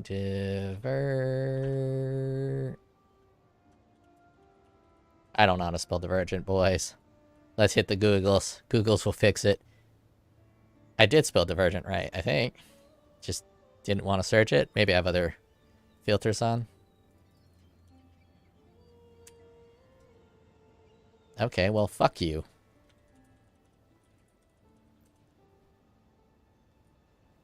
Let's just start over from scratch here. Divergent Cyclone. Let's get it. Either the movement speed one.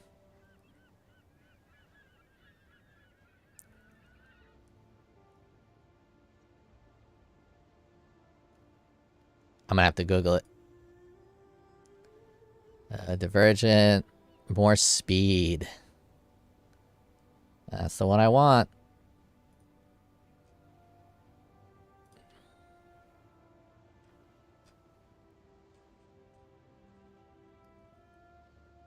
.3 divines for a fucking Divergent Cyclone.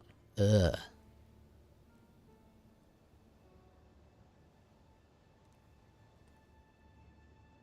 But that movement speed, brah. I gotta get it. Gotta get it for the movement speed. Let's see. Pretty sure it's still 250. Actually, I can use the same tab. It's pretty sure it's still 250 for one Divine Orb. Yeah, 250. So 25 per 0.1. That's 0.4. So that's 100 chaos for 0.4. Make sure I got 100 chaos.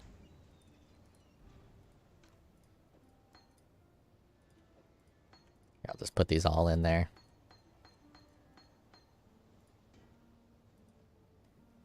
I do have 100 chaos. And 1 divine.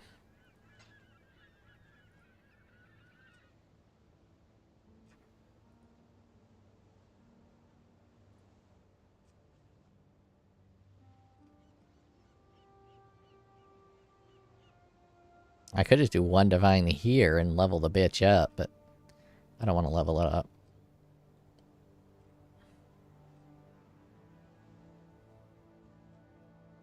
Pay for a little bit of speed. We'll do this guy 35 minutes ago. He's going to be excited.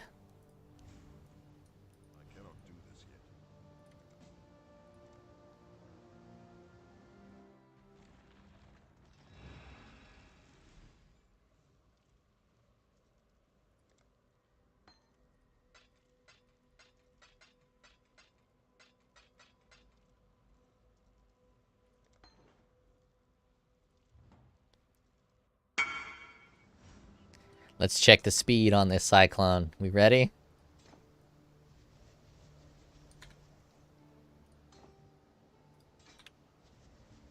Unnoticeable difference. What do we got here?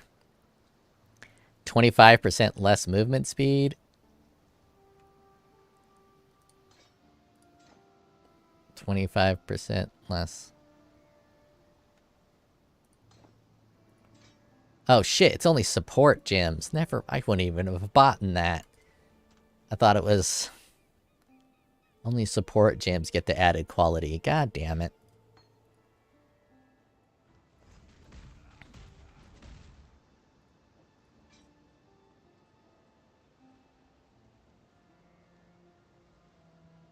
Mia Pay says.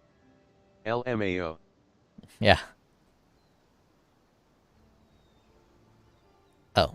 I was like, why won't it let me do it? used 1 green socket. 1 green socket. Oh, no, that was 2.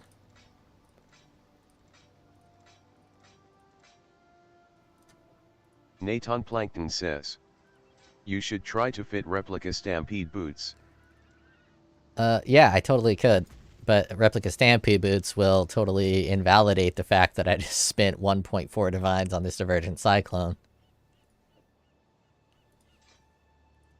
And I don't want to invalidate the fact that I just spent that money.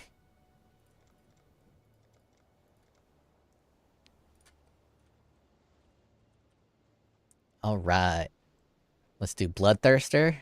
Kaboom. Increased damage while on low life. 50% increased damage. That's pretty slick. Mia Pay says, I'll grab some food, BRB. Yeah, I put my oven on. My food will be done pretty soon. Naton Plankton says, I mean using them instead of the Divergent Cyclone, then you can use a 21/20 Vol Cyclone. I know what you're saying, but I just bought that Divergent Cyclone. So because I just bought it, I'm definitely going to use it. Let's go get some jewels for my other character. Now that I got the jewels tab, it's going to be a little quicker. Let's see, we got... Naton Plankton says, sunk cost fallacy Pepe laugh. It's not a sunk cost fallacy. It's justifying a purchase. It's a little bit different.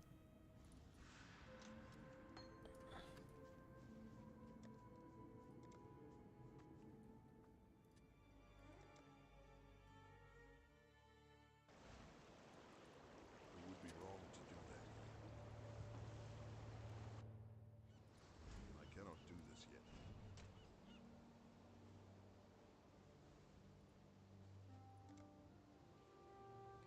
$21.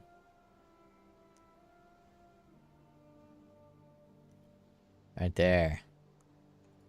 Get that awakened brutality. What else we gonna pop in here?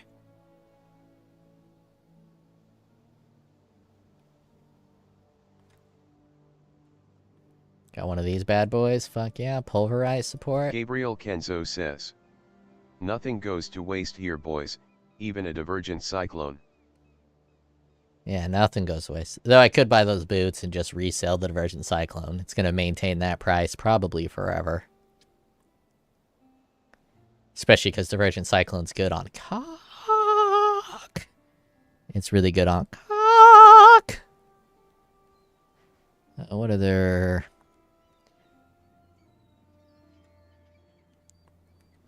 What are the jewels? Do I have a rage in there?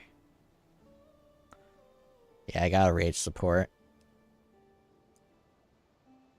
Actually, I'm going to drop the rage support because I'm trying to build a pure cyclone build for that guy's entertainment. Melee physical? I mean, yeah, I don't want the less attack speed, but fuck it. What's Awaken melee fizz at right now? Wessel Rustbrook says, what a melodic voice. Oh, yeah. Mia Pay says, I have one. Oh, shit. This is cheap as fuck. Yeah, might as well run this. Oh, but I'm gonna want max quality uncorrupted. 75 chaos. Am I still... I can get my own. I don't want to owe a debt that I'll have to repay with sex. I know you fucking pervert. That's what you're trying to get at. You're like, I'll give you this Awakened Cyclone for some sex.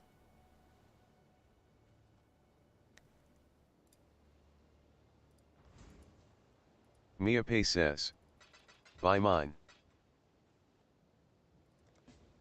I already invited. I didn't realize you were wanting to sell it. I don't want to skip out on this, guys. Shit. That's my bad. It's rude, too. Wessel Rustbrook says, hey, I didn't want you waste currency, I was throwing ideas. It's not a waste. I could resell this instantly. It's actually probably better to buy the gem than to have the currency. A little bit of a waste of time, but I mean, I'm streaming, having fun. It's not a waste of time at all. Mia Pei says, "You're using brutality too?" Yep. Awaken melee, physical damage, pulverize, bloodthirst, awaken brutality, melee physical, cyclone. One of these isn't working. Oh, I got a melee fizz in there already.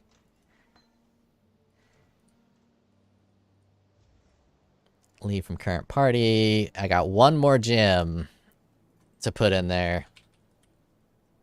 Let's see what we got.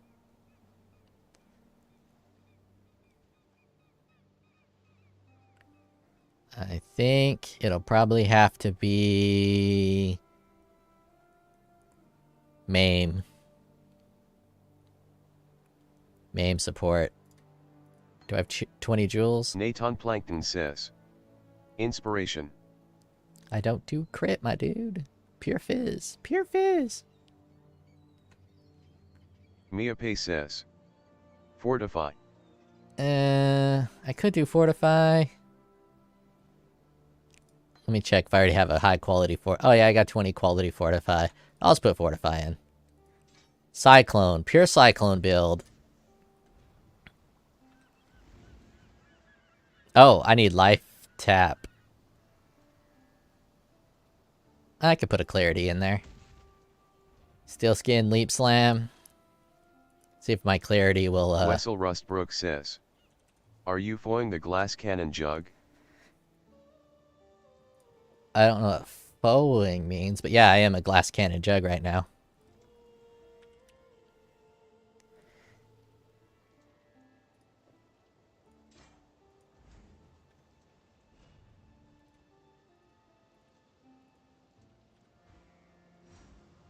Beautiful. Alright, let's run Wessel Rustbrook says, run a map, make sure it works. "Doing asterisk." Yeah, I'm doing the glass cannon jug. But right now, someone wanted me to do a cyclone because they're stuck at 1 million. So I'm just going to run it, make sure it works. Let's do one of these maps because it's fucking Mia Pei says, "Fortify is 20% less damage taken. It should help a little bit." Well, it kind of depends on how I'm dying. If I'm dying from damage over time, Fortify don't do shit. Which bothers me. Fortify needs another tag on it that says you also take 20% less damage from damage over time. Ah, clarity's not enough. I need life tap.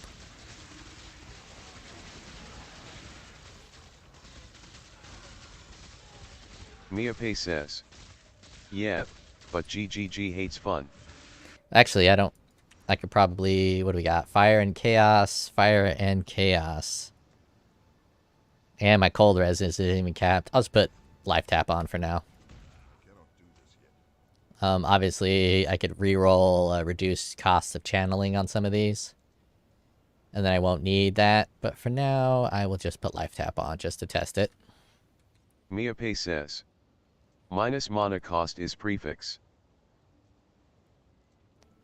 Bum bum bum. Where's that fortify? I got a prefix on the amulet.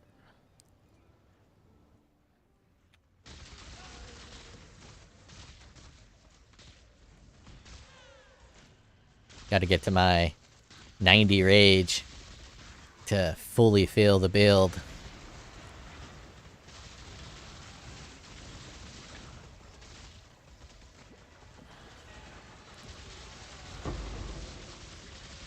And if I'm just going to be using Cyclone, I Mia could Pei says, pop Berserk on it. "I have the craft in case you need it." I think I got it. I had to do some craft searching to get the AoE thing.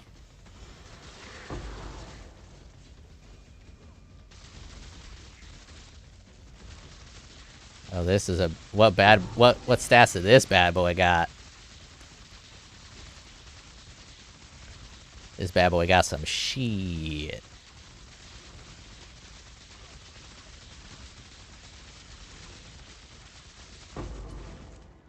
Wessel Rustbrook says, "Good old vanilla cyclone." My AoE is actually pretty large too. Nice and Nathan thick. Plankton says, easy, just get Replica Conqueror's efficiency cries in 3.19 nostalgia. Oh yeah, they got rid of that ring, didn't they? But I don't think that works with channeling. Did give more rage though. This feels like a million, maybe 1.2. Mia Pei says, Replica was for non-channeling. Yeah, non-channeling, but it Wessel did give Rustbrook maximum says, rage. Rip Replica Conch Jewel. I think I'm at 1.2 million is my guess.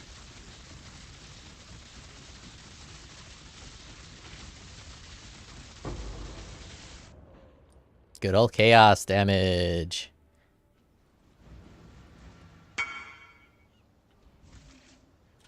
Standard cook.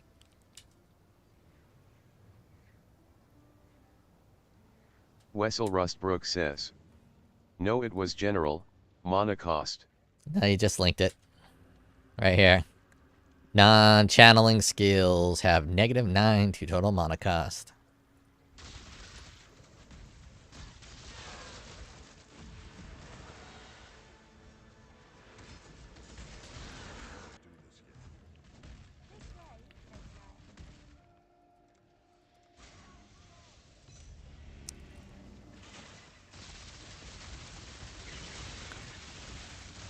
Well, since my regen seems to be fine and I'm actually dying from hits, I can respec a little bit.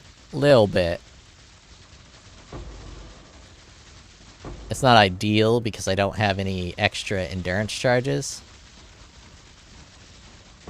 But I don't really need that life regeneration.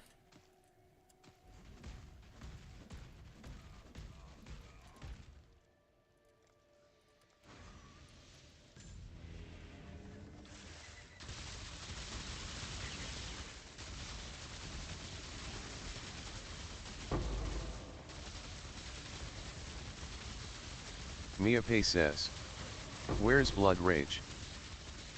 I could put Blood Rage on.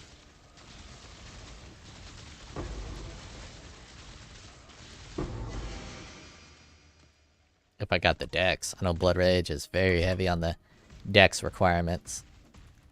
I don't want to do those two.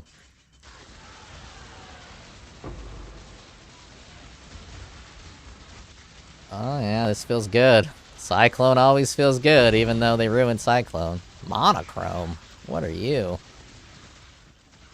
Iron Rider 63 said I might mess around with making a build using Light Poacher Helm Kek. The fuck is Light Poacher Helm? I've never even heard of that.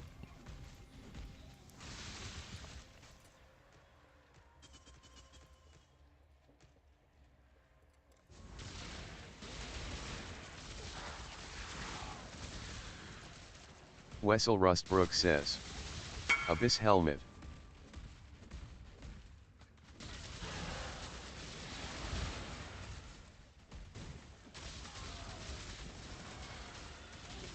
That makes sense, given that Shroud of the Lightless is the Abyss body armor.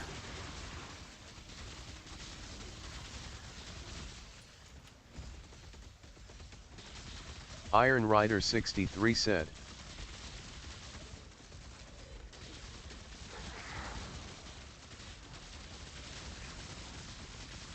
Okay, I don't think this is quite a million. Iron Rider 63 said, shit, now you see I'm not smart.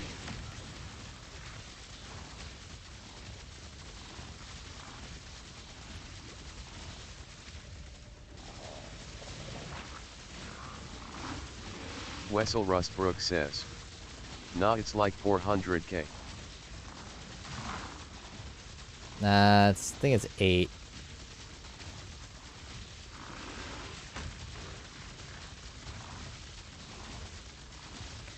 Oh shit, I'm not Mia applying says, vulnerability. Go Flicker, go crazy. Nathan Plankton says, I love Cyclone, but physical builds are so ignored by GGG, equals. You are completely wrong. Unless by physical you mean melee.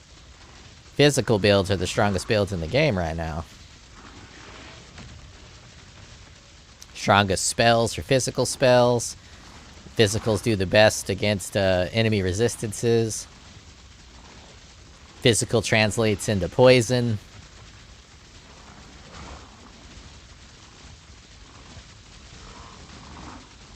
Only reason I'm killing this guy is because he's going to give me a fusing. Oh, I could switch it to the red buff. Wait, are you healing? If you're healing, I'm not going to be able to kill you.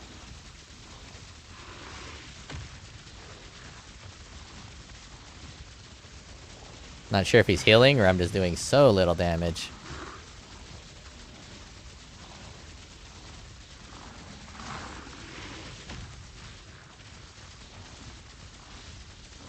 I'm just gonna hang out in this corner here, buddy. Wessel Rustbrook says. He is just tanky.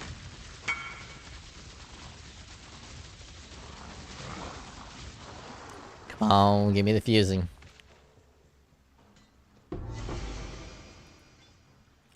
Armor scraps. Come on, 777. 575.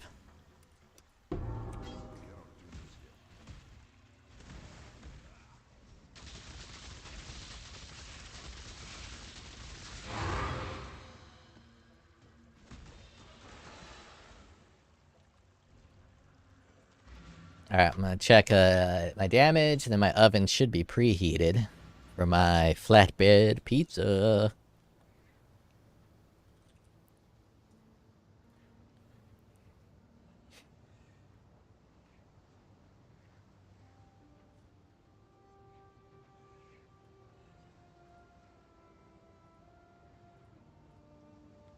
Smoked by daddy.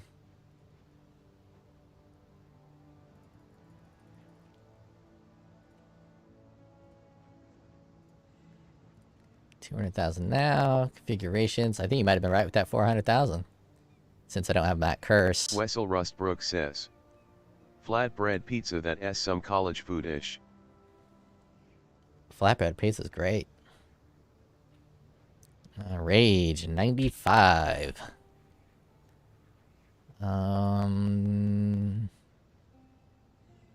Life tap. Intimidate. I am channeling. Blood stance. Maximum effect. 724. 800 is pretty damn close to what I said, but if we put it on a boss. Oh, same. On Guardian Pinnacle. Yeah, I said 800. That's damn close. I'm not missing anything. Nope, not missing anything.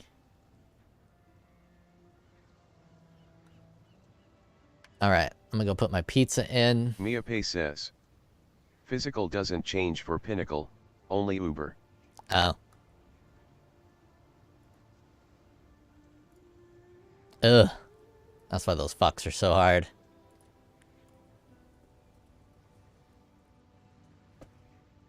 Put on my little slippers. I'm gonna hit play on this video here. I'm gonna throw it on the big screen. I'm gonna get my flatbread pizza in the oven. Gotta prep it. I'm gonna roll this myself. Back in 5. So if any of you guys gotta go jerk off to the thought of me eating pizza, you got 5 minutes. Any means that they could.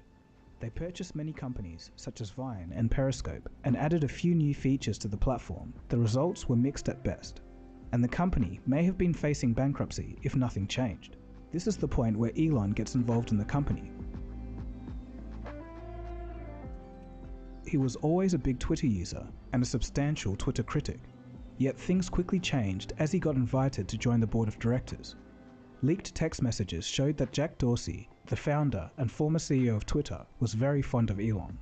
Jack wrote to Elon, quote, "You care so much, get its importance, and could def help in immeasurable ways." Jack Dorsey had told Musk the previous year, when he was still CEO of Twitter, that he wanted to give Musk a seat on the board, but they refused, citing that Musk would be too much of a risk. Yet just as Dorsey was beginning to celebrate, Musk screwed the whole thing up. he criticized Twitter publicly, and Parag Agrawal, the then current CEO of Twitter, sent Elon a tense message. Quote, "You are free to tweet, 'Is Twitter dying?' or anything else about Twitter, but it's my responsibility to tell you that it's not helping me make Twitter better in the current context. Next time we speak, I'd like to provide you perspective on the level of internal distraction right now and how it's hurting our ability to do work." Musk seemed to take this message to heart, replying harshly, quote, "What did you get done this week? I'm not joining the board. This is a waste of time. We'll make an offer to take Twitter private." This was a very unexpected U-turn. Elon began soliciting bankers and other tech billionaires for cash to finance the takeover. In the following weeks, Musk announced the restructuring plans that, according to his estimates, would quintuple Twitter revenues by 2028. While everything seemed to be going according to plan, on May 13th, Musk halted the deal, citing more bot activity on the site than he was first told about. Some argued that this might serve as a pretext for Musk to bargain for a lower price, or exit the deal altogether.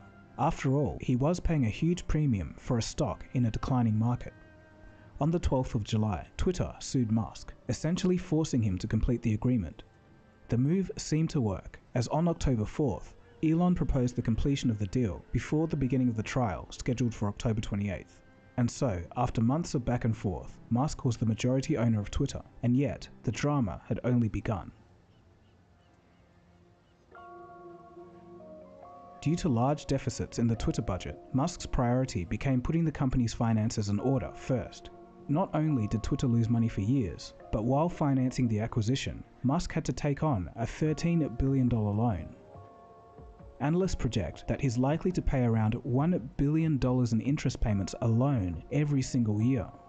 All of this is in addition to selling almost $20 billion in Tesla shares in 2022, $3.4 billion of which was in November alone. With that said, Musk had to either cut expenses or increase revenues, and his plan seemed to involve both. Right from the get-go, he did not hesitate to dissolve the entire board of directors, sack several top executives, and fire hundreds of employees. By the time the first week had ended, less than 50% of the entire workforce was left. Musk was trying to patch a $4 million a day loss. Since the average engineer at a big tech company has a salary of around $100,000 per year, at the end of the day, millions of dollars would be saved, even with a severance package and a possible lawsuit or two. Many employees took to social media to protest the way that they'd been treated, even launching a class action lawsuit. According to them, Musk needed to give a 60-day notice to some employees, but he would counter that the severance package that he offered was much larger than required by law. Adding to all of the chaos, many top management positions stepped down, while some employees were almost forced to sleep at the office to make up for the loss in manpower. To compensate for that, Musk brought in engineers from Tesla, SpaceX, and the Boring Company. They were responsible for figuring out how to make the infrastructure of the company lighter on resources, playing a key part in determining who goes and who stays. Due to that, many employees were laid off by mistake, and later asked to return as managers realized that they didn't have the personnel to execute some new features they were planning. Yet the cost-cutting didn't end there. According to some reports, around 5,000 contractors were laid off as well, with heavy cuts to the content moderation team. On November 7th, 90% of Twitter India's staff was fired. To further save costs, in January of 2023, Twitter staff cuts occurred in Brazil, Australia, as well as other locations. Meanwhile, in the US, a data center in Sacramento was shut down, and another one in Atlanta is downsizing. In Elon's mind, there's just too many people working at Twitter for what's actually needed. Well, I think you could just stand back and say, without knowing how many employees Twitter has at all, and say, how many people are really needed to run Twitter? Like, let's say you don't know what the employee headcount number is at all. How many people are needed to keep the site operational? Like, let's say, if excluding product evolution, you basically have to keep the servers going, and you have to have customer sort of a support function to take down. Disappointed in Cold Fusion. 15 minutes till my pizza done. Cold Fusion reported on some unsubstantiated Wessel claims. Rustbrook says, I always calculate my damage by Ubers. That makes more sense, and why my numbers look so low.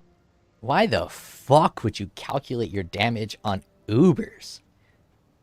Are you only running Ubers? I imagine Ubers, unless you're a fucking crazy person and you're only running Ubers, Ubers represent 1% of your gameplay. There's no evidence to suggest that any Twitter employees that got fired got their jobs back or were asked to come back.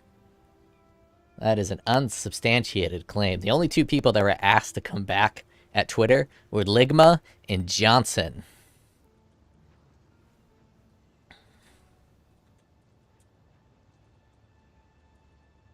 These two beautiful employees who didn't actually work at Twitter.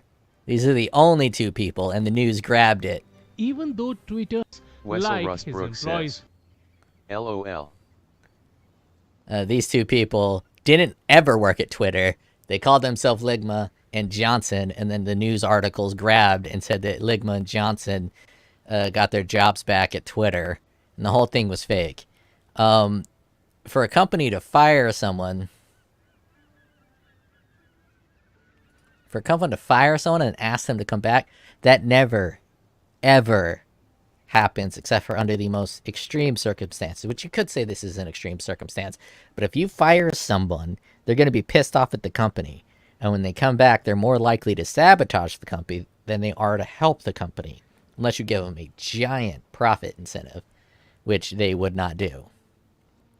Disappointed in Cold Fusion. Usually a very good channel. Let's put this back over in my little bottom right corner.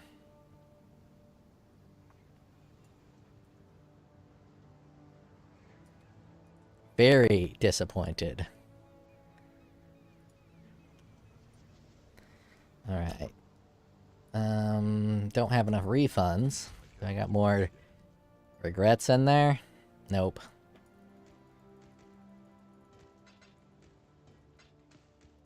Yeah, basically everyone that was fired at Twitter. And they didn't fire that many engineers.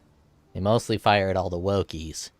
A lot of engineers quit, but they didn't really fire that many engineers. They mostly fired the ban team. The team that was solely responsible for just banning everybody. Because you want to keep your talented engineers. And the average salary of an engineer at Twitter is nowhere near 100,000. It's at least 150. At least. Here, let's find out. Let me make sure that I'm not logged onto any of those sites. Actually, let's go to Twitter directly.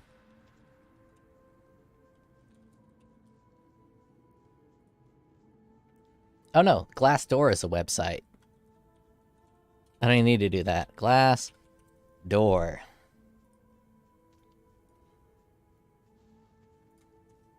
Twitter.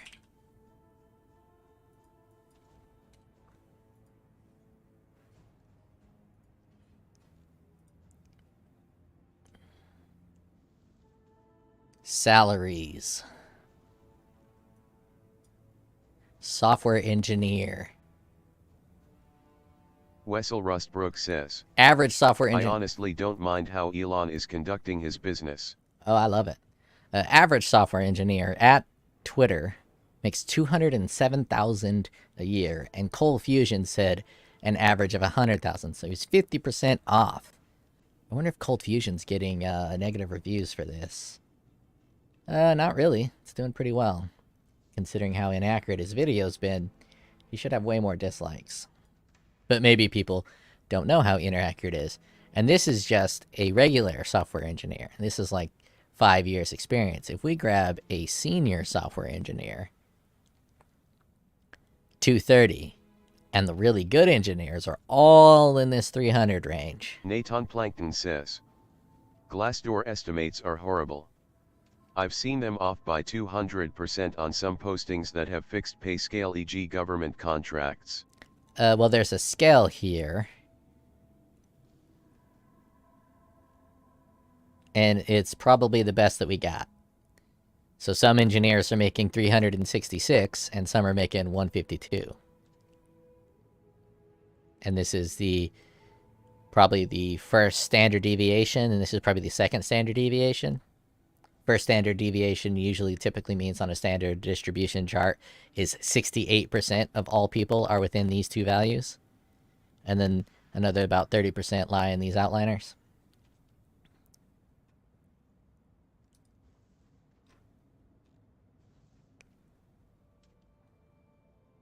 I know several software engineers in Seattle area, and they're all making above 200,000. All of them.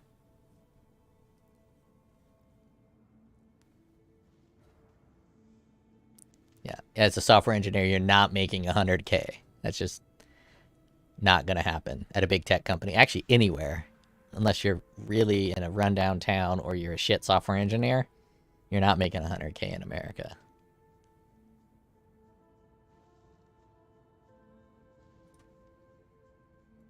Let's get me some regret. Let's get me some regret.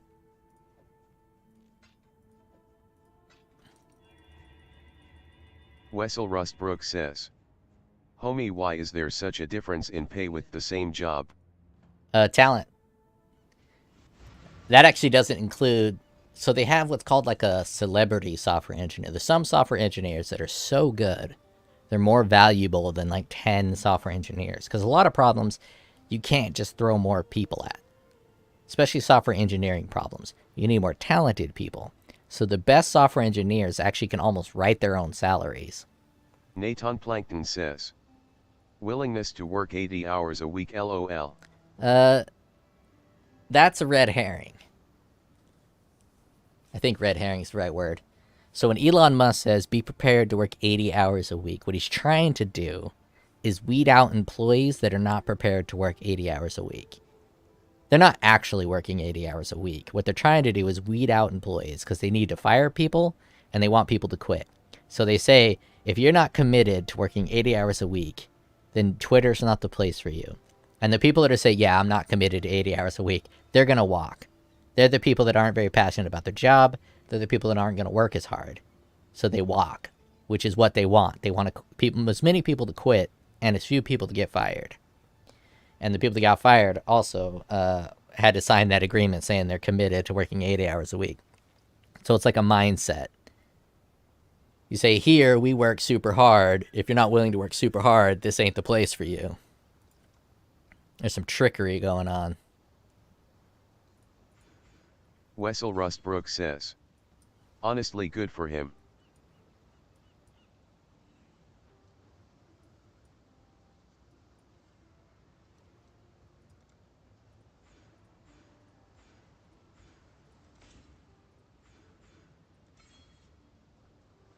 Let's amp up this axe damage a little bit.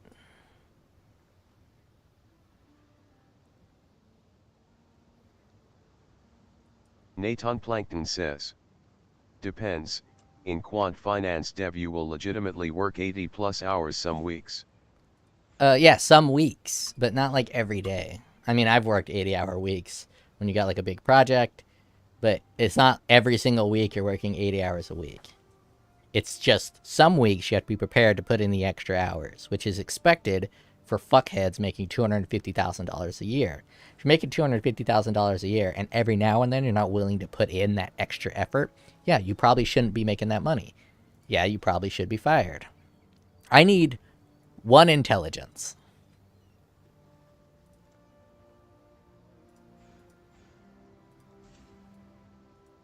I need to buy a jewel. I'll find that intelligence on one of the jewels.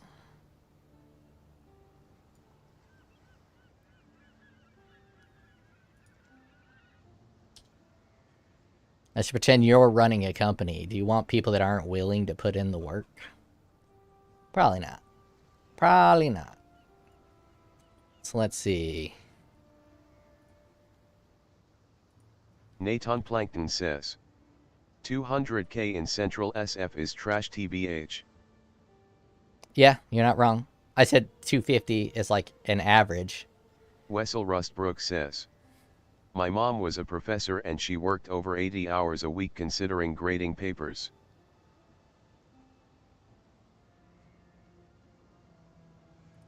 Yeah, I mean, most people are willing to work a lot like that.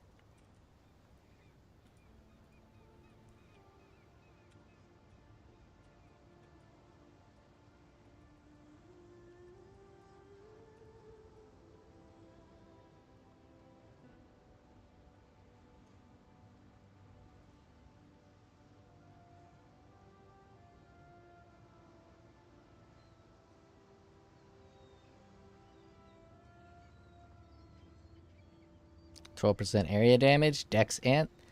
That's the ticket. Nice and cheap. 13 chaos. Oh shit, I might not have 13. Oh, barely. Have 15 chaos. Oh, but of course that guy's not around.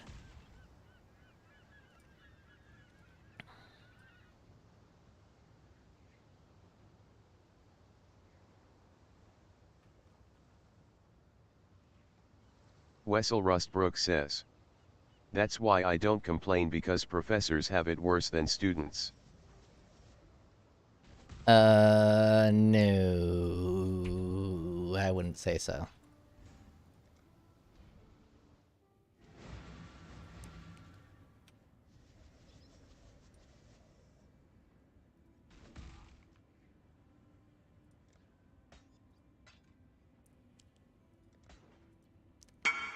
You ready to see the most baller Exalted Orb you've ever seen in your entire life?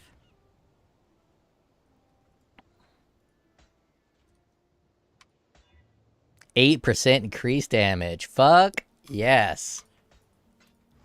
Most baller thing you've ever seen in your entire life. Wessel Rustbrook says. Ayo. Ayo!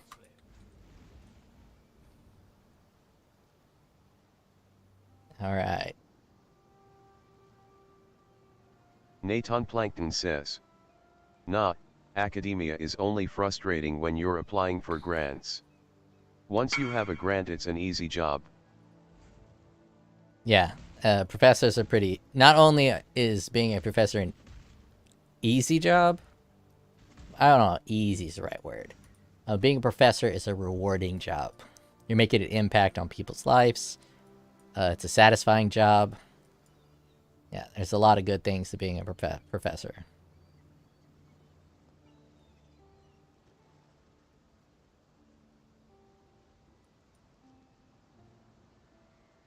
Where do I go for the next 4 points to add some damage? Wait, did I already refund that? Oh shit. I went the wrong way.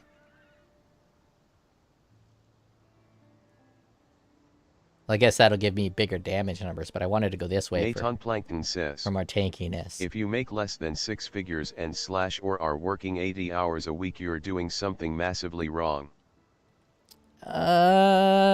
Nathan Plankton says. As a professor. Carrot as a prof. As a professor. You corrected it. Oh, right here. This is a perfect little 4-point node. Alright, let's rerun that map.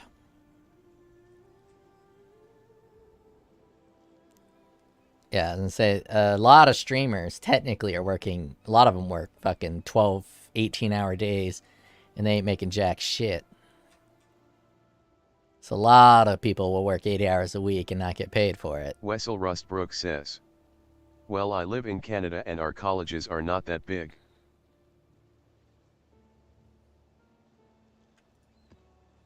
But your mom's ass is. Oh!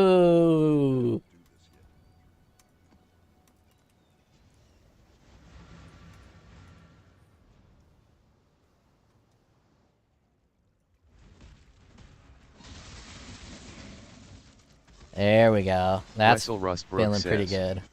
LOLY. That's feeling a little better.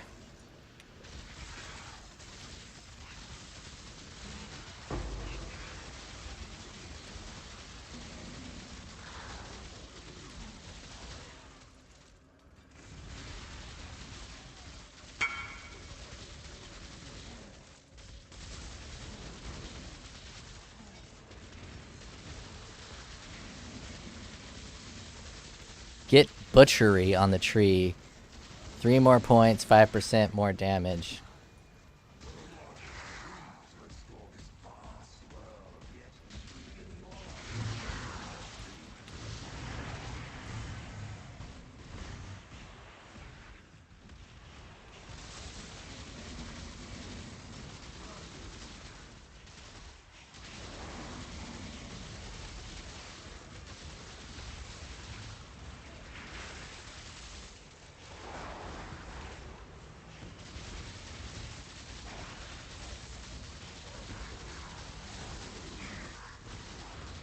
still feels pretty bad, to be honest.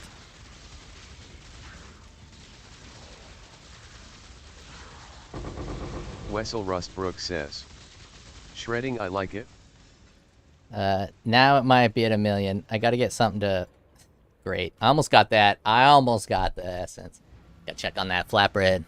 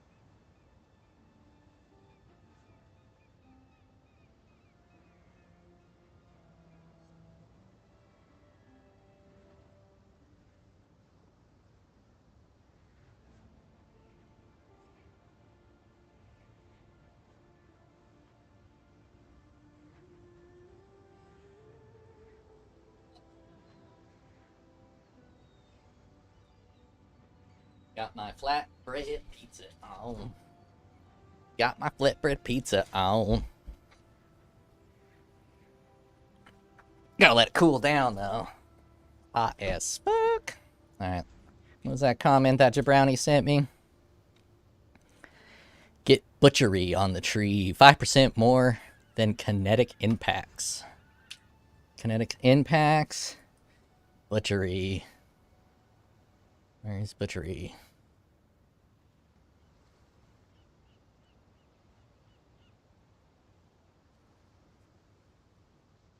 And I can get more AoE. You are correct.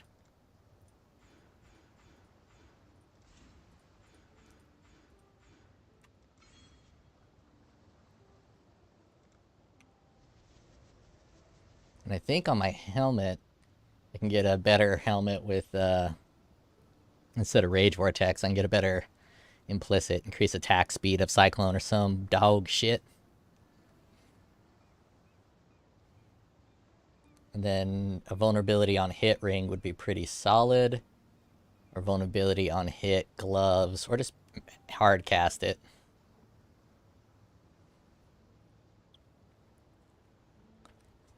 Hard cast that vulnerability. I am eating like a college student right now. I got a little kid's Capri Sun. Punched the kid in the face and took it because he's a little bitch. You got a Capri Sun and a fucking flatbread pizza.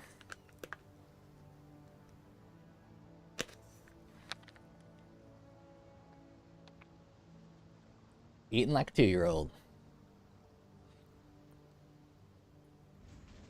I cannot do this yet. Make sure I only have one source of rage generation. Actually, I don't even need that. Because I'm getting rage from here. Just for the cyclone bill, I'm gonna refund that. Let's see. Oh, that's a great node.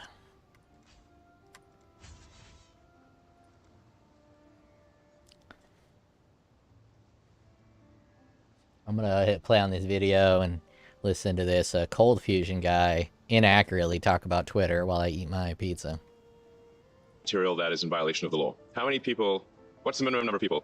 That's in the hundreds, bro. It's not like exactly. It's not like a giant number. Yeah. First, that's like 2,000 people, right? Yeah, it's not 2,000. On the 9th of December, Reuters would report that Twitter would be sued for disproportionately firing female staff. The drama intensified even more 2 weeks later, as Elon issued an ultimatum to the rest of his personnel. He would call it hardcore mode, and his aim was to push staff to create a so-called Twitter 2.0. It was simple. Either work those insane hours, or quit and get a hefty severance. The move was supposed to kick off the creation of a new culture within Twitter, where only the passionate survive.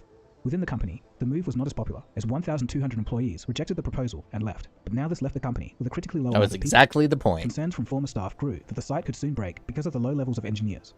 Musk would have an all-hands-on-deck meeting on the 10th floor of Twitter's San Francisco headquarters. He would call all engineers who could, quote, actually write software, and show him examples of recent code they were responsible for. He even encouraged staff to fly to San Francisco the same day, if need be. Ironically, Twitter employees had been locked out of the building until Monday for fear of sabotage, so there was some confusion about how people would get in the first place. It really was crunch time. Massive and very messy layoffs, as well as the general chaos, created fear among advertisers on the platform. General Mills, General Motors, Pfizer, and Audi had all suspended their advertising activity. That had nothing to do with fear of layoffs. That was all ideological. Elon Musk is now bad man, bad spaceman, much like Trump is bad orange man. They pulled their advertising because it was a PR disaster to keep advertising on a platform with someone like Elon, who now has a bad reputation. For fear of damaging their brand due to exposure to unsafe content. On the 9th of December, Twitter would announce the rollout of new controls for brands to prevent their ads from appearing above or below tweets that contain any keywords that they want to avoid.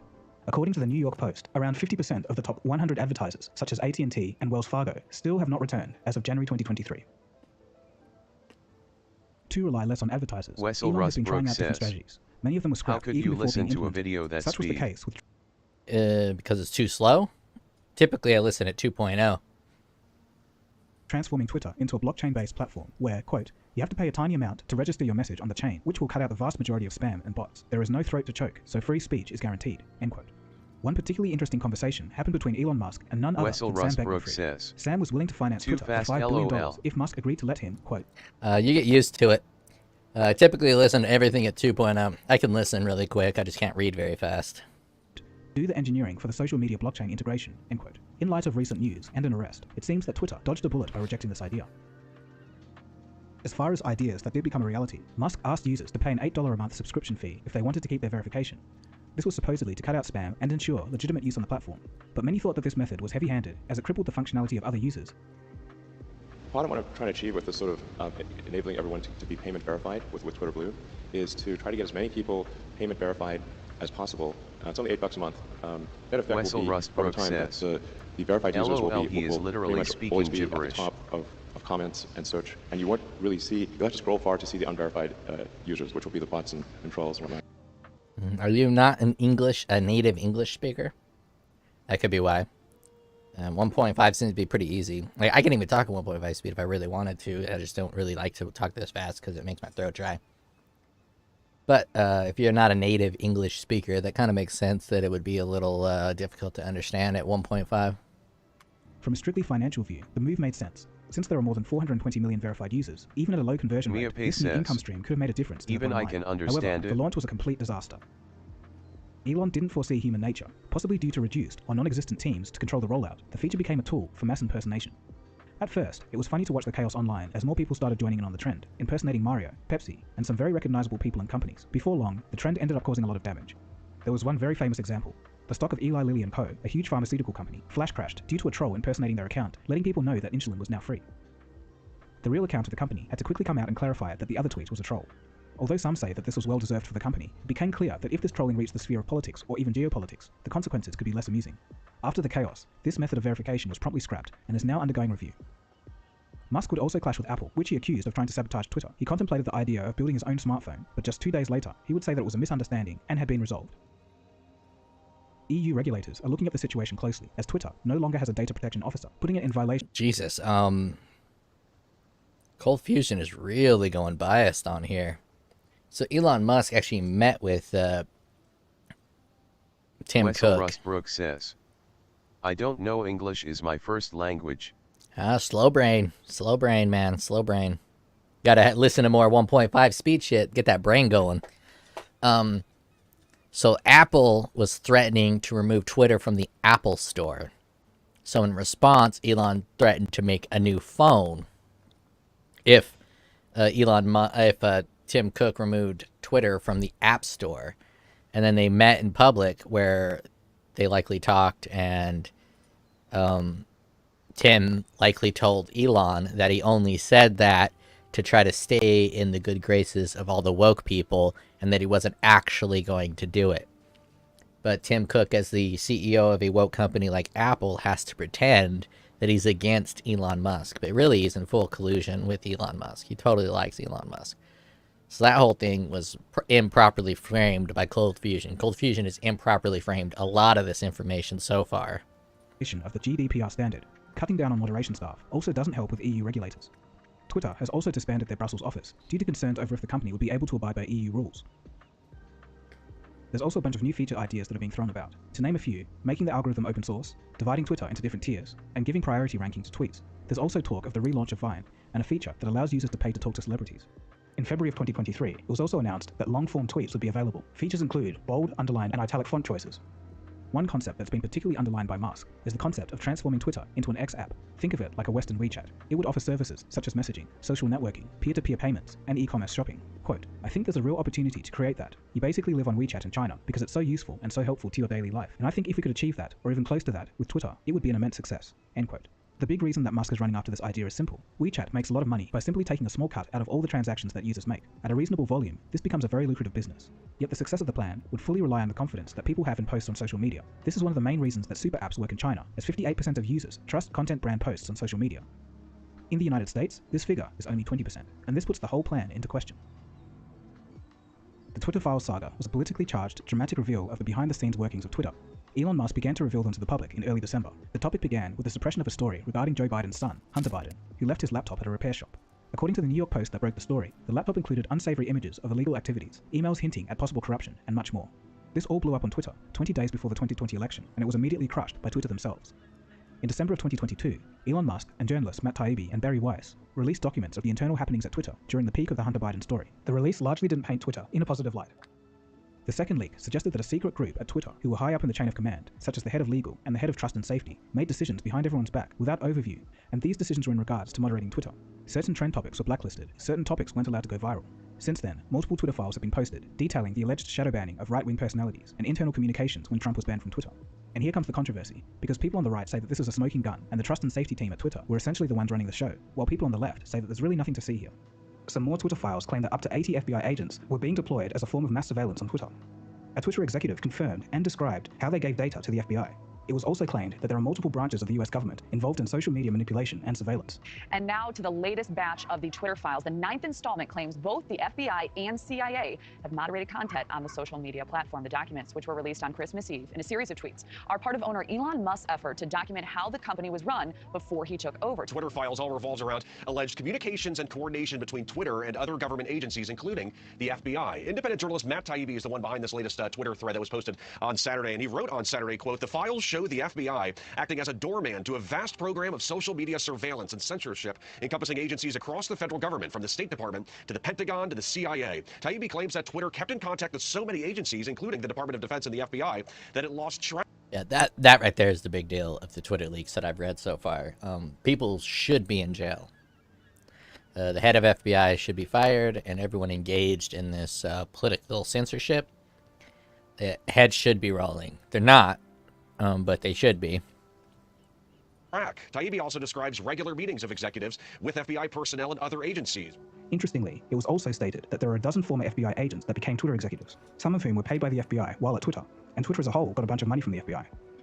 The FBI has since hit back, saying that this is all essentially misinformation, but strangely, they haven't refuted any of the claims to date. After these revelations, Elon stated that he is now, in quote, crazy danger. It is all just insane, but the FBI and other government agencies being involved in surveillance somehow doesn't surprise me. Left and right media outlets have differing opinions on the validity and importance of these leaks, and I'm not even American, so I'm going to just end this here. Elon admitted that he never had the ambition to be the CEO of Twitter and wants to give the job to someone else. At the end of last year, Elon put up a poll on Twitter asking users if they wanted him to step down. They said yes. A clear successor hasn't been determined yet. So in conclusion, with Twitter, what happens next is anyone's guess. It's a messy, chaotic situation that's going to be an uphill battle. Elon tweeted that bankruptcy is still not out of the question for Twitter. According to the New York Post, in early 2023, the value of Twitter is expected to be down by 50 to 70%. According to one source that spoke to the publication, Musk's loans, quote, ought to be marked down by 70% of their value. To add to this, Twitter's head of HR and engineering are leaving. The whole fiasco may impact Elon's other ventures. Shareholders of Elon's other companies worry about his involvement in too many projects at once. And to some degree, public opinion on Elon has shifted. For example, as outlined by Bloomberg, a large number of people who bought Teslas were left-leaning. They felt neutral to positive about the Tesla brand. But as Elon exposed more and more of his personality over Twitter, they now have a bitter taste in their mouth. And as a whole, it's affecting Tesla's brand image. Tesla stock has tumbled 70% since its peak, partly from macroeconomic situations, but this situation certainly isn't helping. Whatever the case, it's clear that Elon's Twitter takeover has gotten off to an extremely rocky start, but predicting where this one goes is extremely murky. If he chooses the wrong successor, Twitter will crash and burn. But if his successor does an amazing job, Twitter could thrive, surprising a lot of people. I think it's too early to tell at this stage, but I'll be watching closely. Interestingly, Twitter has rose to the #1 spot on the App Store under the US news category at the start of 2023. So perhaps it's a tiny but a fleeting sign that things may not be a complete failure. Let's wait and see though. So what do you guys think? Feel free to let me know in the comments below. So that's about it from me. I'll play you out with a new track I made over on the second channel. Yeah, that was like a C video. C rank. Got a lot of things wrong, missed a lot of things. Not terrible, but not the best work I've seen from Cold Fusion.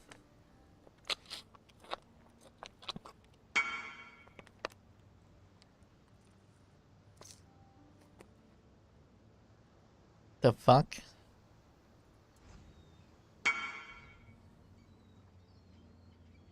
The hell are you linking me?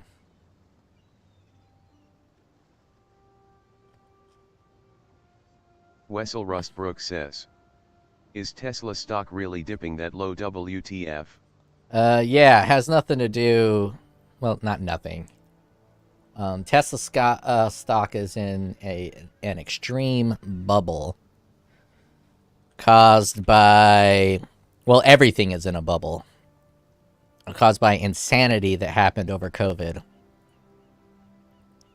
So here's pre-COVID Tesla. $20, $7. Started to ramp up. And then here's COVID. Jumped it down.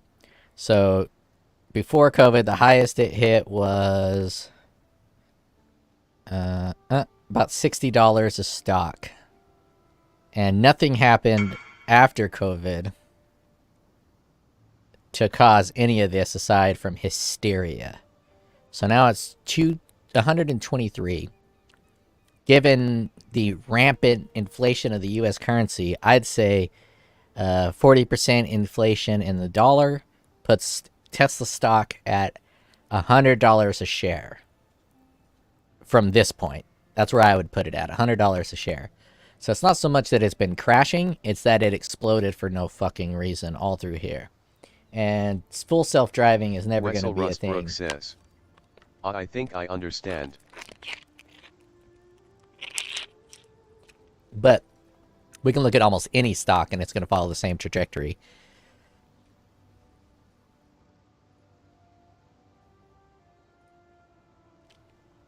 COVID dip. So before COVID, 106. COVID dip to 89. Government printed free money. Amazon shot way the fuck up for no fucking reason. Dip back down. And now Amazon 95. So Amazon's actually dipped even lower than Tesla has. So Amazon has had a bigger hit than Tesla. So to say that Tesla has had a massive crash because of his purchase of Twitter is a bit misleading, but he said there's other factors, and he said the other factors first. I'd say the other factors are 90%. Tesla's valuation at one point was higher than every other car company's valuation put together, because Elon Musk is a very successful con man who's conning people into thinking that full self-driving is a part of Tesla's plan. Full self-driving is so fucking far away from being feasible and realistic And Elon Musk is swindling people by saying that it is. And then he's also swindling people with the Tesla semi-truck, which will never be a thing. Batteries at the current state are just not good enough to operate semi-trucks in an effective manner.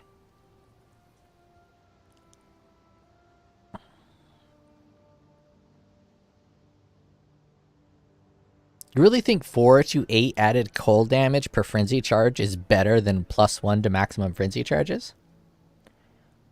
I mean, I guess you're probably not going to be at maximum frenzy charge at all times, so it probably is better.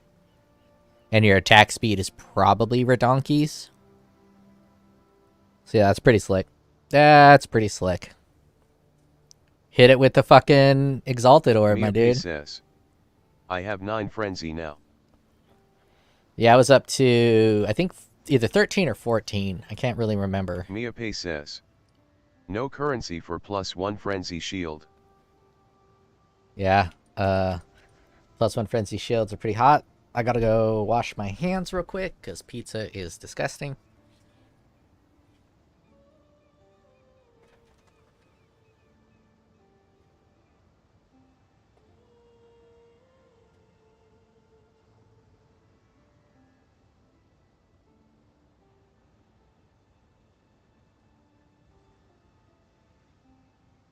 Miape says, 40 divines for shield, ring is 70.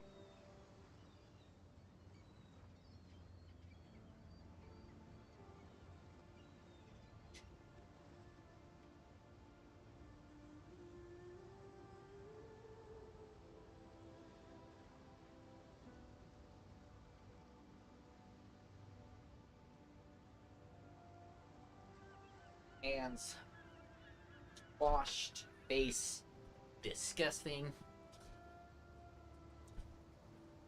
I really do hate eating pizza because that fucking pizza grease gets everywhere, all over my beard, my mustache. Cameron Williamson says, what do y'alls like to do for currency? For me, the currency maker is Expedition and Blue Buff. Blue Buff primarily. Well, most people probably say Red Buff. Cameron Williamson says, I tend to do Expedition, but I'm getting bored. Delve is actually Wessel quite Rustbrook solid. says, Greasy Mop Boy. Greasy Mob Boy indeed. So let's go back here. Don't save. New. Import build. Start. Smote by Daddy.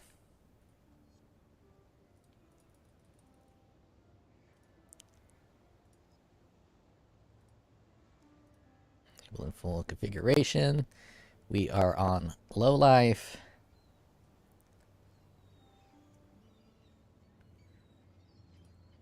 Maximum effect. I'm channeling. I have endurance charges.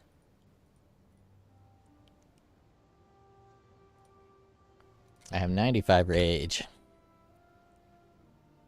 I have intimidated.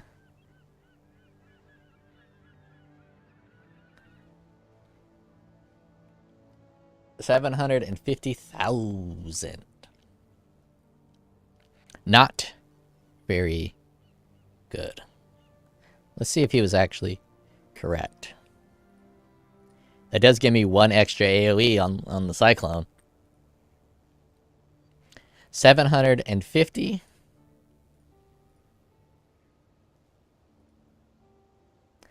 It looks like you were wrong, my dude, on Butchery being more damage. To Butchery. 750,000. Here. 776,000. People are often so wrong. Always. The strength nodes are pretty solid.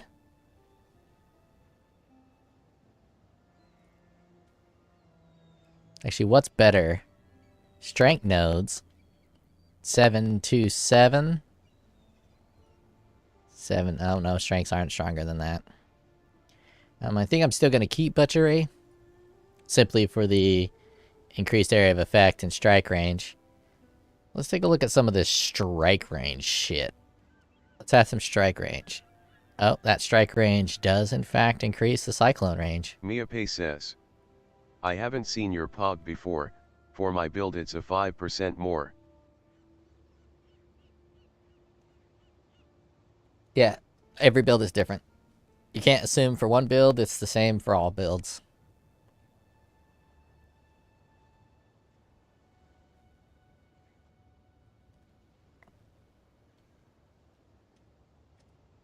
It's probably because I have faster attack speed, which maybe applies that 5% double damage more.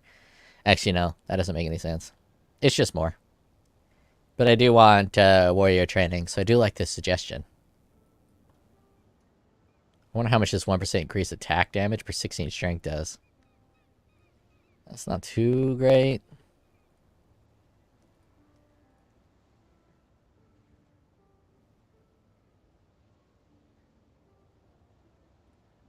But that strike range does give it +1. Rage Vortex doesn't benefit from the strike range. Nope, it's because I have more attack speed, so it scales even further.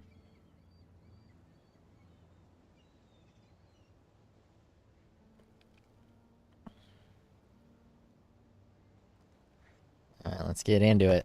Actually, I wanted to change my class. Let's see what a Berserker would do with this shit.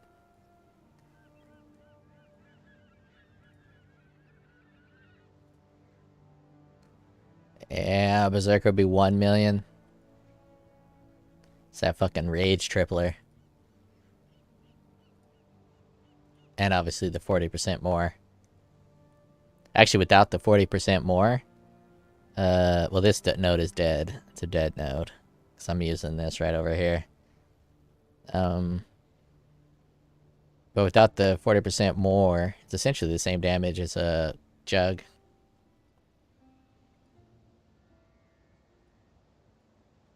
I meant to go this way to get tankier and to get more chaos resistance. Let's see what effective health pool 25,000.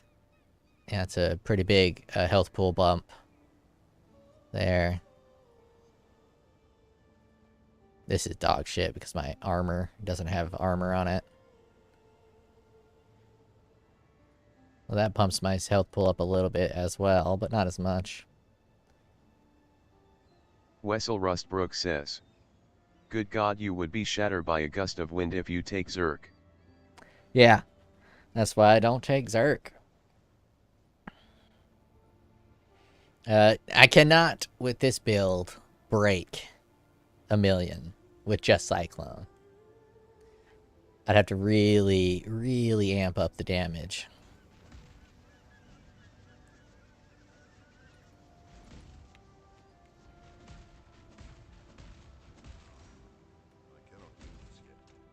Can't believe I accidentally went to the wrong passives and wasted 10 or 20 divine, whatever it is.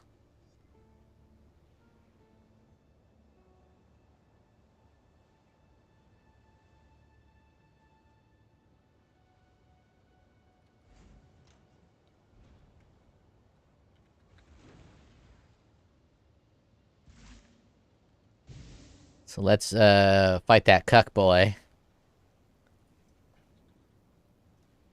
Put vulnerability on hard cast. I'm not sure if I got any more cuck boys.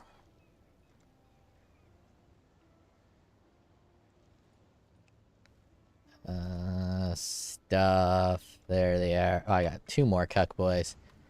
Let's fight a cuck boy and see what just Cyclone do.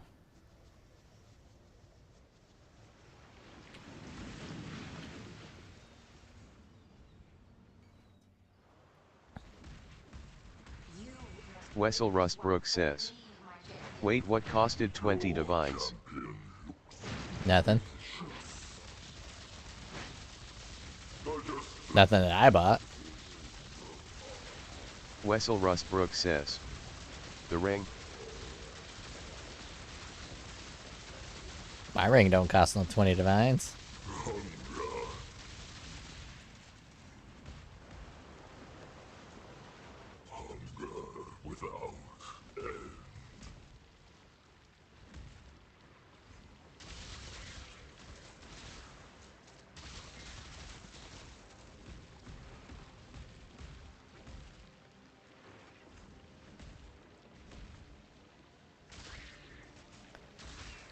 At least they did nerf those vines a lot.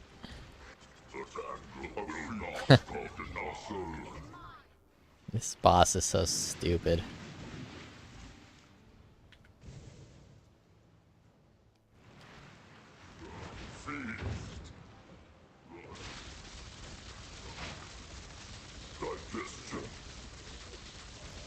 Yeah, with just Cyclone, my damage is 700,000 and pretty trash.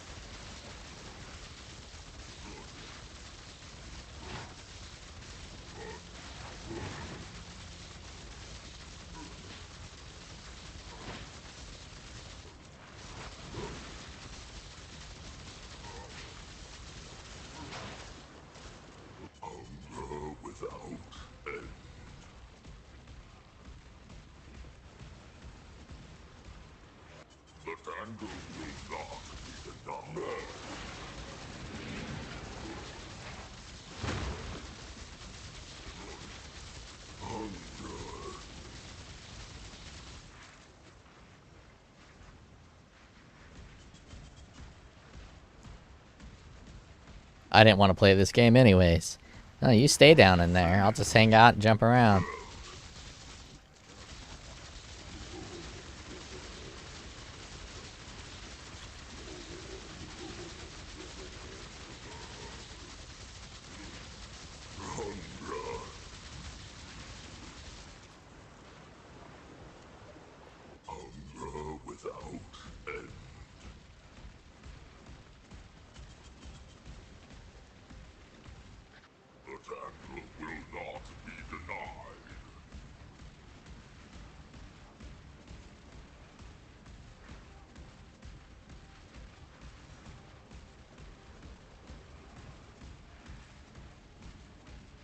Thrilling gameplay.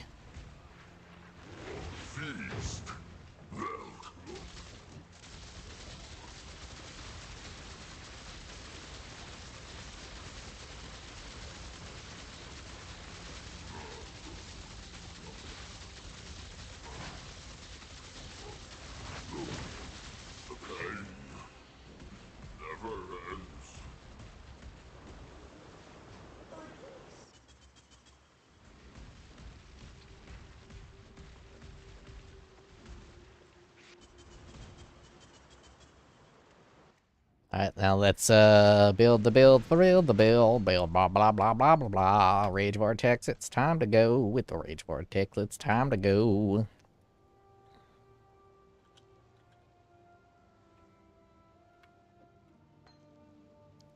I'm gonna need more passives as well.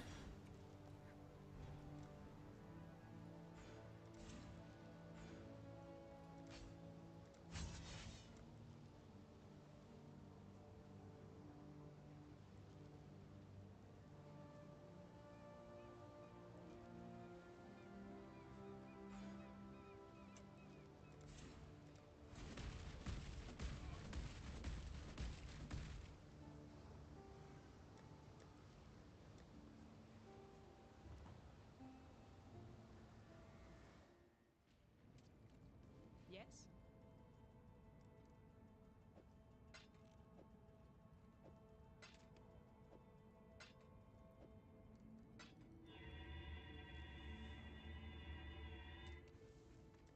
Remember, we do this for free.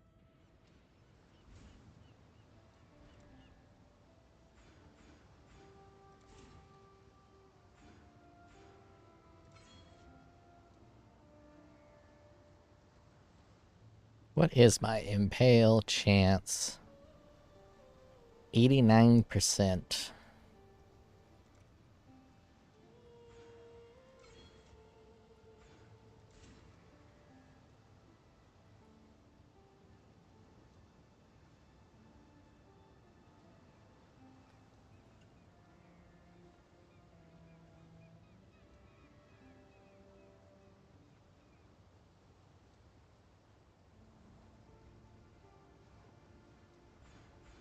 Sure.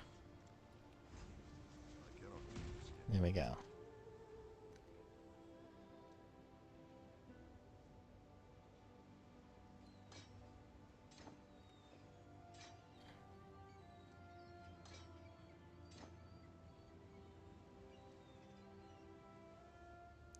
I was gonna check if Bloodthirst was even worth it.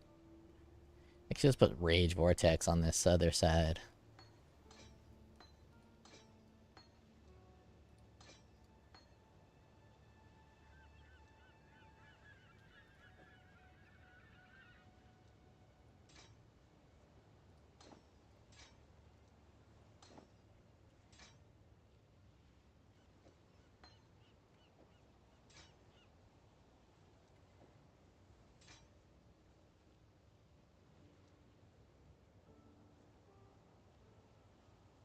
Still getting used to this gym tab.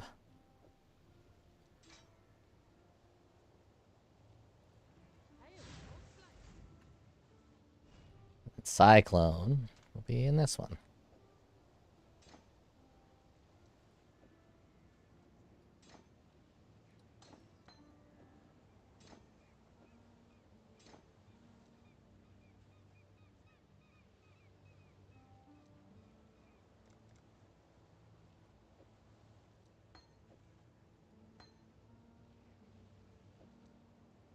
Pulverize, Rage Support. Already got one of those.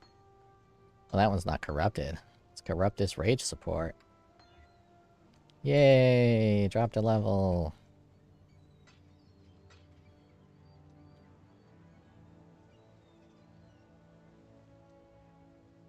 I got a higher level Brutality than this, don't I? Oh, there it is. Brutality. Life Tap, Pulverize, Rage, Brutality. Might as well do Fortification.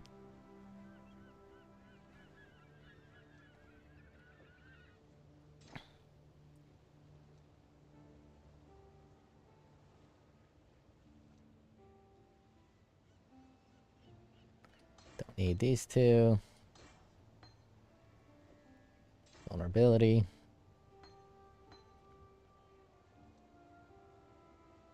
I'll just keep it in the blood mode. Put vulnerability there for bosses and hard people. Now let's see if this is actually a build. 5,600 life. Life is a bit low. That is a pretty strong ring. There's nothing like it.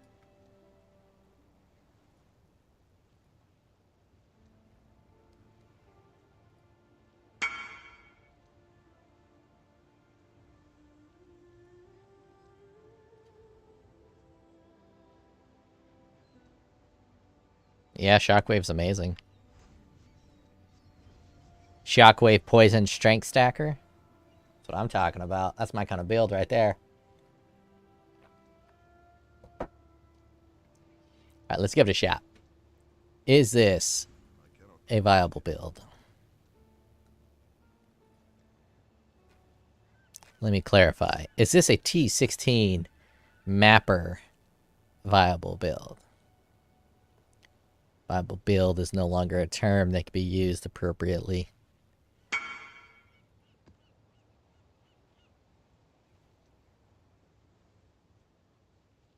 Host says. With Alchemist Mark, so you hit a Giga Poison with the Shockwave, laughing face. Yeah, dude, Alchemist Mark. I want to do Poison Shockwave so bad. So bad. It would be incredible. Poison Bleed Shockwave even.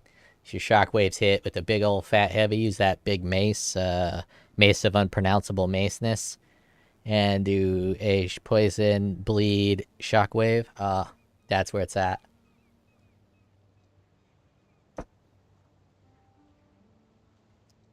Oh, someone asked for a Host POB says, link. I'm down to be part of it, man. Let's see. Let's create a new one. I'll post a POB in the YouTube chat if that's what you were asking. Your text wasn't exactly the most clear thing I've ever read in my entire life. Host says, I am a go right on POB. Wessel Rustbrook says, you just need 1 mil DPS for T16. Well, I have more than 1 mil now. Let's actually take a look. Configuration, always on low life. Pride, maximum effect. Guardian Pinnacle. Amount of rage sacrifice, 21. Actually, it might be more than 21 now. Let's see. Oh, I can't see. It's probably 23. Maybe 22. 22. Rage sacrificed. I do, in fact, use endurance charges. I do, in fact, have life tap. 95 rage. They are intimidated. Alright, we got Cyclone, including full deeps. Rage Vortex, including full deeps. 1.3 is what I'll be doing to bosses. Little less.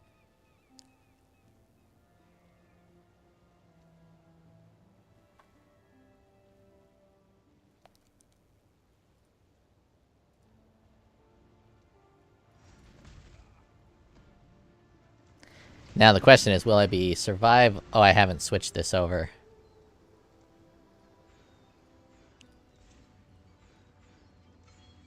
Will I be able to survive with the more defensive passives? That's the quest. Watch my rage, everybody. Watch this rage. Host says, let's build a poison bleed shockwave together. I'm so FING down with the idea XD. I'll theory craft after this map.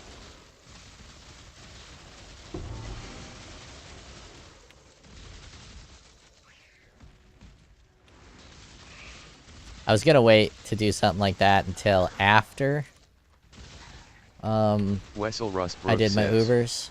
Nah man, glass cannon all the way. Fuck. Glass cannon is correct, but you gotta be able to at least survive a map without dying. And I was dying too frequently.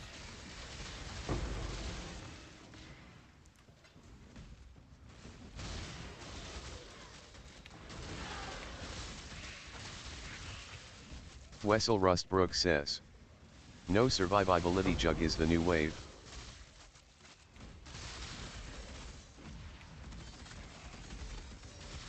Jugg's got some of the best nodes in the game, right after the Trickster.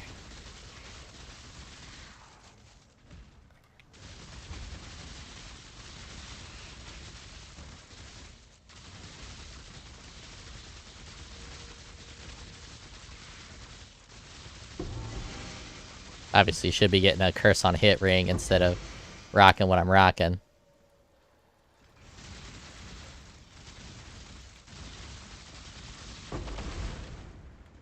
It's pretty cool.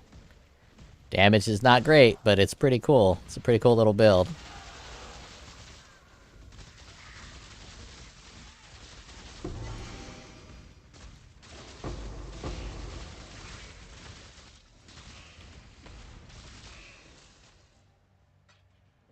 Wessel Rustbrook says, really I think Inquisitor has the best. Yeah, Inquisitor's better, but kind of depends on what you're looking for.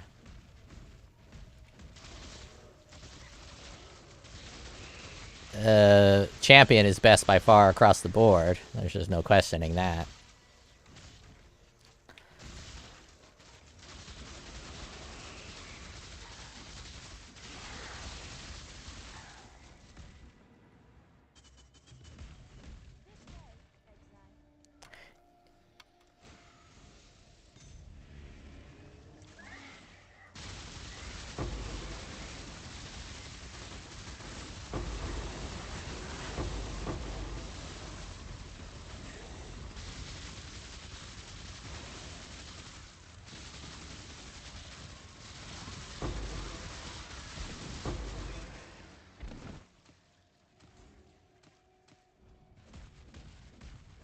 Ooh, a red boss. A red boss.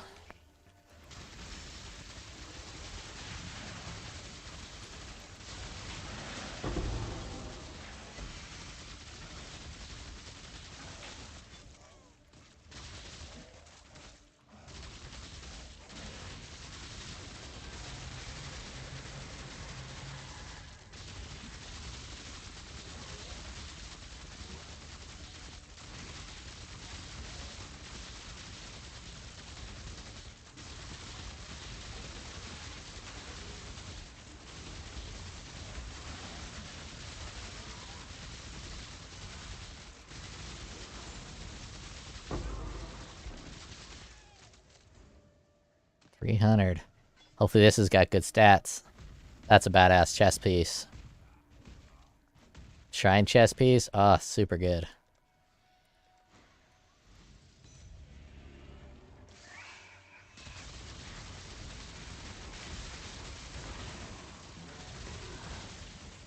I don't know, something about Rage Vortex just feels so good to cast it. Throwing a big ass spinny circle, doing spinnies. One could say spin to win. I'll talk about the passives in a sec.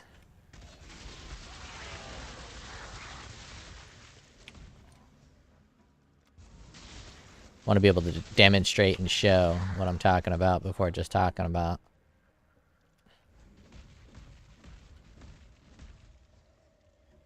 And the map's done enough. Alright. Damn, that dude almost killed me. POE planner. Let's take a look. Well, first we'll look at the Inquisitor, right? Inquisitor, he a bad motherfucker. This right here, mostly a dead node. It's okay for the 50 strength and 50 int, and you get a little bit of a crit chance. But it's mostly dead. It's a travel node to this bad boy, which is probably the best node in the game.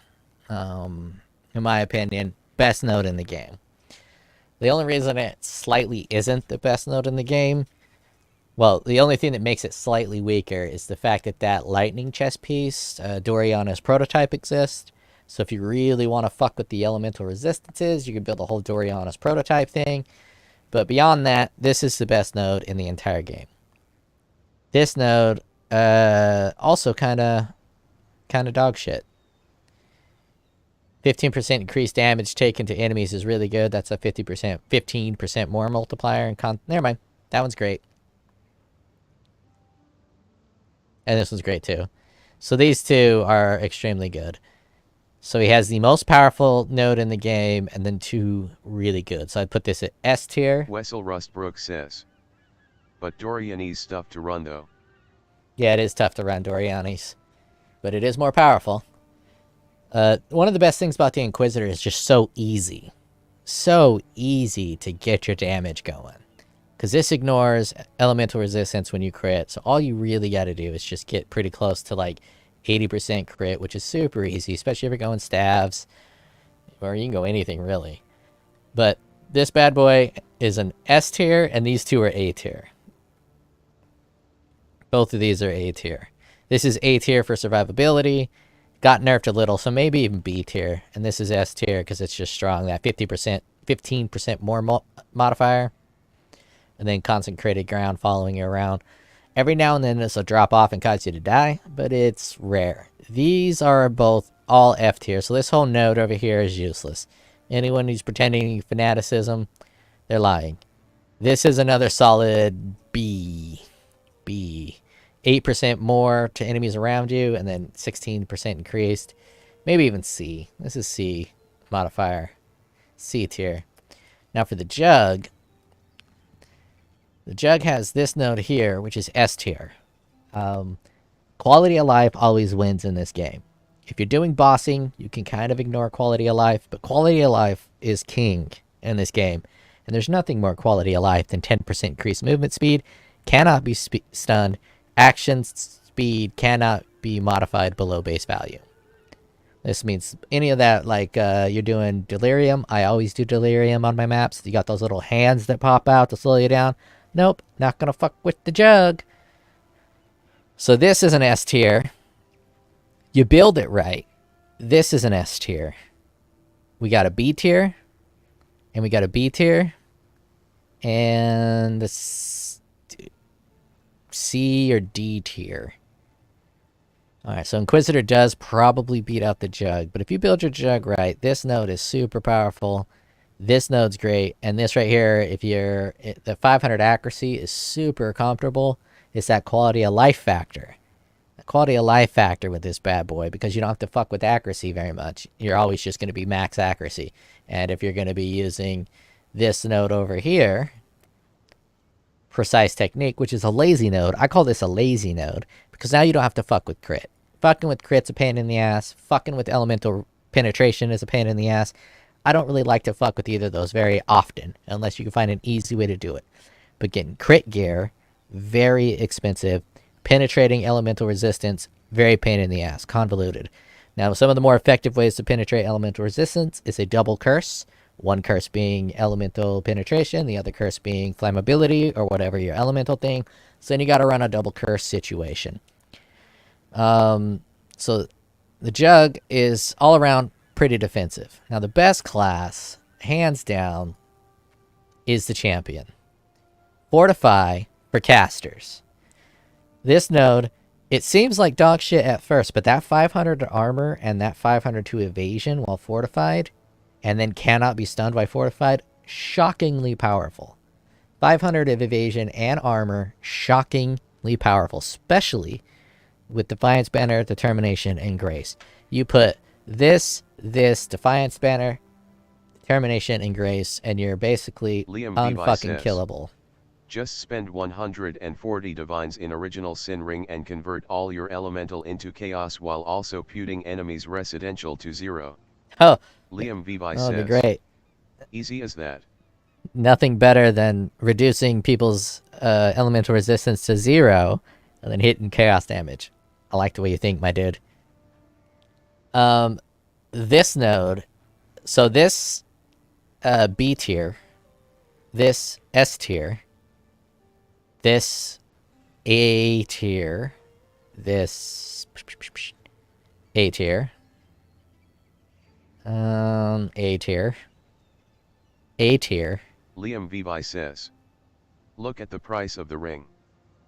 I've seen the price of the ring. Liam Vivi says. Amazing ring. Yeah, it's a good ring. So the Champion, literally every node is good. The only node that might not be good is the Master of Metal if you're going for a spell build. But, and then maybe this node if you're not doing auras. But who doesn't do auras? The Champion, because this one right here, 10% reduced damage if you've taunted an enemy recently. That's just a 10% reduced damage. Very solid. This right here is a 20% more damage multiplier. So you go here and here, you're taking 10% reduced damage, 20% more damage with anything. Any skill, 20% more damage. It's just a flat 20% more. This right here, if you want to go low life and get this adrenaline, for me, this has low quality of life. You always got every 20 seconds, you got to refresh your adrenaline. Kind of a pain in the ass. Not too much of a pain in the ass, but kind of a pain in the ass. I always forget to do it. So I rarely go this. The standard is just path over here, and it works for every single build. Every build, use path here, except for melee builds. Melee builds, you can remove this whole fortify section. And if you're going impale, you can go here. If you're not going impale, you just go here and here. Liam Vivi says. Hey old man, know what a Sugra is? Is that a Supra? Is that a Supra? I don't know if I know what that is. I'm gonna probably Google it on a different tab. Mother-in-law. Yeah, I know what a mother-in-law is. I have one. So the Champion, by far the best class, because every node is at least A tier, with a couple of S's. Champion is an S tier class. If he doesn't get nerfed, he won't get changed for a while, because he is just solid. Now the Trickster is probably runner-up. He is very good as well. This node... Liam Vivi says. No, here in Mexico is also in dish. Dude, don't fucking eat your mother-in-law. I don't support cannibalism in this, in my chat. No cannibalism at all.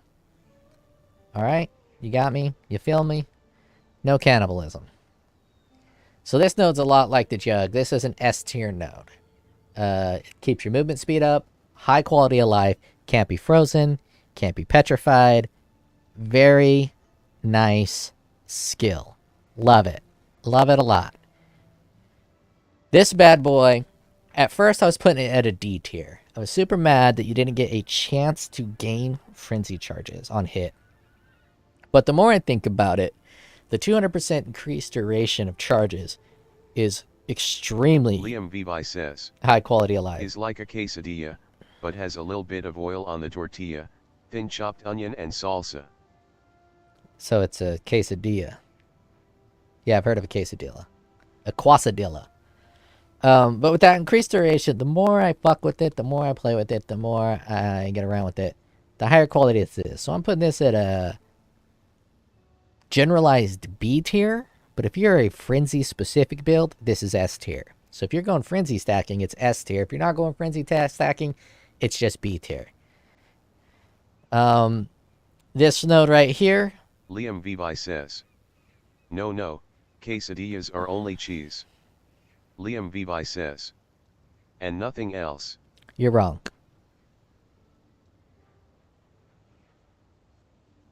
If you hand your mother-in-law on a plate and you hand it to the random person and they see it, they're going to call it a quesadilla. 95% of the people, that dish you just talked about, if you make that dish, you hand it to someone and you say, what is the name of this dish? 90% of people are going to say quesadilla, unless they're Mexican. Then they're probably going to say, I don't know how you pronounce that, mother-in-law. They're going to say mother-in-law. Here, let's get a pronunciation of this.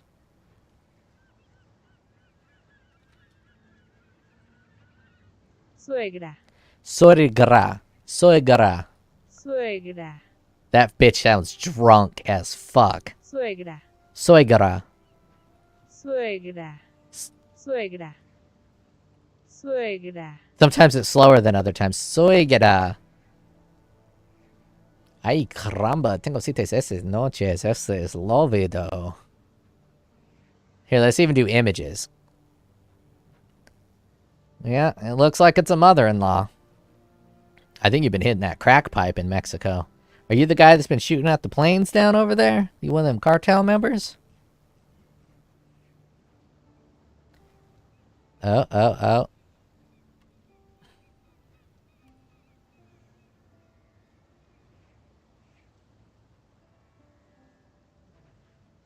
Oh, this is just what I make my mother-in-law eat.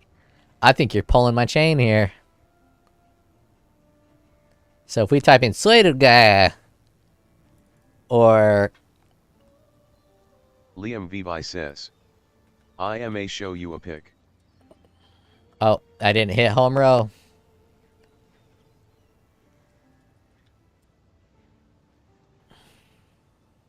I just googled quesadilla. We got green onions on this one.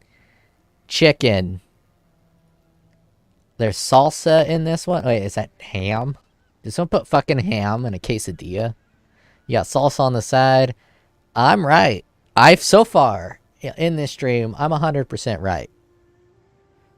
I've never been wrong. Across the board. 100% right. All my takes are perfect, and I am always right. Ooh, they put corn in that one. Fuck. Yeah. So what you're talking about in America land, we call that a cheese crisp. Which is just cheese, no chicken. Oh, never mind. Cheese crisp is something else completely. Yeah, so this is like a cheese crisp. They're frying that. I usually don't fry it. That's just cheese.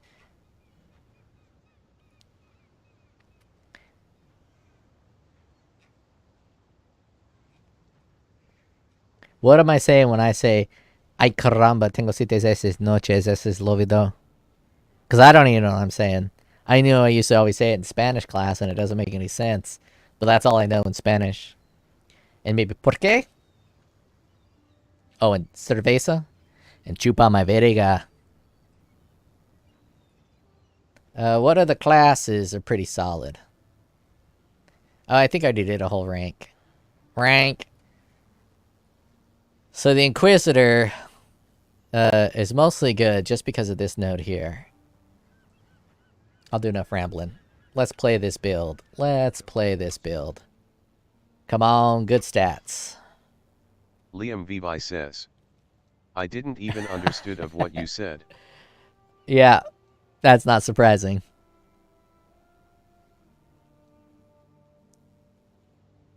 Yeah, there's a saying in Spanish class. It was like, ay caramba, which means something. Tengo cites. And then it wasn't the rest. I just kind of slapped that in there. So, you know, whenever I want to fuck around, I just throw that out there. Oh, gross. That's nasty. That's filthy.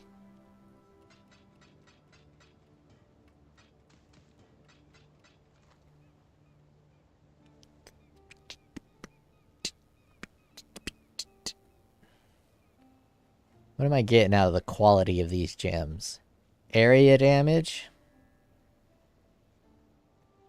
Psycho Jellyfish said you also don't bend it?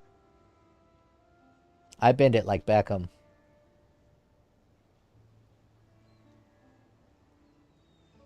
Here, I'll show all of chat your little dish here. So they can know how wrong you are.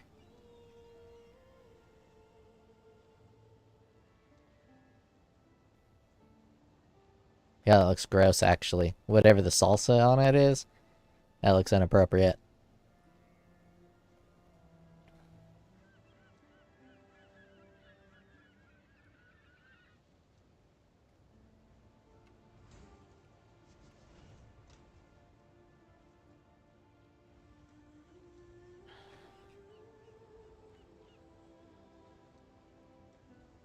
Let's pump up a Iron Rider 63 said I'd eat that, if you know what I mean. I do know what you mean. You would put that in your mouth and consume it. I would probably also eat that. Psycho Jellyfish said you'd eat some bussy? I would definitely eat some bussy. Had some of that last night. Yeah, this is pretty good. I'm gonna get crit.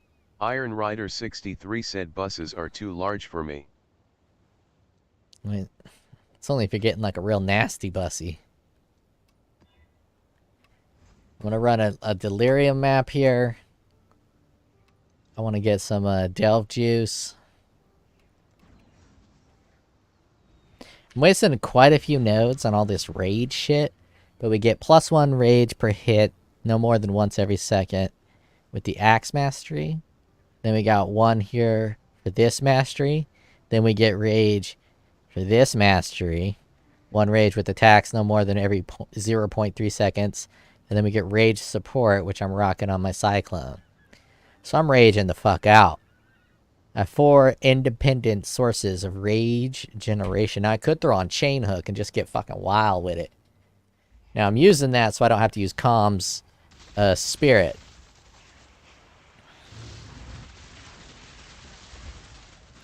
Because I like having life regeneration.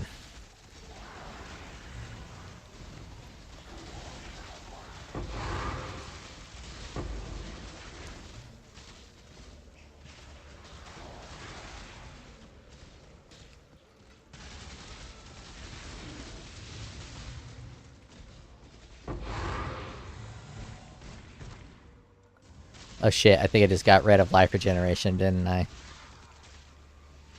Yes, I did. Fucking reading. Always the bane of my existence. Do I not have leech? Okay, I need to refund us. I do have leech. Why am I not leeching?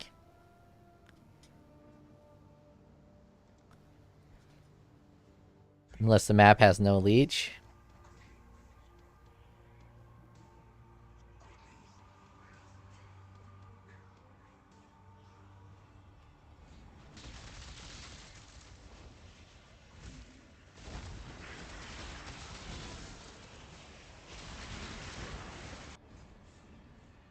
I mean, I guess I should do some daddy rectums as my jug. Oh yeah.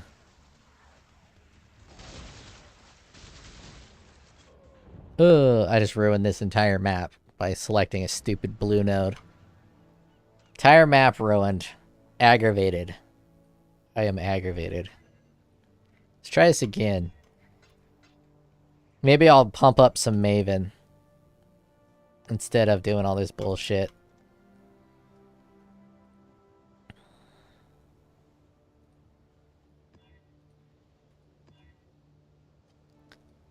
Don't fuck with my resistances, my dude. Yeah, that's fine. Now let's hit it with... Actually, I get a lot of opportunities to just get regular juice. So let's get regular juice. I want to get some mind juice, because this is a perfect delve build. Perfect delve build.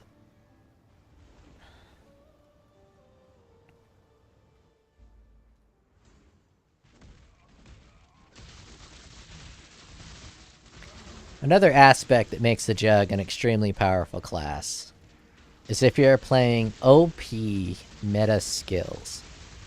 So the thing about OP meta skills is they do an awkward amount of damage above what damage should normally be allowed. So right now I don't have any OP skill or any overpowered mechanic. Cyclone, underpowered. Rage Vortex is properly powered. There's nothing overpowered about Rage Vortex. It's got massive AoE, but in terms of the damage it does, it's relatively normal. But if you're rocking something like the old school Spectral Helix and doing like Omniscience to get some crazy overpowered Leo bullshit. Levi says, just play Bone Shatter Jug. Thing busted. Yeah, or Bone Shatter Jug. Exactly. But Bone Shatter is only OP on classes like the Slayer and the Jug. But we can use Bone Shatter, but I'll use Lightning Strike. So the reason Lightning Strike would be really good on a Juggernaut, back before it got nerfed, is that Lightning Strike did an awkward and inappropriate amount of damage. I don't want to fuck that just yet. So if you picked a class like, say, Berserker, who doesn't have any defensive passives, all you're getting is extra damage that is unneeded because you're already using an OP Liam skill. Levi says, Lightning Strike. LOL.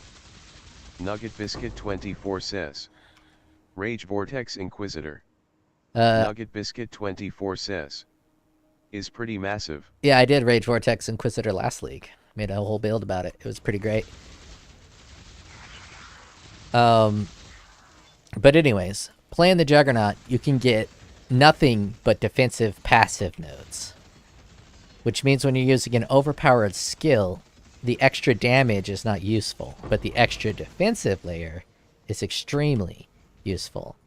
So that's why the Juggernaut is such, and the Champion, are two very powerful nodes, because they have defensive layers as part of their passive. So when you get your broken OP meta skill that's just going to slam through the entire game and do infinite amount of damage, your passives can be defensive, which also give you infinite amount of survivability.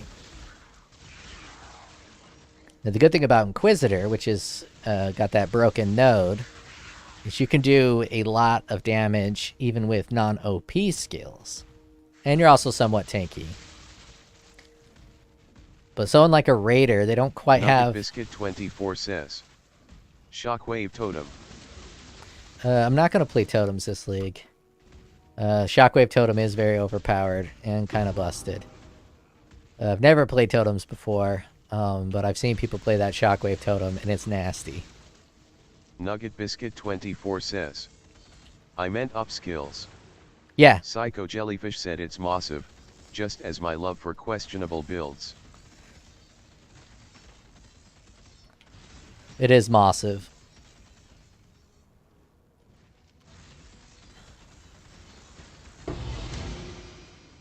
Basically, I'm using a lot of words to simply say overpowered skills are more powerful on defensive characters. Not more powerful. Makes a more well-rounded build to use an overpowered skill on a defensive character versus an overpowered skill on an offensive character.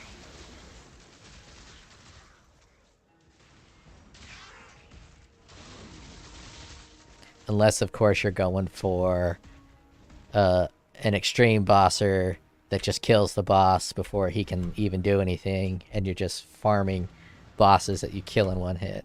Psycho Jellyfish said, Psycho Jellyfish, you a bitch. You a bitch.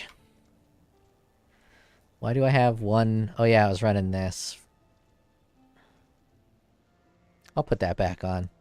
Let's try to get the biggest pack size possible on a map.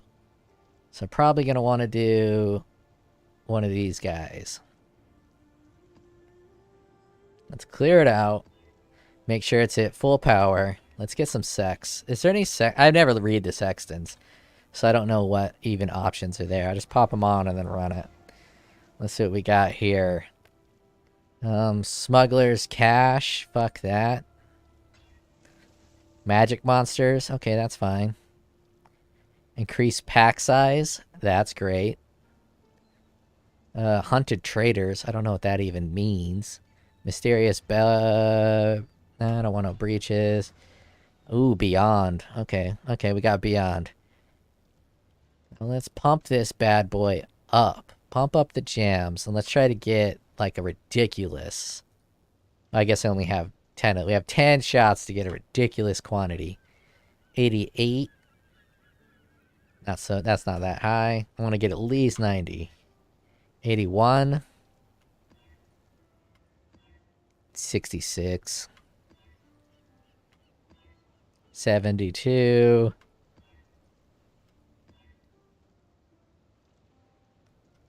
81. Come on, give me to 90. 69. 75. 82. I mean, it looks like 82 is about as good as I'm gonna get. I don't like the reduced effect of non-curse auras or the Envoid Impale. But, no, I'm gonna keep going. Let's hit these bad boys with some of this. 92. There we go. Vulnerability. Elemental resistances.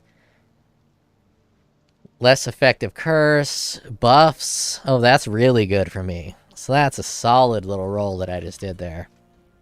Let's hit it with... I can only do one Delve Juice with this bad boy. What map are you? Maze? Let's hit it with one of these, just to get it out of here. And then... let's corrupt this bad boy. Ah, lowered it. Aw. I was trying to get all juicy, and it fucking lowered it. I'm destroyed.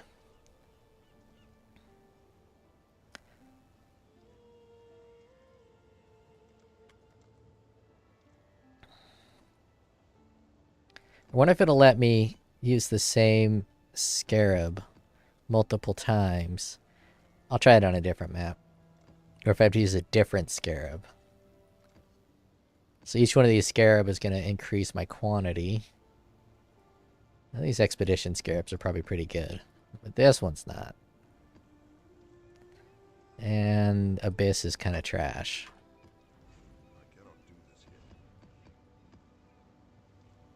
We'll just throw some Beast in there. Let's see what we're looking at. What are we looking at with this map?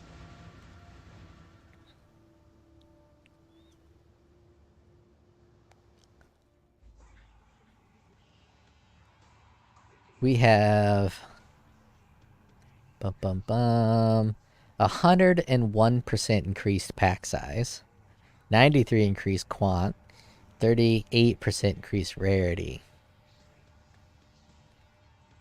101% pack size is pretty solid. I don't know if it's anything to write home to my mother about.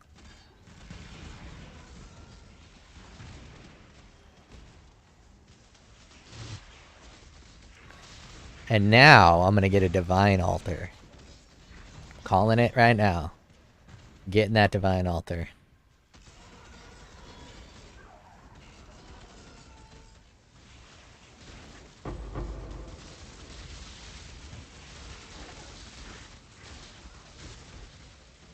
There's an altar. Is it the divine altar I crave? Increase quant.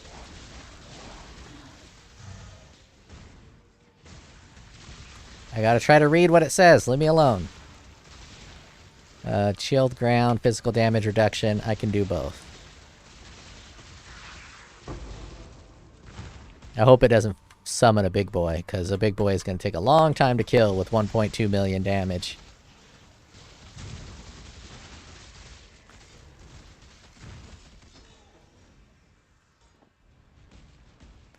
Long time to fucking kill.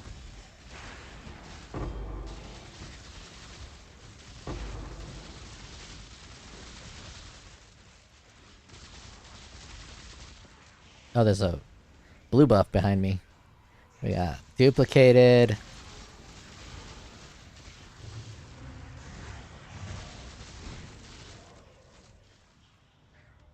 Lesser Eldridge. We'll do the Lesser Eldridge.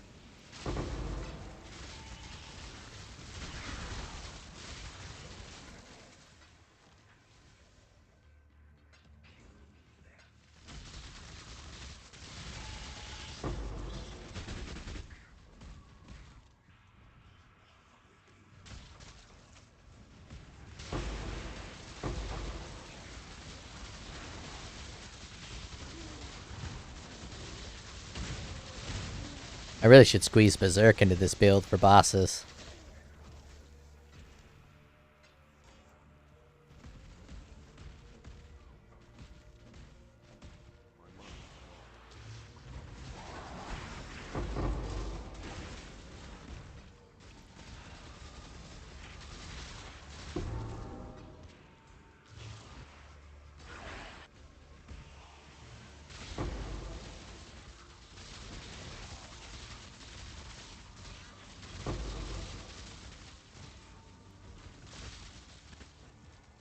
Fusing, increase quant.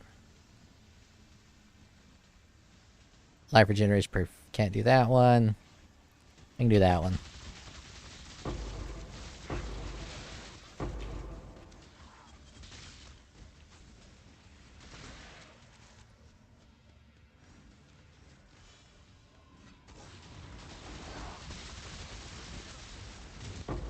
Toss it in there and just kind of hang out. I don't need to be involved with that Rage Vortex shit. Just toss it in, hang out.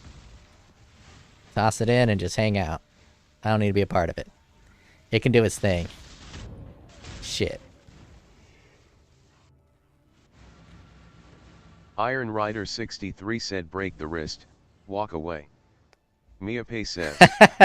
Whoa. It's one of my favorite comedies of all time. Do you want to get a roundhouse kick to the face with a guy wearing a pair of these bad boys? I didn't think so. Such a good movie.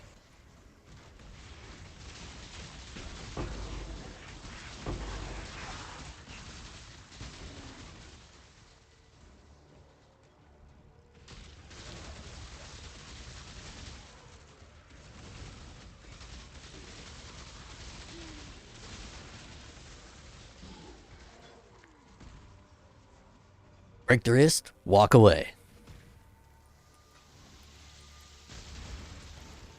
I mean, I don't know why I have that health potion on. I never use it.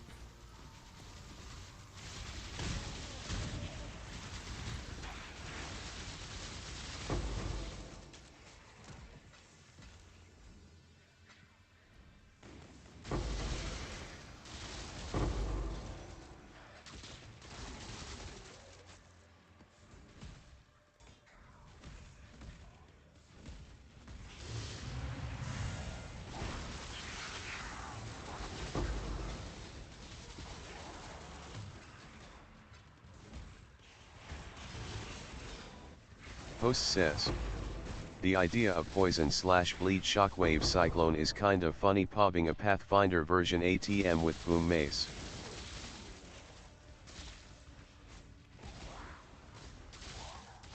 I definitely think you can get something to work. Mostly because shockwave just kind of always works. The trick is to not go full in on the poison. A lot of shit you can do will reduce your main damage and increase poison damage. So you mostly don't want to do that. You want to keep your main damage super high so those poison hits are extra juicy.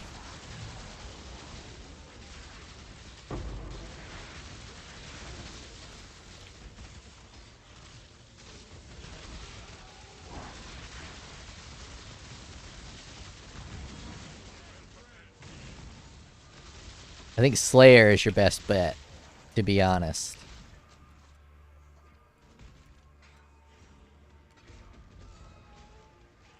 I'll talk about what I had cooking in my head for that.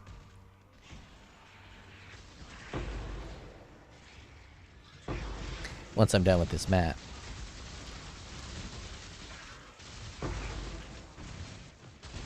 Keep forgetting to throw my Rage Vortex. Host says, I'm feuding Pathfinder for a spin cause of Prolove. Yeah, Prolift will be nice, but Shockwave's gonna hit a bunch of people anyways. I don't know exactly how Prolift works for poison. I've never used it. Iron Rider 63 said you're kinda selling me on Champ. Might roll it for League start. Oh yeah, Champ is amazing.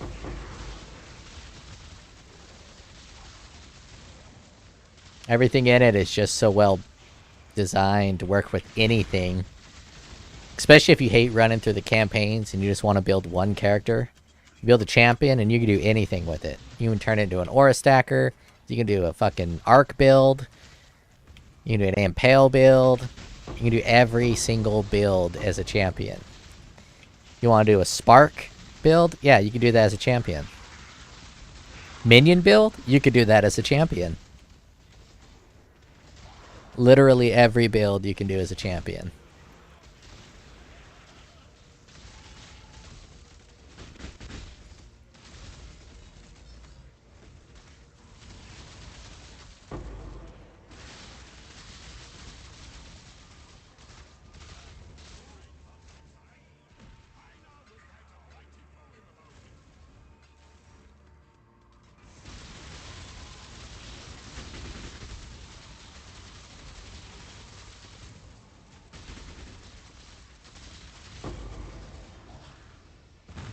I mean, it's doing okay. This build's doing okay.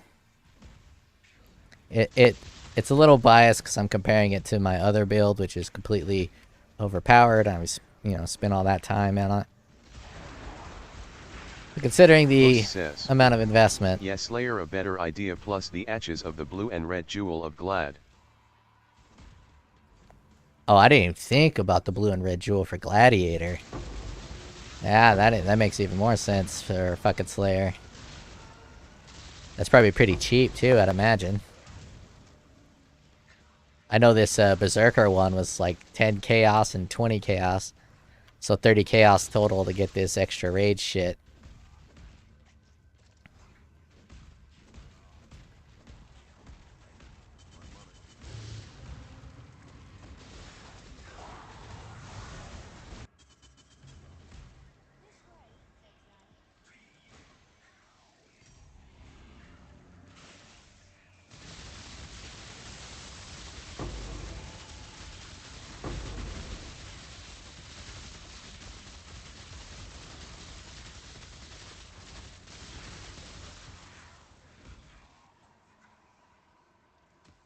Yeah, I'll talk about my poison bleed dream in a second.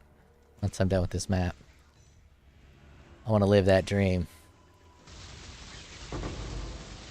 But I gotta finish my Uber quest first.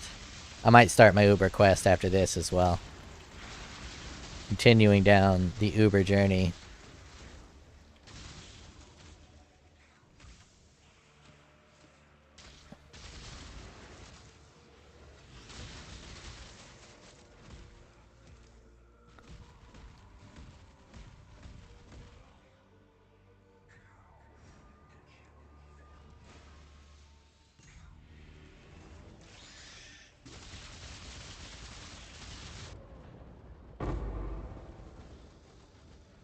I got.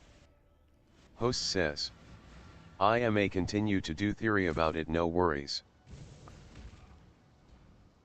I got.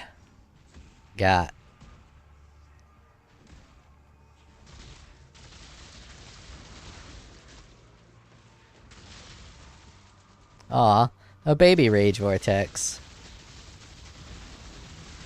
How sweet and romantic. And cute.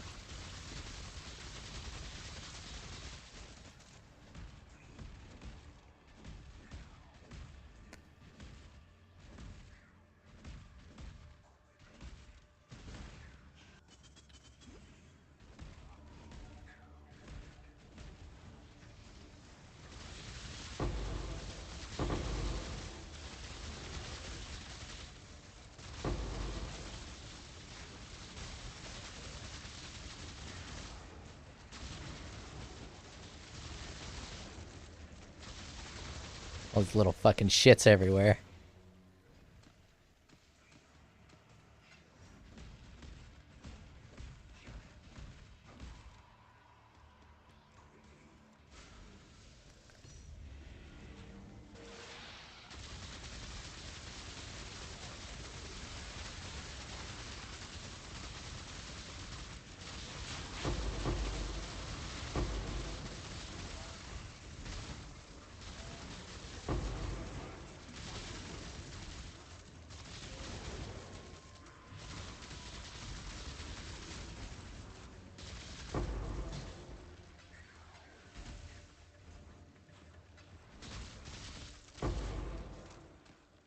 Give me that juice. Give me that juice. Give me that motherfucking dead juice. That tree juice. Harvest is for the vegans. Harvesting plants. Fucking vegans.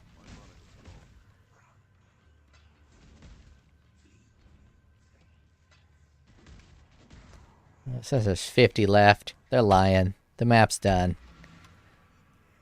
Alright, let's talk. Let's talk. The gloves for the poison, bleed, shockwave build. Gonna be snake bite. You're gonna be jacked up. You're gonna be high on frenzy charges. And with the snake bite gloves. Snake bite gloves. Right here. 2% increased attack speed for frenzy charge. Doesn't really matter, but that accuracy rating is going to be pretty nice. Because you're going to want to use... Host says. And helmet user per penance. Nah, not enough life on that. You're just going to use a crit ring like the one I have on my Trickster. 10% chance to gain a crit. 15% chance to gain maximum. 10% chance to get a frenzy charge on hit. 15% chance to get maximum. So that'll keep your frenzy charges nice and juice. So you're going to get as many frenzy charges as possible. And this 5% damage multiplier for poisons per frenzy charge. Attacks have a 60% chance to poison. That 60% chance to poison is going to give you most of it. The next thing you're going to do after you got the 60% chance to poison there, I'm going to grab this green jewel, and I think I already bought one because I was fucking around with it. Right here. Divergent Herald of Agony will give you 40% chance to poison. So now, you're already stacked. 100% chance to poison. You don't need to grab any poison nodes. You now have 100% chance to poison. So your poison, taken care of. Now the next part is just going to be the pathing.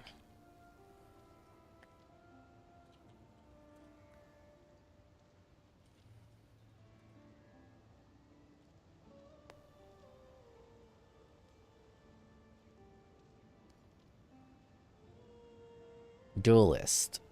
Slayer. You can go crit with this node if you would choose, or you can grab this one because you're already getting a bunch of accuracy. I don't know what'll be best. I have to check it out. You're definitely going here. You're definitely going here, and you're definitely going here. If you're gonna go crit, you go there. If you're not gonna go crit, you can go here. This 20% increased attack speed while leeching is kind of useless, so you can also go here.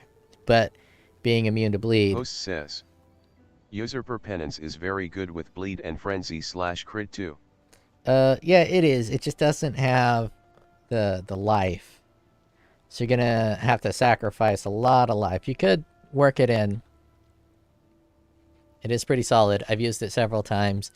But this close range is a lot closer than you would think. And that shockwave is very, very far. But yeah, you could use this if you so choose. I'm not sure. I mean, I guess that armor's kind of high on it. And that's the old site. It's probably better than that now. And no one's using this, so you can get very good enchantment. People probably aren't enchanting it. So, but you can get very good corruptions on it. Yeah, maybe. It'll be more thematic with that. So sure, we can go with that. We'll just have to compensate with that low life on somewhere else. So biggity bam, biggity bam. Wait, is usurpers do anything with nothing to do with crit? I'll just leave this blank for now, and we can determine whether we want to do 40% more damage with accuracy. No, you know what? I'm going crit. I'm gonna go crit. Biggity bam, biggity bam, bam, bam. Shockwave. So we're gonna be using that big ol' mace. The big ol' mace.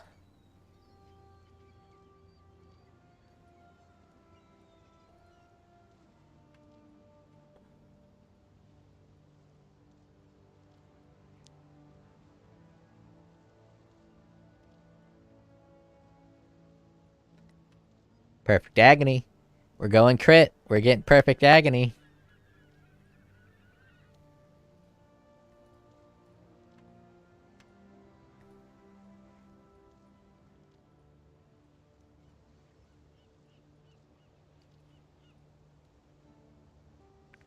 That is the base setup.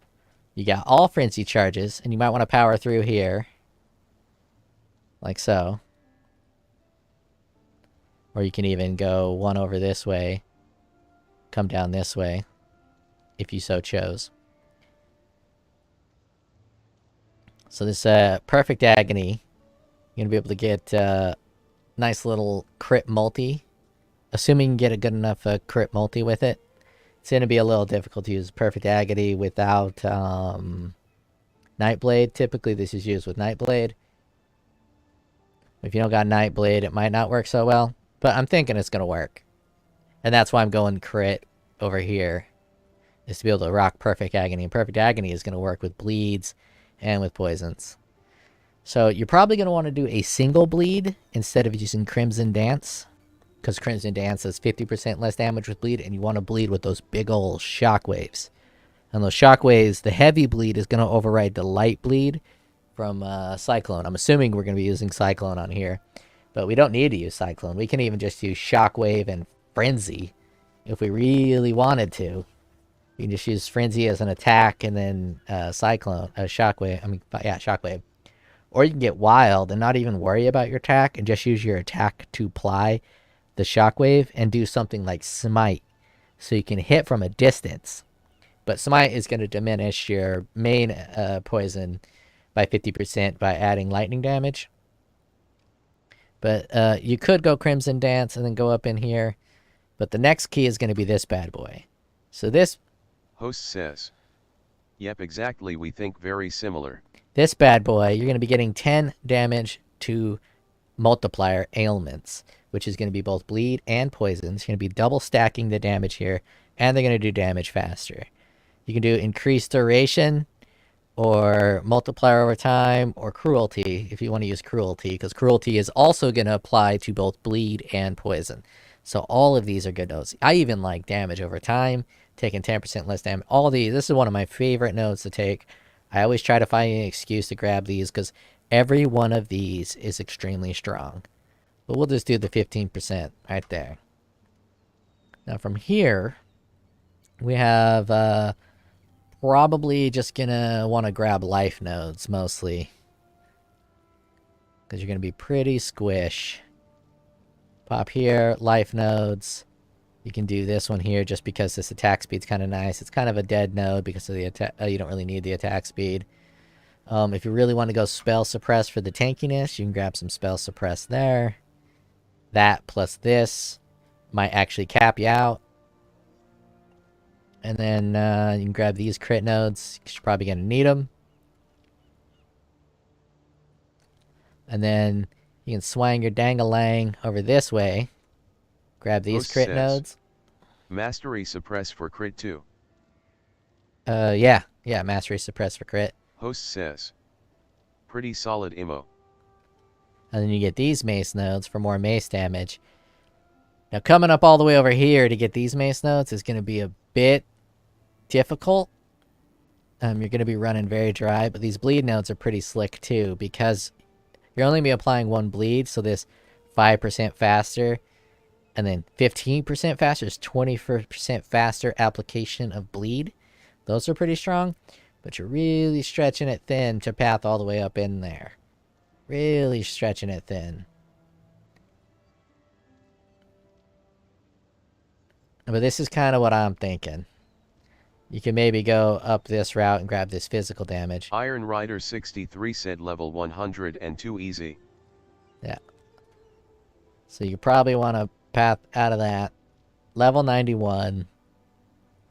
Easy breezy beautiful cover girl. Host says, I think I would have skipped the long path to mace for a cluster jewel. Psycho Jellyfish said sex bad.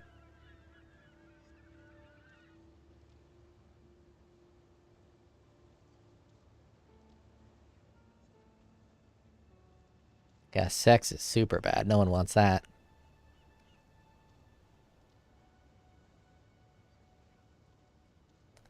Well, even with this mace, so you could skip out here, maybe, like so.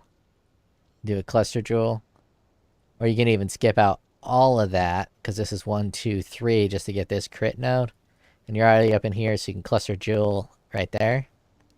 Then you can run a cluster jewel right in that bitch. And if you wanted to avoid this whole section, well, let me connect it before I fuck around. Probably not the bottom, but if you wanted to, you can do the bottom. Like so, and you can unfuck this entire area. Like so, if you didn't want to fuck with that. With these spell suppress. But I really like these spell suppression nodes. Plus the evasion, going grace. Yeah, it just feels real strong to path up through there. But you don't need to. So you can do that right there. And then if you want to do 2 cluster jewels, you can do it like that. Lots of options. If you did it this way, you can probably, if you really wanted to. Host says, yeah, just go path left from charisma.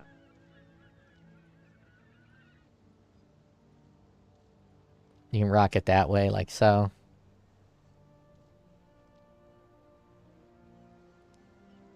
But this would be if you wanted to do 2 cluster jewels. This is probably how I would do it. And then obviously you're going to grab that mace, which I haven't checked the price of. I bought my first mace at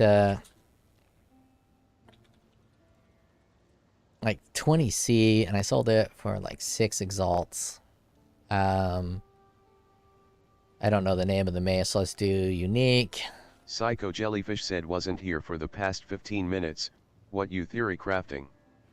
We are theory crafting a poison bleed shockwave build. To do both poison and bleed. Doing crazy shit like this helmet for the bleed. And then the snake bite gloves for the poison. Rocking a Slayer passive to get endurance charges and +1 to maximum frenzy. So you're going to be on maximum frenzy. You're going to have a fuck ton of endurance charges. Now for the endurance charges, you can do the whenever you take damage, gain an endurance charge every second after taking damage to get your endurance charges. And you can get that on one of your cluster jewels. So you're going to be at maximum endurance charges, which you'll probably be able to get to probably 8 at minimum. Super easy to get 8. So you start with 4. You got 1 here. 7. And then you can run the boots that give you +1 on the boots. And you're already right there at a base of 8. So that is one option. This is probably the best option. Probably the most slicky dicky. You're going to be low on strength going this way. Psycho Jellyfish said still think going both is not best. Oh, it's definitely not best. You're way better off going straight poison or straight bleed. But it's about being a douche, being a hipster. You might be low on strength, so you can either path down this way instead of this way, and then swing your dang-a-lang this way. So if you're low on strength and you really wanted to, you can do this. Like that. And then path this way, and then get these life nodes, because these life nodes are pretty strong. Then you don't need any of this whizzle-dizzle. Host says. Mark passive and the mastery unlock frenzy generation on uniques. Yeah, you don't need frenzy generation on uniques, though. You can do this one right here, and it's not frenzy generation on uniques.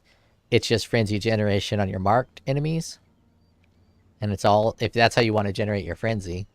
But if you're using the usurper helmet, you're already generating frenzy here. But ideally, I'd be using the ring that I already own, which gives me 10% chance to gain frenzy on hit. So I'd probably just use that ring that I already own. Unless I wanted to get real crazy and try to use max frenzy rings. But if I'm not mistaken, those are always super pricey.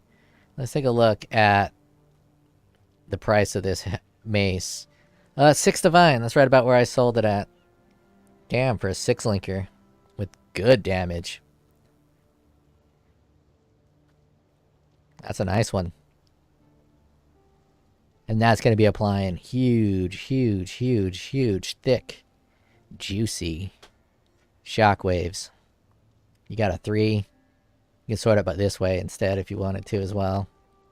A 3 diviner.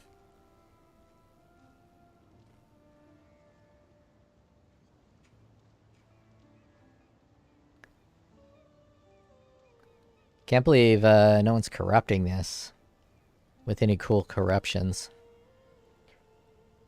Host says. Fortify. The blue and red jewel almost need to be perma-fortify.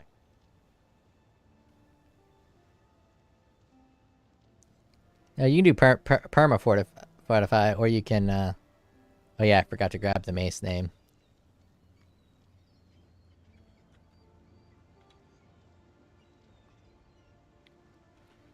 Try to get a corruption here with Fortify on hit.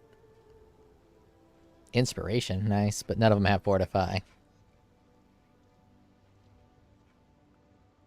And then those shockwaves are just going to be pretty good, pretty good.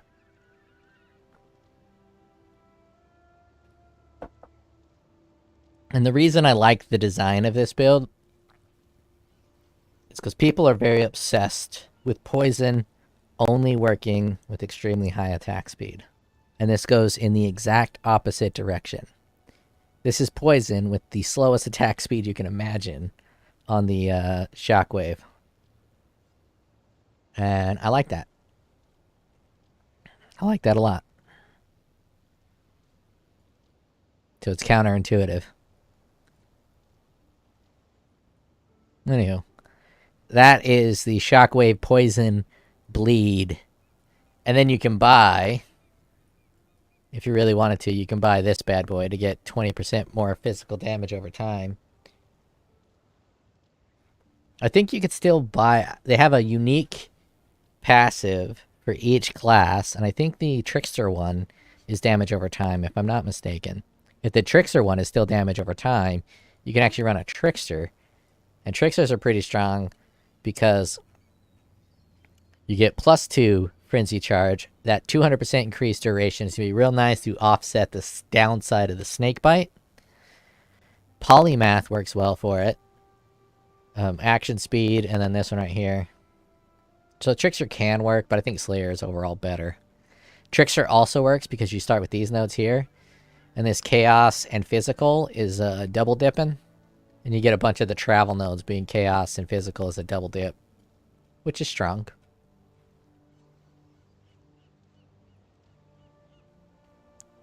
Yeah, so that's my theory craft. And if you want, you can get crazy and get a 6-piece chest piece with 10% chance to gain Frenzy Charge on hit. If you buy one that's not 6-linked, they're pretty cheap. So you can...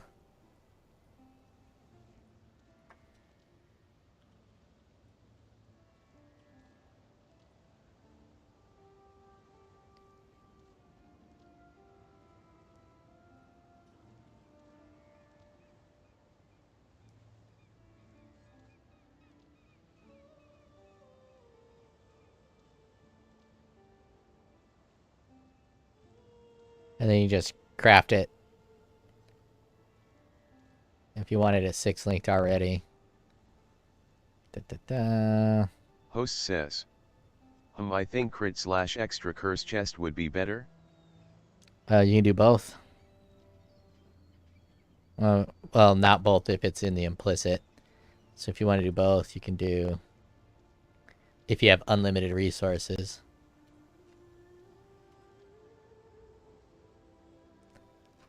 And then you do the additional curse.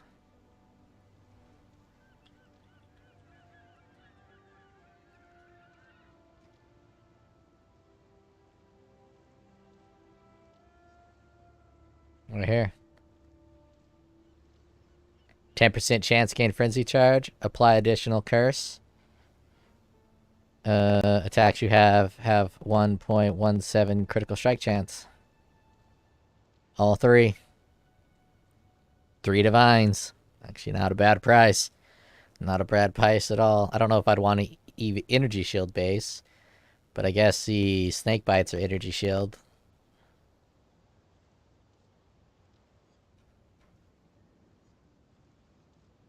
Armor energy shield would be a little better.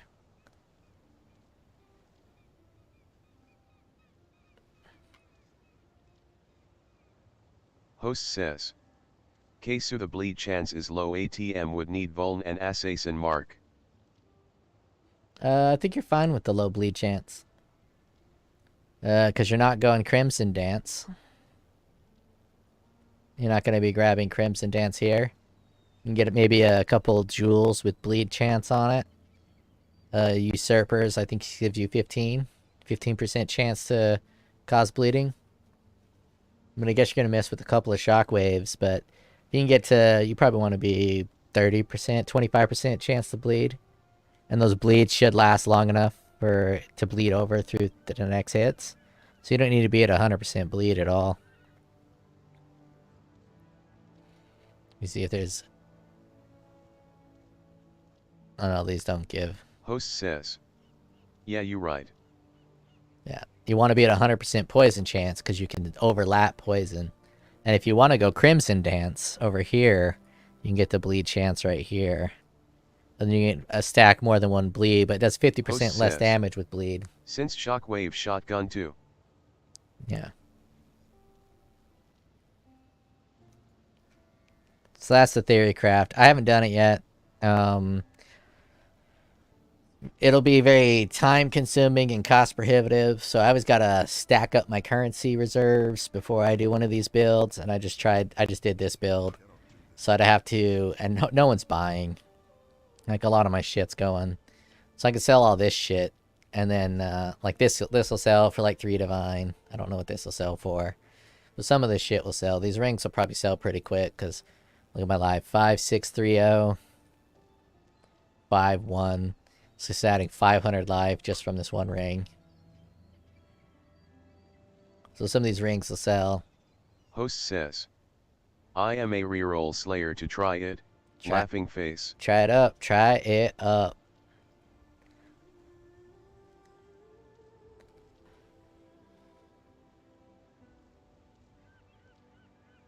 Ugh.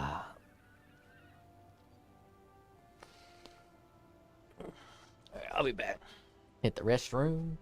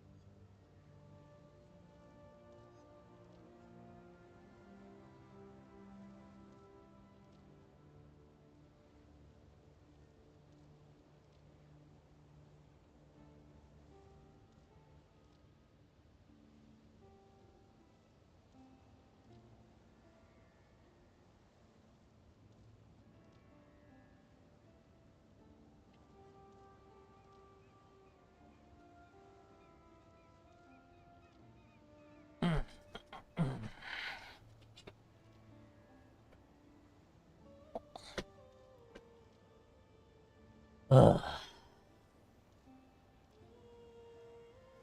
Alright, I think I'm done with the jug for a bit. I'm gonna switch back over to my main build. My main squeeze. Jug was a little disappointing. I could pump up the damage a little bit. Spend some extra cash if I really wanted to. Get a Watcher's Eye with extra impale chance and all that jazz. But I did that build last league. I pretty much did that build last league. Last league's was better though. I had 2 of those plus 10 rage axes.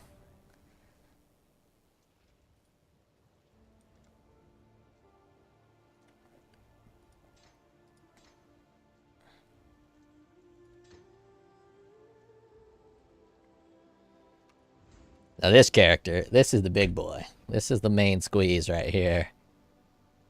Curse on hit ring. Massive crit multi. Solid belt. I still haven't pumped up that life and mana. I should run a bunch of whatever these things are. Let's try to get some. Try to get 10. Catalyst. Attributes. Physical and chaos. Attributes. Defensive. Attack. Got right back to where I started. I think it's uber duber time. Uber duber time. Oh shit. I got my awakened brutality. I gotta go for the other character and get.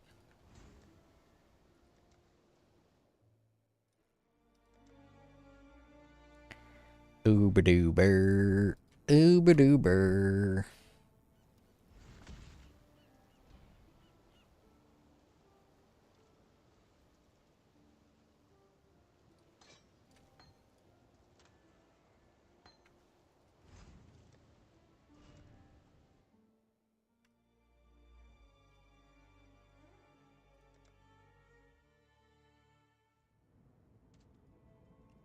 I have another build in my head for poison, using one of the Divergent Frenzies and an Ashes of the Stars, and maybe a Dahlia's.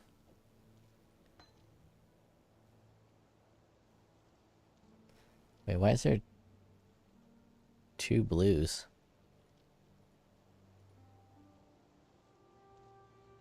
Oh yeah, because I didn't switch it over yet.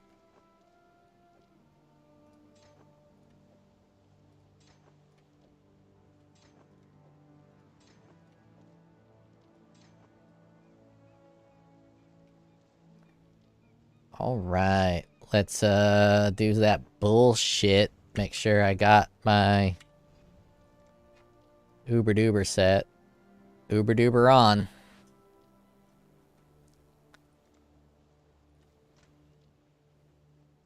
I'm gonna record this as part of my Uber Duber set. Whenever I finish playing with this build, eventually I want to try an assassin to do it a poison variant of this build. But once I am done and completed, I want to do a compilation that just shows me killing all of the Ubers. Just a little cut where I slaughter the Uber. Slaughter the Uber.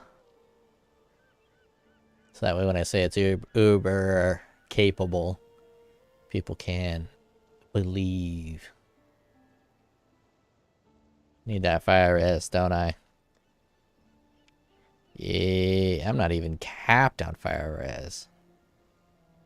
That's nasty. That's nasty. I got anything I can move over?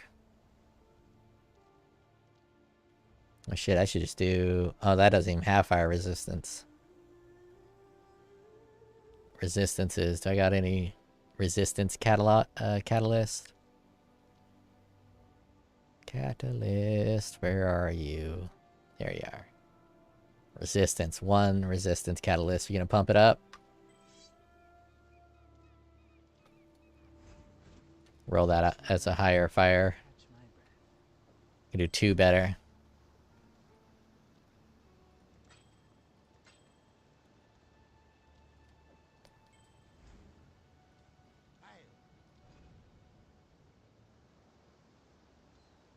Rude. Very rude indeed. Freedom comes for freedom.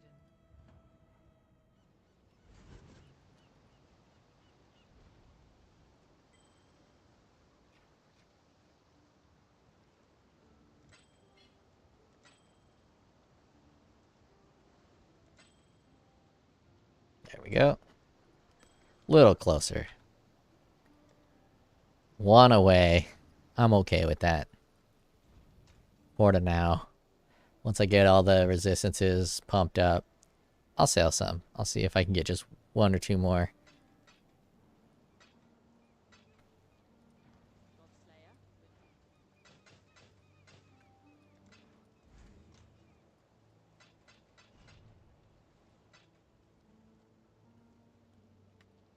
Oh, that did it. 75. All right. Let's get that Uba Duba. Let's get that Uba Duba.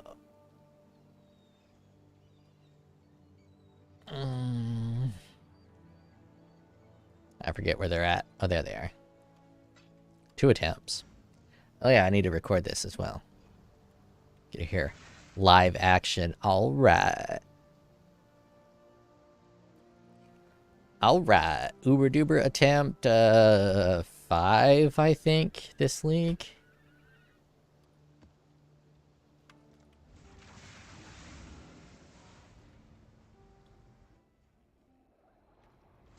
This is not a battle you can win.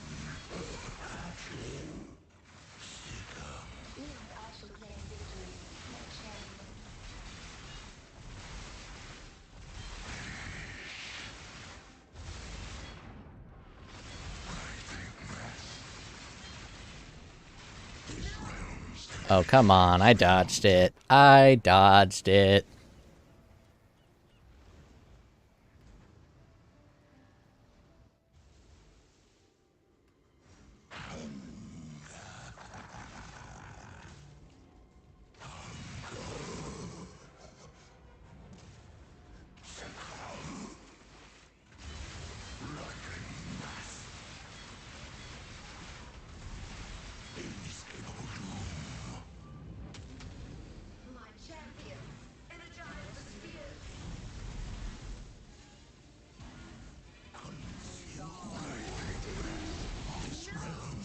What the? I don't even know what killed me. Damage over time, maybe? Maybe I killed myself.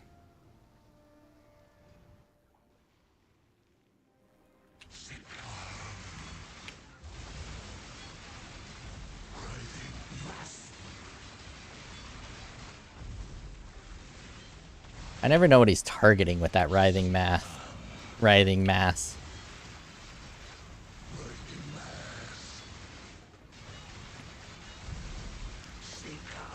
Well, looks like it doesn't really target me, just kind of targets an area. Inescapable doom. I should just die. Be faster. Instead of messing with his bullshit, just die as quick as possible. Use an extra portal.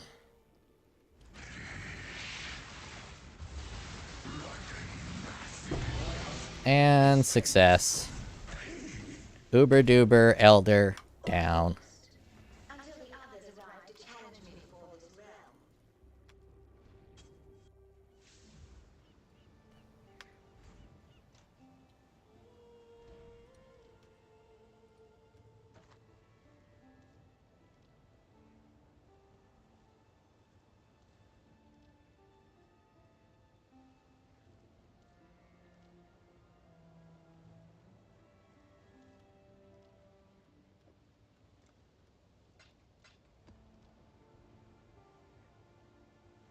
I mean, it is an Uber Duber one. Let's see if I get something good. Searching Exarch is the red one. I need that fire res. The blue one is the life regeneration, I'm pretty sure.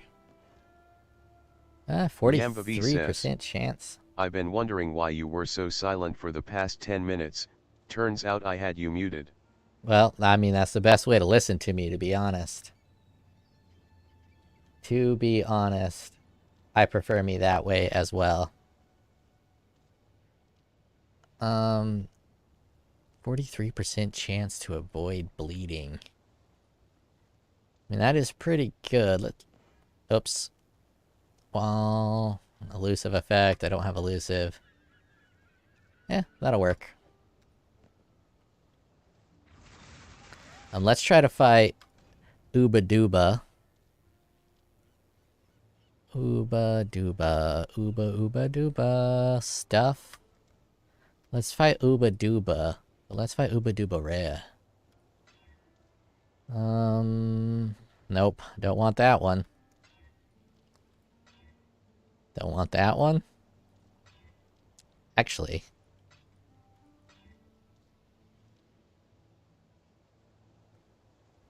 Yeah, that's solid. Vulnerability. I don't really want to be cursed with vulnerability.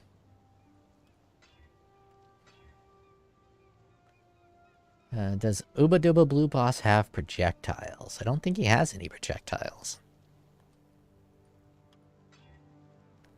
Extra physical damage is lightning. I think I do better than that. I think I can do better than that. Temporal chains. I don't really remember what that does, but I don't like being cursed.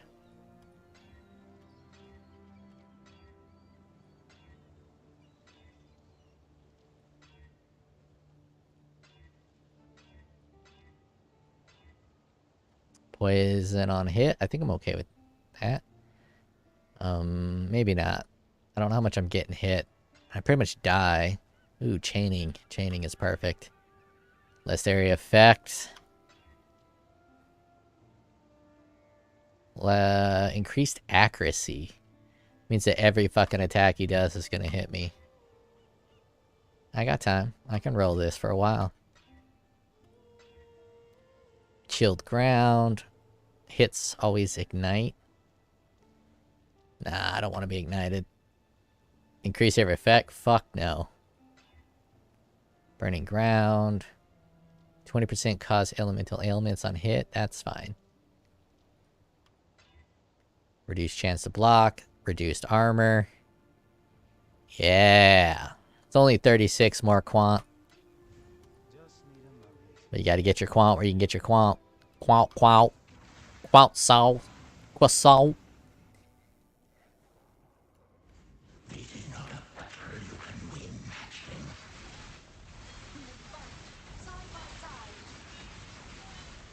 Ah. He got me.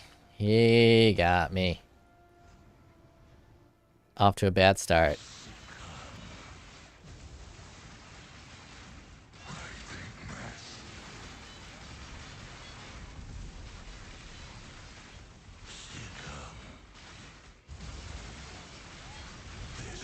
I was hoping I could survive. I should have stayed dead. Well, I probably would have skipped his... I fucked up. I ain't gonna win this one. Oh, sweet. It skipped it.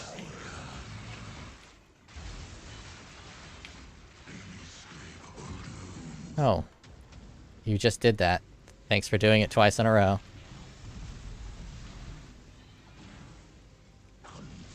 It got mad because I... What the fuck? I got that.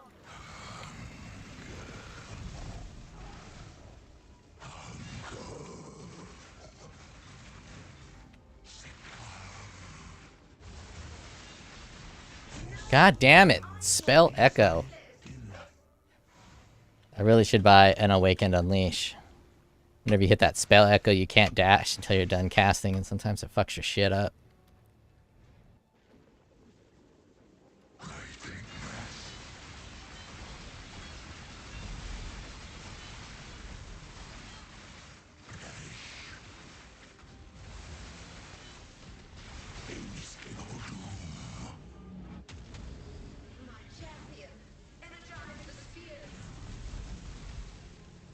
Come on, step on the spear.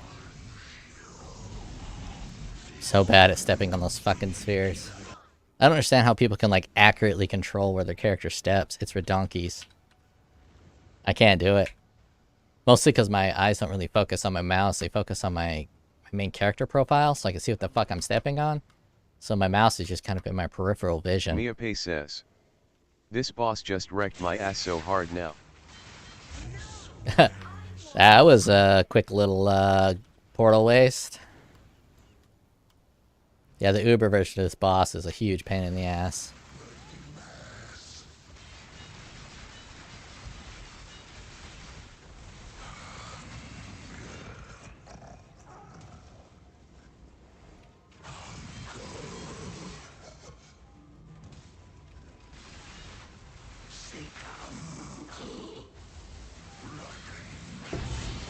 Oh, got him just for the boots. Got him just for the boots. Great. Now let's get the fuck out of there. I'm gonna get all the way out of blue buff. Tired of blue buff. Blue buff gone. I fought enough of blue boss. I am tired of blue buff.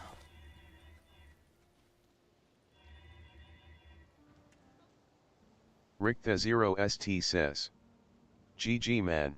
Thank you.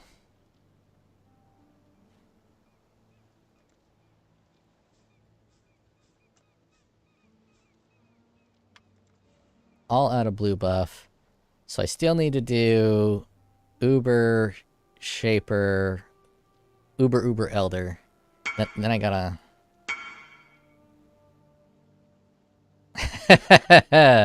That'll fucking happen. That'll fucking happen. Simulacrum, you gotta pay attention. Then I gotta run all the way over to this red area to do the Uber Red boss. I'm very terrified of the Uber Red boss. I don't know what the fuck to do there. I think I'm just gonna have to really stack the damage.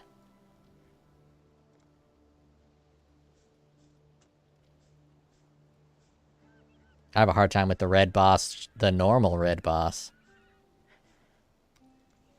He tends to go in that mode a lot. And then I'm also going to need to do Uber Maven. I'm not looking forward to Uber Maven either. Oh man, this little bit's going to be rough. What is the best way to path over here? 1, 2, 3, 4, 5. 1, 2, 3, 4, 5, 6. So just going straight up this way.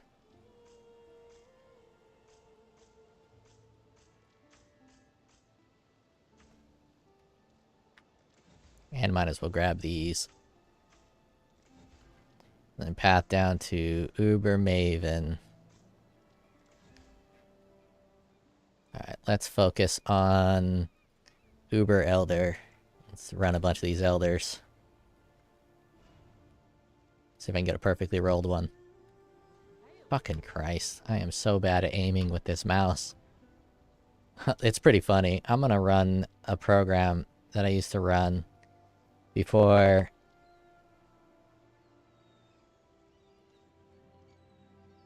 Yellow mouse is already installed. Okay, well, it's not gonna let me do it.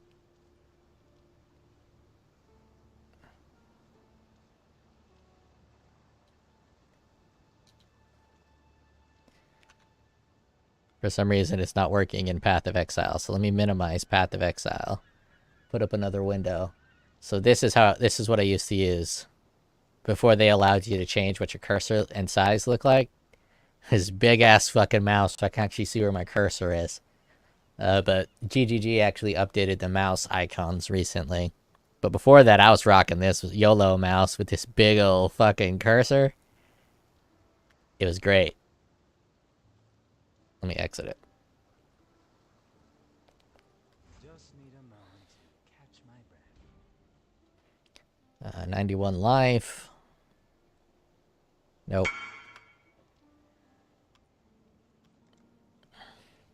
Mia Pei says, "GGG don't like fun stuff." I don't know. This game's pretty fun. Come on, something juicy. Unique enemies in your presence, 33% increased cooldown rate of travel skills. Okay, I'll hold on to that for a little bit. That'll increase my frequency of dash pretty significantly, actually. I still wish mouse could get a little bit bigger. And that mouse change was not... might have been 2 years ago. Let's find out. Miape says, Time flies when you're having fun. Can you sell me some Blue Harvest juice?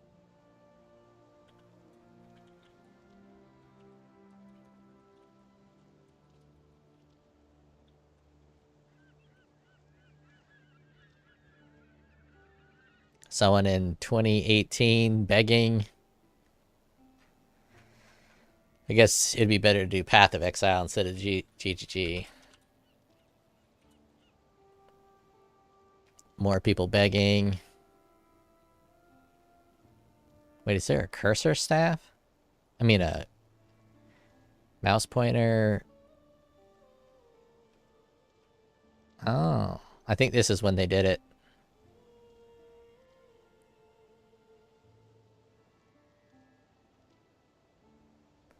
They added the additional cursors, but they also allowed you to get it bigger.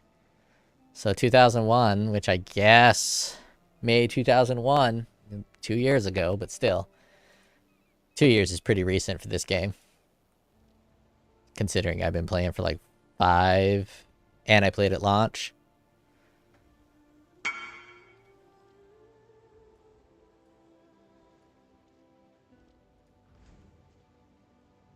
(2021). Dyslexic. I read things incorrectly all the time.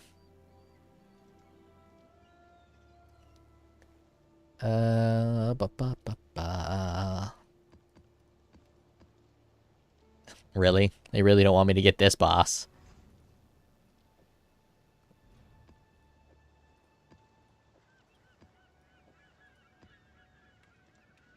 This guy's just gonna fucking melt. Just gonna fucking melt. It's gonna be embarrassing. I'm going to feel bad for him.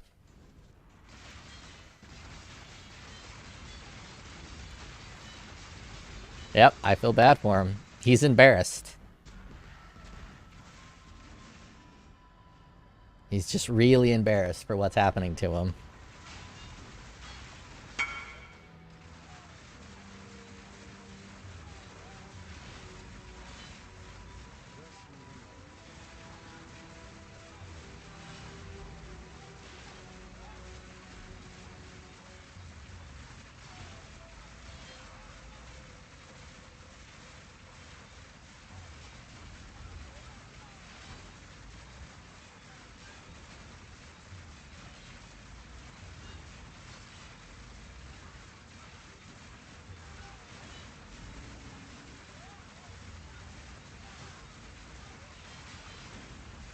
I don't need to aim anything. Just spin the mouse round and round. Just spin the mouse round and round. Just spin the mouse. Spin the mouse. You gotta spin the mouse around and round. Spin the mouse.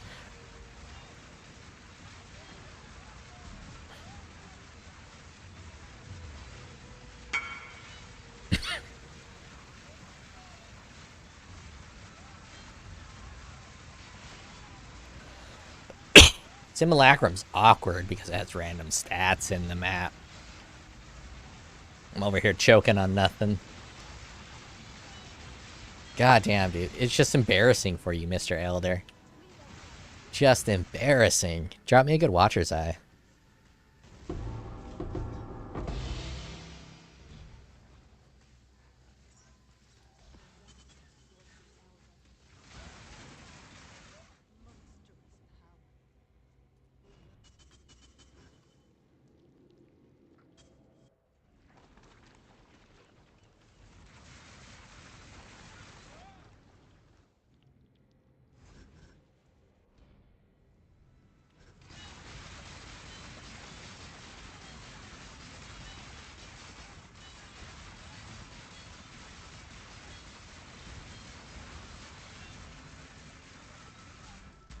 $2.7 million damage on the tooltip.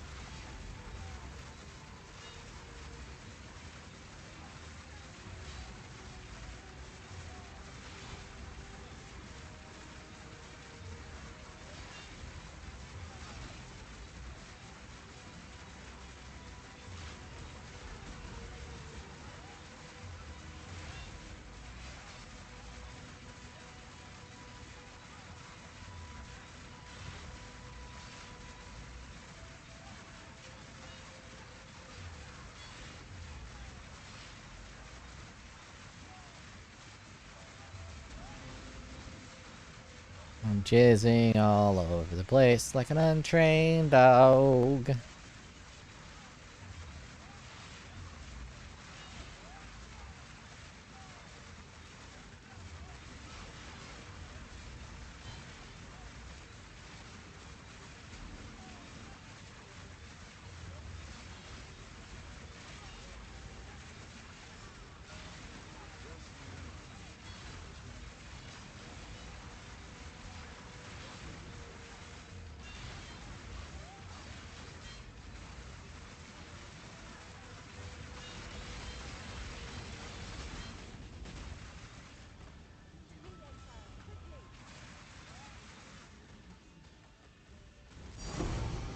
Oh, Watcher's Eye.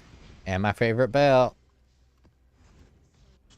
Do you only get the gray ones from Shaper, Elder? And do I gotta run Shaper to get the other side? Yeah, probably. So this is probably the Elder side, and this is the Shaper side.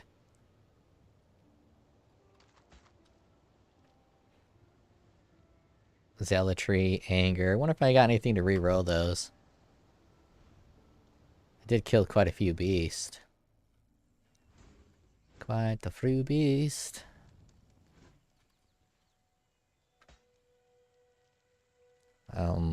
Eye search? Reroll A, just one?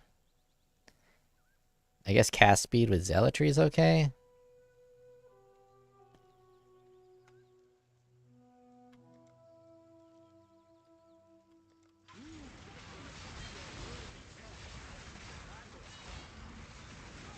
I guess I probably ought to do this on something that's got 3 modifiers, right?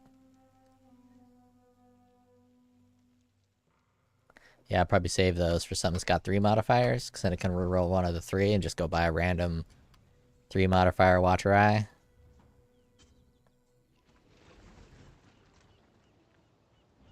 Gross, throw that on the ground.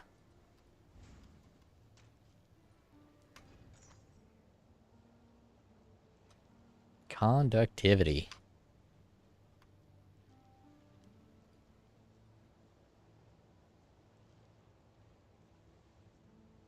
That one's only got 2.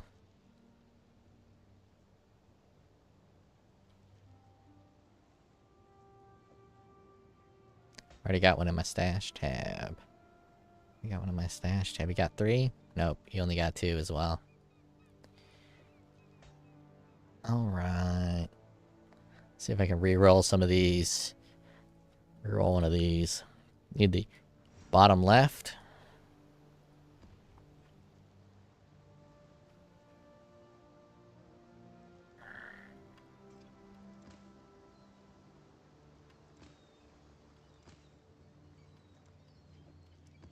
Really didn't want me to get that bottom left one. I don't know what you are called. So this is Hydra, Phoenix, Minotaur. It's gonna be like the Constrictor, I think. Just need a moment to catch my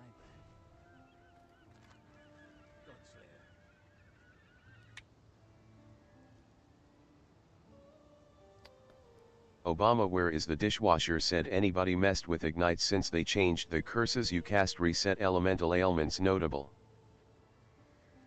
Mia Pei says. I haven't. Chimera. Chimera. Oh, it's gonna pain me not to go get this Drox. Oh well.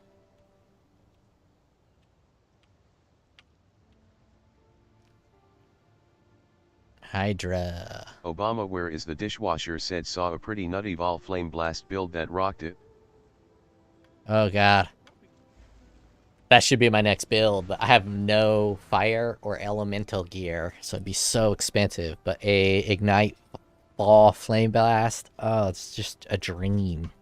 That's a dream build for me. I think I'm gonna start it next league. I mean, I can't not run these memories. I could skip all the bullshit and just go straight to the boss, even though they usually drop a lot of good loot here.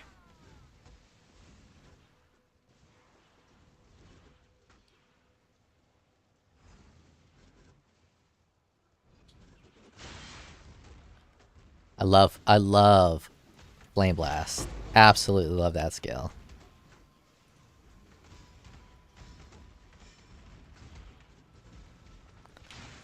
Ooh, synthesis stash.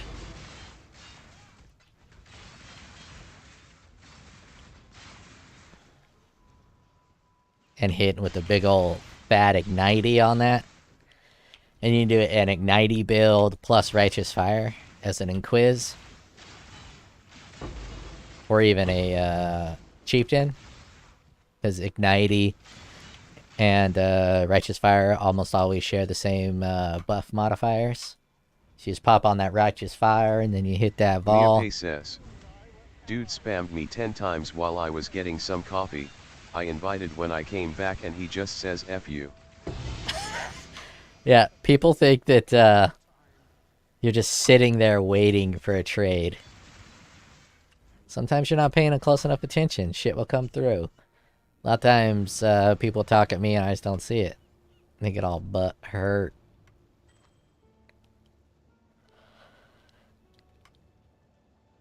Butt hurt. Atlas mission.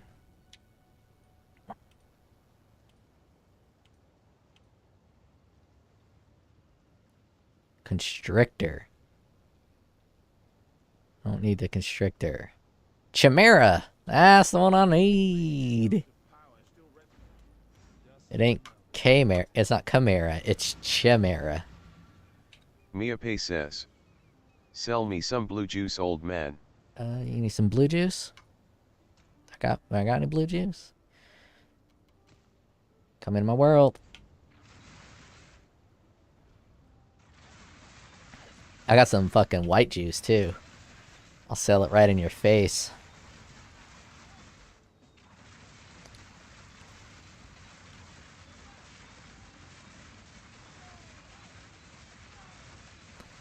You can just have it. I don't think I use blue juice for almost anything. Gold juice is like 99% of my juice.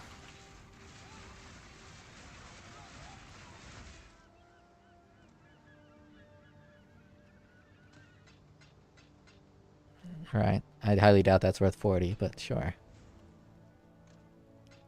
I am low on chaos, so thank you.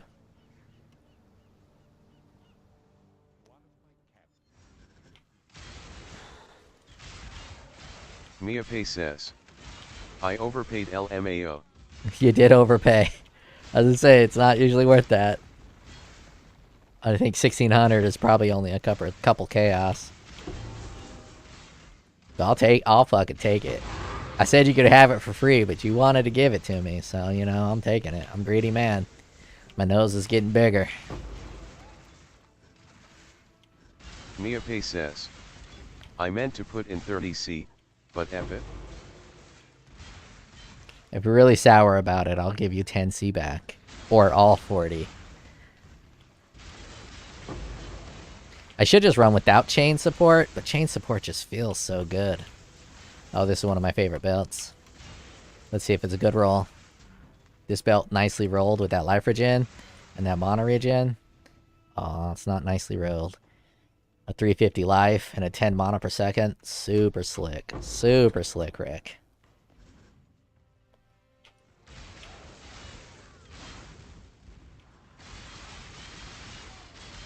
Mia Pay says, don't worry, I have 3k chaos cause I'm too lazy to convert to divines. Towards the end of the league, last league and a lot of other leagues, it switches. It's like divines get more and more and more expensive, and then the price for the chaos will kind of peak. Oh, I'm all out again. The price for divines will kind of peak, and then it'll dip down. So if you can hit the top of the market and buy a bunch of chaos, it's a bit time consuming to trade them off. I think the peak, the chaos price for divine this league was 310. I think I saw 310 for chaos for one divine, and now it's at 250. And it seems pretty stable at 250. But I imagine it'll even drop even more. It'll probably be like, in like 4 weeks, it'll be 200 chaos for one divine. So you'll get more divines. Of course, by then, everyone will be off and there'll be nothing to buy.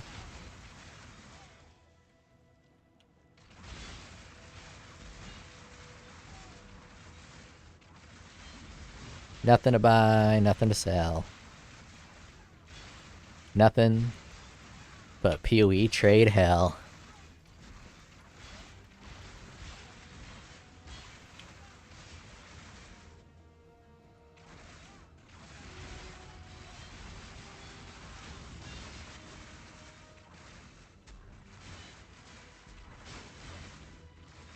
It's a pretty solid map. Good loot on this map. But, boss is a bit of a pain in the ass. I always hate every boss that phases.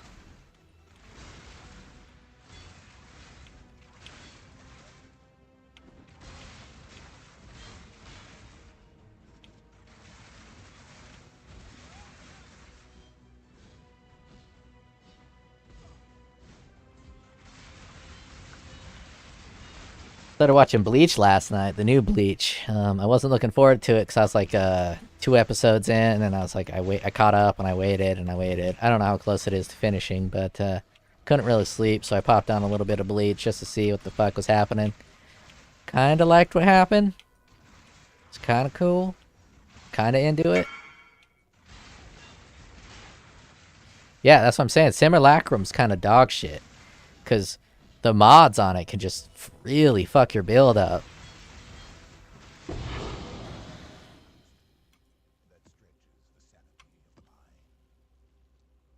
Yeah, I'm not a huge fan of Simulacrum because of that. The mechanic is great. I just wish it wouldn't allow such a fuck you on the mods.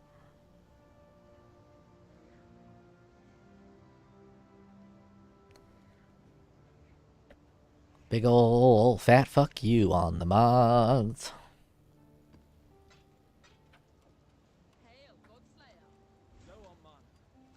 I don't hear my dog's ass getting slapped. My wife is slapping my bitch right on her booty. Stuff. General. So top right is first, then bottom left, top, oh no. So it goes womp womp.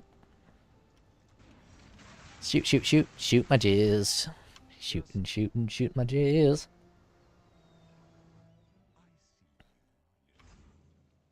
Oh, power. Rage. Look at this power stance for the crash. That is a power. Oh, it didn't even crash. Just hit a massive spike.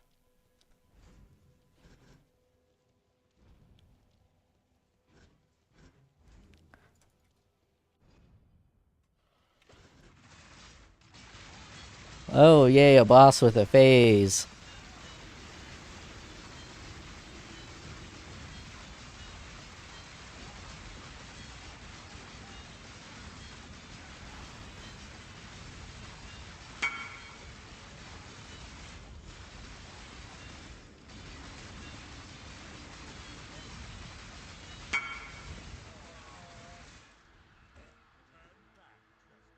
Not only does Simulacrum drop a lot of shit, you don't have to, like, move around. Iron Rider 63 said maybe you'll get the hideout from this fight.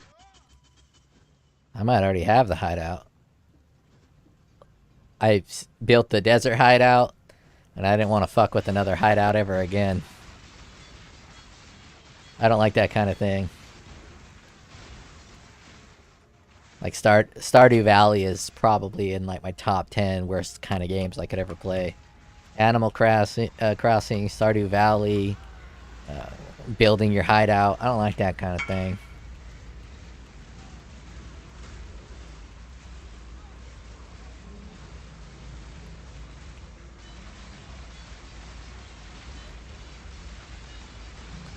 So even if he gave me the hideout, unless I could sell the hideout. Iron Rider 63 said I steal hideouts. Yeah, I don't know how to do that. I could do that. But I've had this hideout the entire time I've played this game. So if I were to change the hideout, I'd have no clue where anything's at. I'd be completely lost. It would take so long to train my brain to relocate where people are at, where things are at.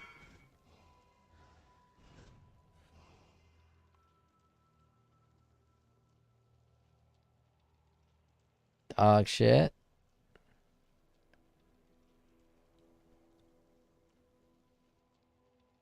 Dog shit.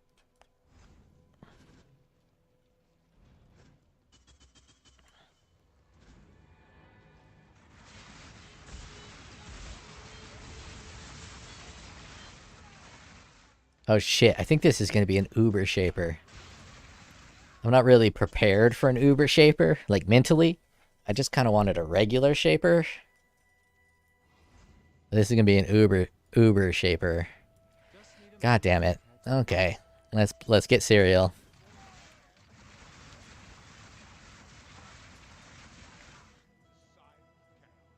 Iron Rider 63 said last league I got the Backstreet hideout, so now I see 2B's ass every time I log in.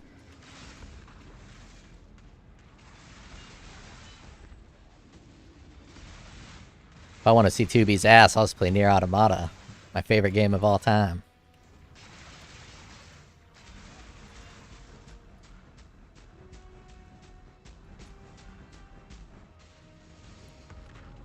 Suck a dick, motherfucker. You missed. Fucking virgin, Chad. You didn't miss that time. I'm gonna fucking fail this Uber Shaper event, and then I'm just gonna have to go buy one of those.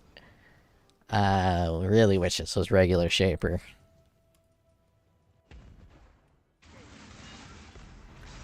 What up, Giga Verge?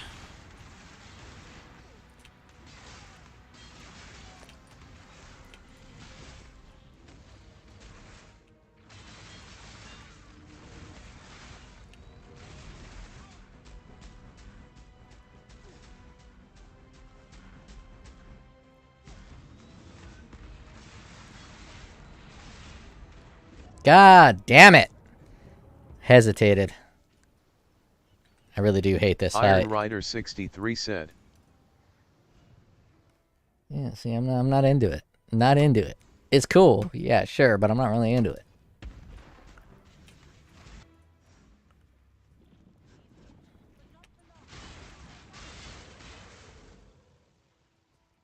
Though that is a very good game.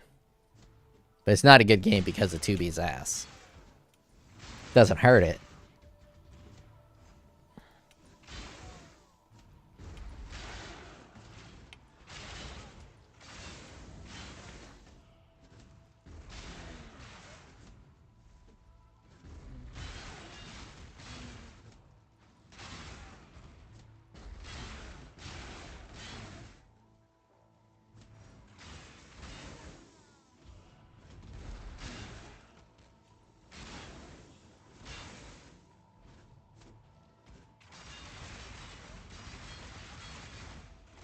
Okay.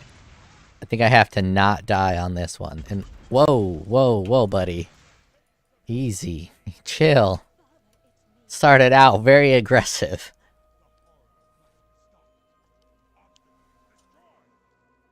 Yeah, cool words. Well, I just talked about... Just dropped a random fracture jewel that is worth 3 DIVWTF. Iron Rider 63 said whoops, it's the battle scarred hideout, not Backstreet, before someone yells at me.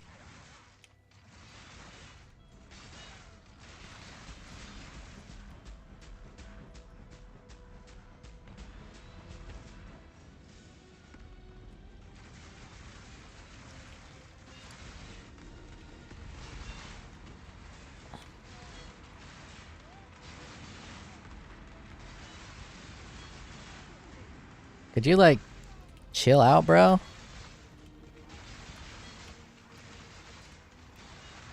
This isn't Nier Automata. Don't need to be dodging fucking balls.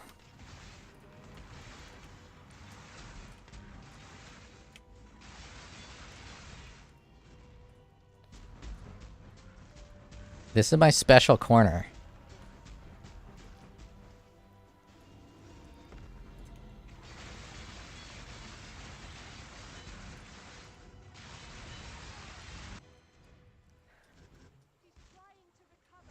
Okay, I have Culling Strike. I just gotta fucking power down on his nuts.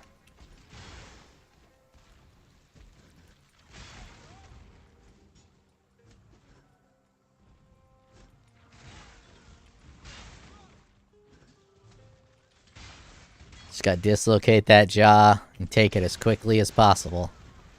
Then I get that victory.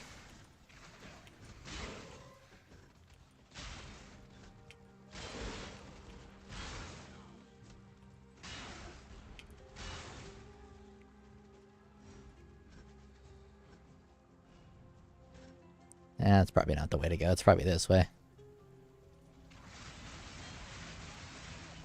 Sometimes this little dick licker will kill me, and it's very shameful. There are fucking damage circles all over the place. Let me talk a bunch to let your frenzy charges drop. Blah, blah, blah. I'm a dick.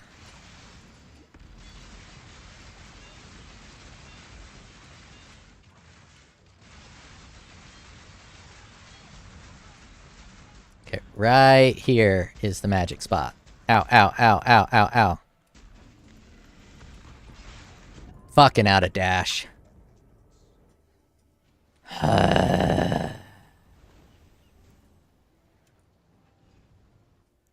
Hooper Shaper is stressful.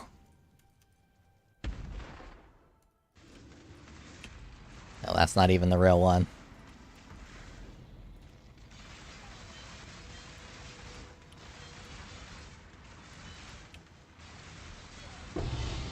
Hey, and it's the wrong one. Irrelevant. Gotta buy it anyways. Gotta buy it anyways.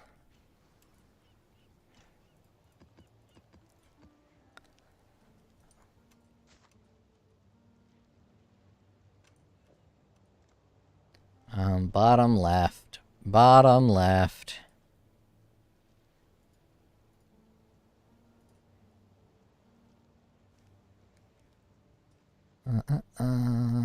Shards and splinters. Nope. Fragments and sets. Bottom left. What do you cost? Half a fucking divine? Nah, brah. Nah. I ain't doing that. Fuck that noise. Let's find another chimera.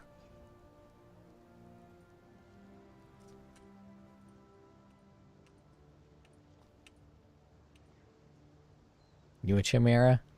You're a constrictor.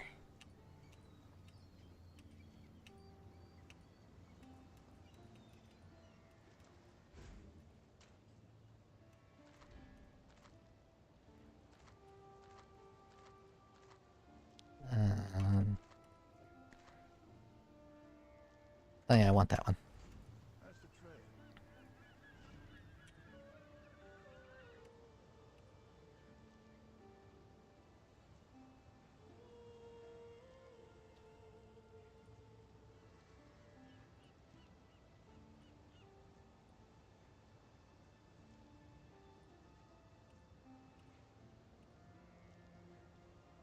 Hydra.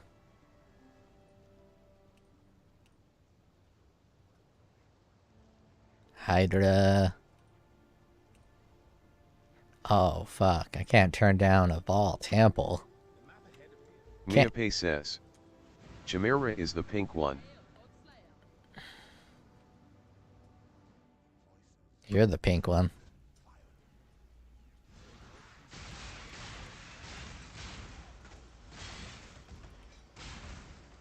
I fucking got you so good. Miape says. I am.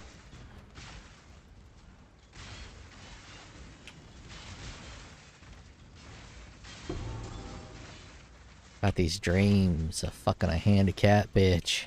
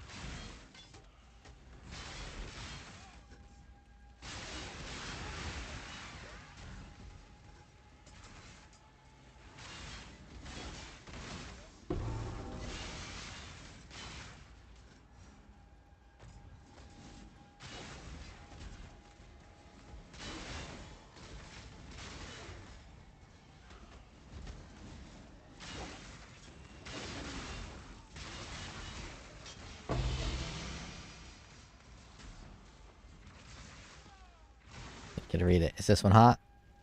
100% spell damage, reduced cast speed. Nah, that's not hot. No one wants that shit.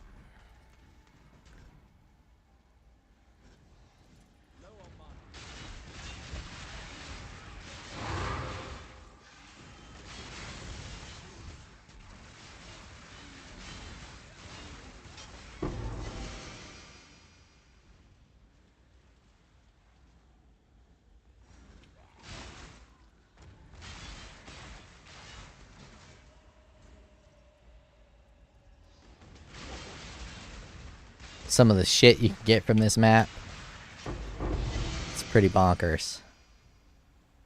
Power charge on critical strike. Interesting. Does anyone use this bow?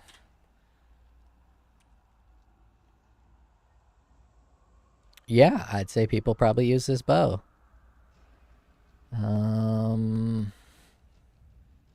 Why doesn't it let me select the corrupted modifiers?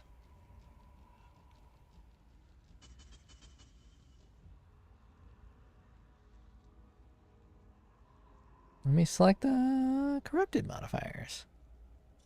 Oh, I guess that applies to the bow. Never mind.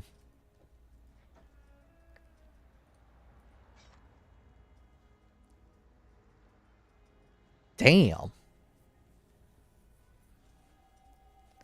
Tier 1 attack speed. Tier 2 crit with critical strike chance if you killed an enemy recently. That's close to being spectacular. That's an early start for some craft cuck. I ain't no craft cuck. But some other craft cuck might want that.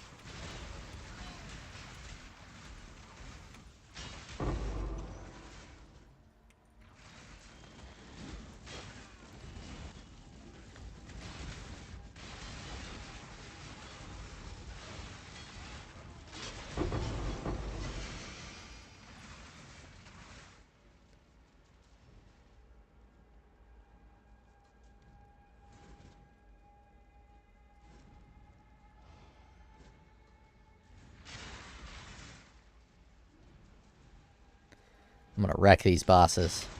Hardest bosses in the game, and I'm just gonna do something to their face that they don't like.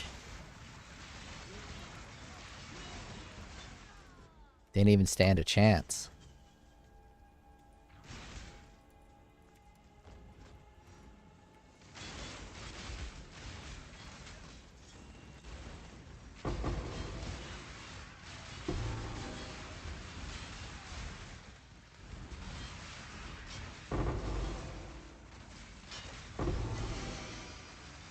Arcanist Brand, level 21.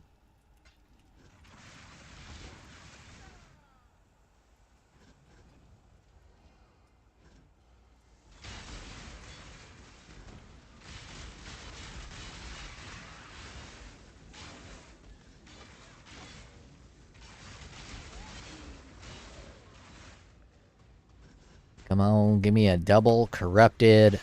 Increase mana efficiency, corrupted blood, attack speed with something cool.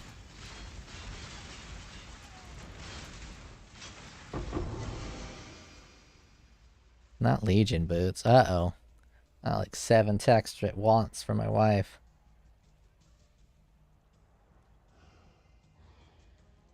Just confirmed. Paramount Plus has all 21 seasons of The Real World.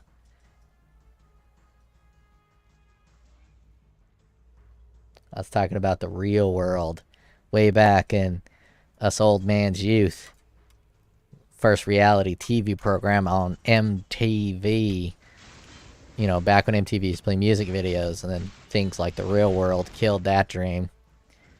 It'd be interesting to watch a reality TV show now versus at their instantiation. Not that I've really seen any reality TV shows.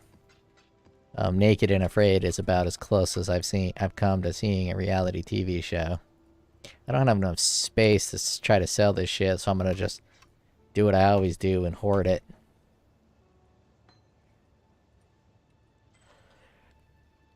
Is that tier 1? Tier 1 intelligence. We got an intelligence stacker. Want to buy that for 50 chaos?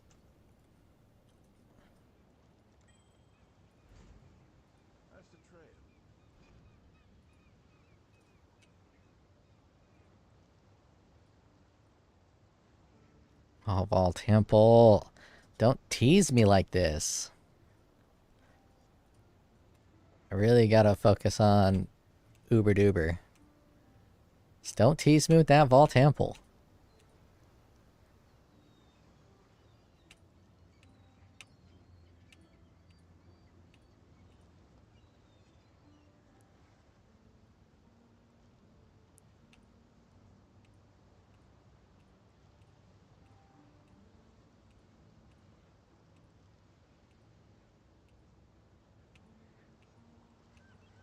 Devastation.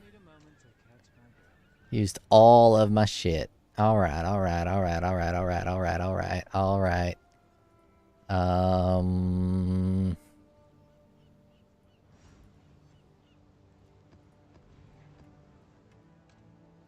Guess I can buy this left corner instead of that left corner. See if I can get 2 of them.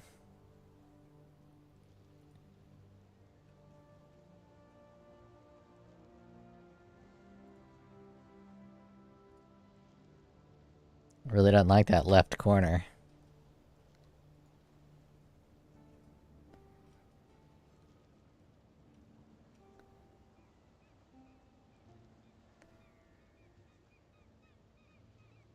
No, I'm just gonna buy 1. I'm gonna get it in 1. Those guys are not real. This guy's real.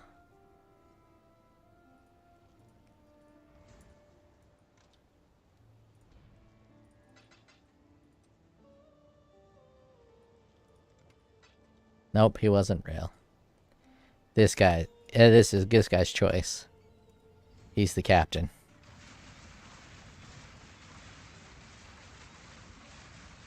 Told ya. Captain, oh captain. I'm gonna jizz all over his fucking base.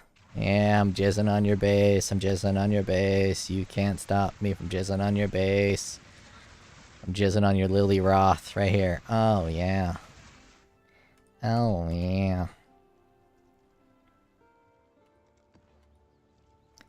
Reminds me of old school memeology for us grandpas.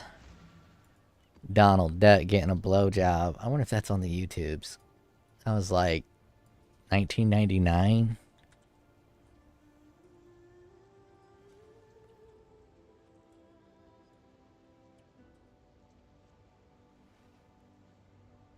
Yeah, someone put it on YouTube. Oh my god, that feels so good. Oh yeah. Oh, slow down. Oh yeah. Oh yeah. Who's your daddy? Who's your daddy? Oh my god. Oh yeah, play with my balls. Play with my balls. Oh, that feels so good. Yeah, just roll them around in a circle. Oh my god, I love it when you... Uh-oh, slow down. Liam Vavi says, ha ha ha, I love this video. Don't move. I'll go get you a towel. Fucking classic from way back in the day. Hold on. I'll go get you a towel. Alright, I'm gonna turn the Uber shaper off so it's nice and gentle. G. Fun passive, right there. There we go. Now it won't be stressful. It'll be a nice little fun experience. They're gonna give me the bottom left. The bottom left is what I need. I need the bottom left. Gimme, gimme, gimme. Run along, little louse.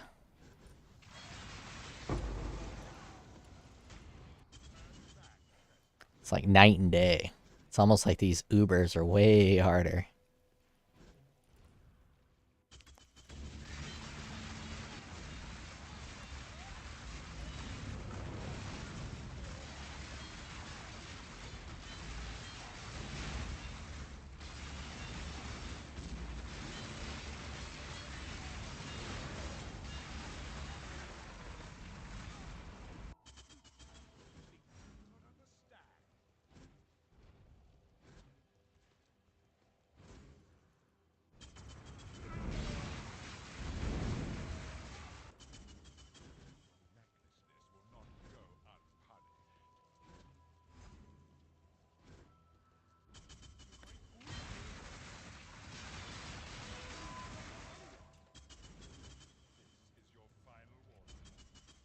Let's hear you talk for a while.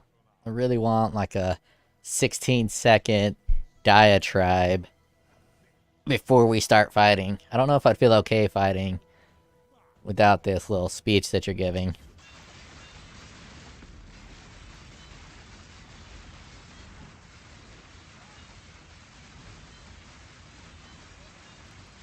That's got a cool little... There's all kinds of colors in it. In my spunk. Look at them colors of my spunk. Is it reflecting off her little red thing? That's some colorful spunk.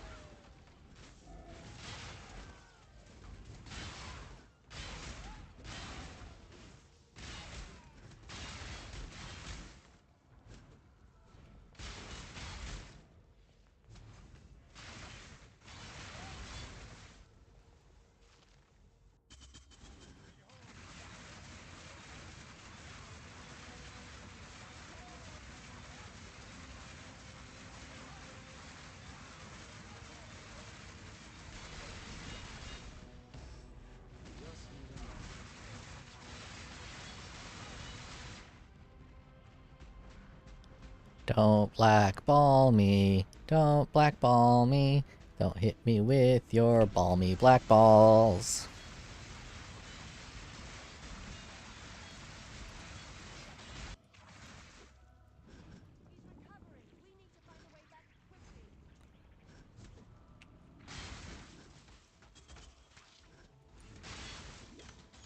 Really ought to invest in a movement speed potion just for this fight. Alright, guys. Bottom left. We need to be at the bottom left red one. Half a divine for that shit.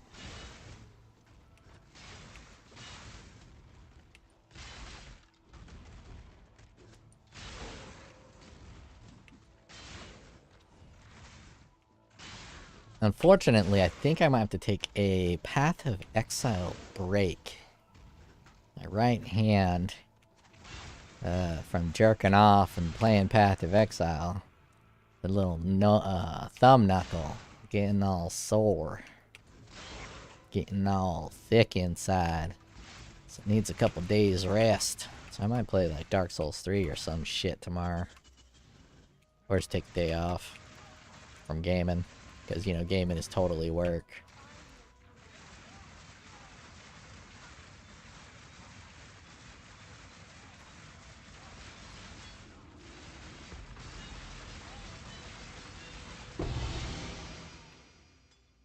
Oh, fuck you. Irrelevant.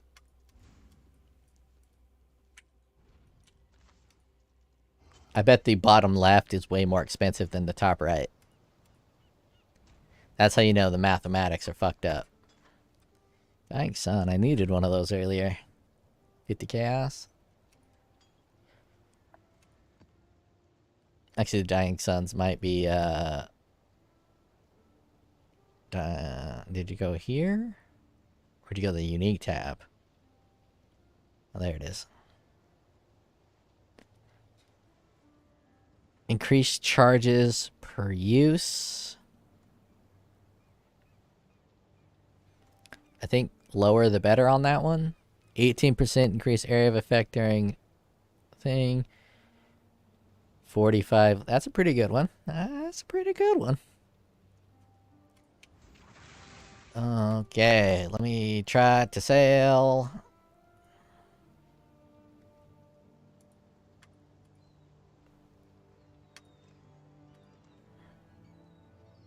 Let's see, what are you priced?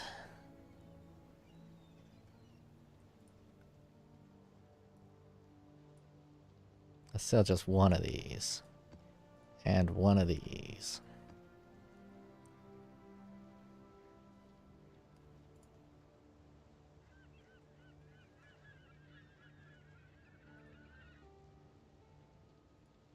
See, the top right one. Huh? 0.5, same price. Actually, it's probably... Oh no, it's 1 for 2. Yeah, 0.5. And then let's see what the top right of this one is worth.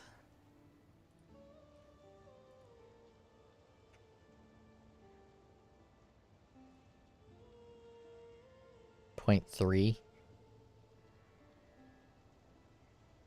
That's probably 0.5 too. Let's put them both up for 0.5. This guy's still in my party.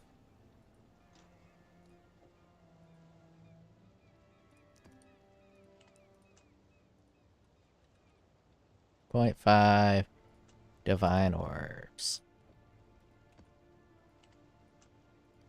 0.5 divine orbs. Let's do a quick cleanup on this shit. You're fine. Let's drop you to 50C.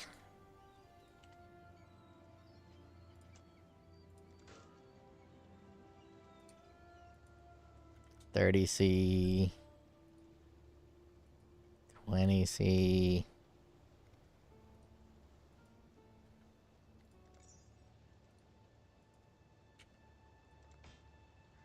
Iron Rider 63 said, "Okay, I'm back. Had to get dressed for work. What's happening?" Just trying to get the right shit.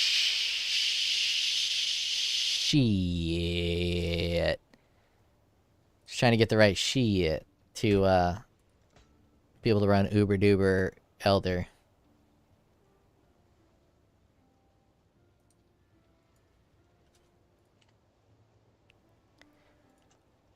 Waiting on a little currency because I'm a little currency low. So I'm decreasing the price of everything I got in here. Put you to 2 divine.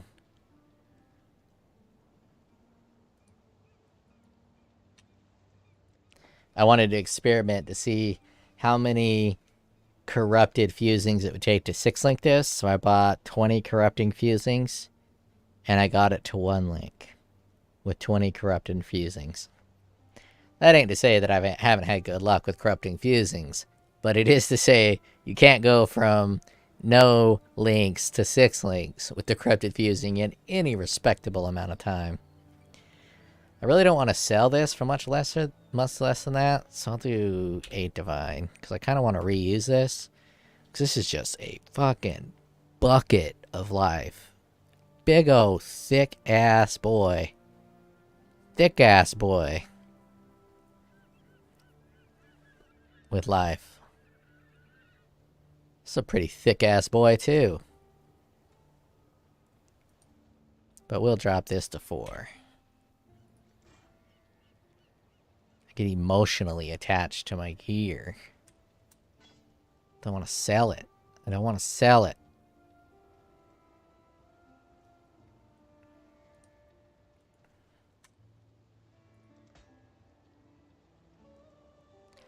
Actually, fuck that. I'm gonna re-roll this bitch if I got a re-roll. And I'm gonna get lucky. And it's gonna re-roll the dog shit one. And then I got the clarity one.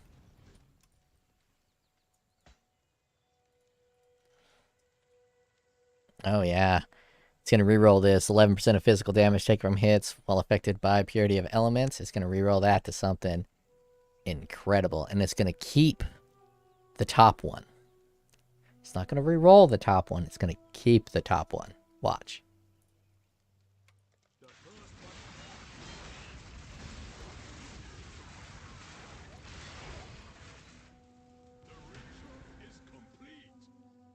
Yeah. Iron Rider 63 says, "Sure it is."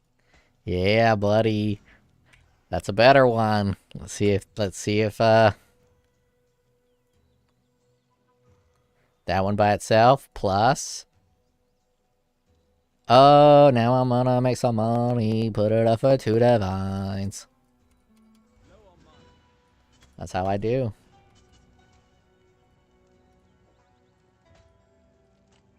I haven't actually looked at this Beastcraft in a long time.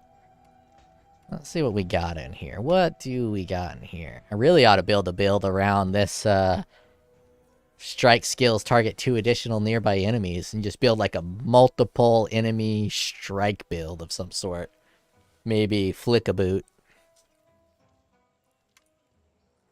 What do we got? These are all pretty normal. Yeah, I've seen all these before. Map, a talisman. Gain a free use of a crafting option. Gain 1 of each Atlas mission. +3 quality corrupted gem. What kind of gem can you get? If I had that relic.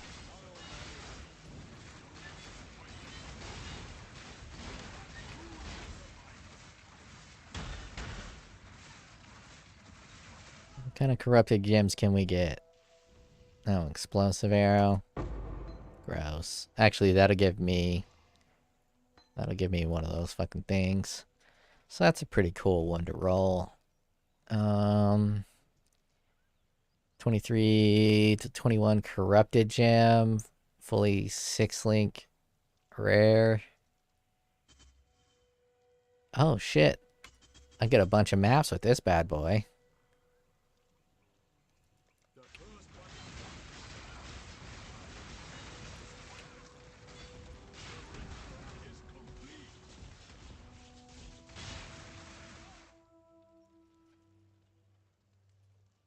Mappo!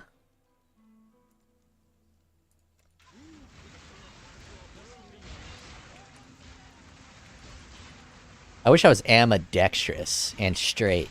So if I was ambidextrous, then my hurt thumb, I can just switch to left mousing.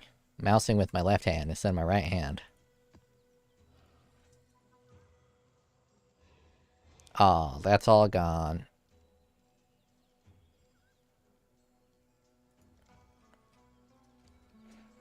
What do we got in here? Vault Temple. Create an imprint. I don't even know what that means. A double corrupt. A map. A scarab will be of the same type. From a gilded to a winged. I can wing scarab some shit. Increase level of non-corrupted awakened gem. Do I have any awakened gems that are not maxed out?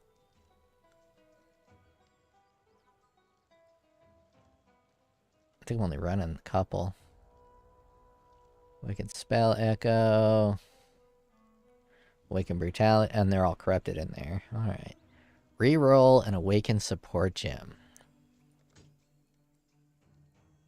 Awaken cold, added cold damage. You have on the Cyclone character.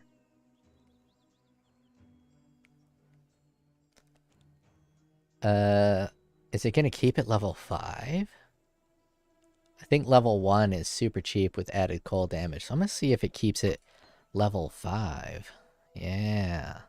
Reroll an awaken support gem.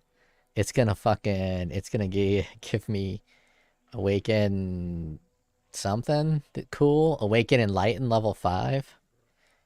It's not gonna reroll it to level 1. Watch this shit. Watch this shit. Awaken Spell Echo coming up. It kept it level 5. Oh, that's slicky Ricky Dicky. Oh, profit. Profit, baby.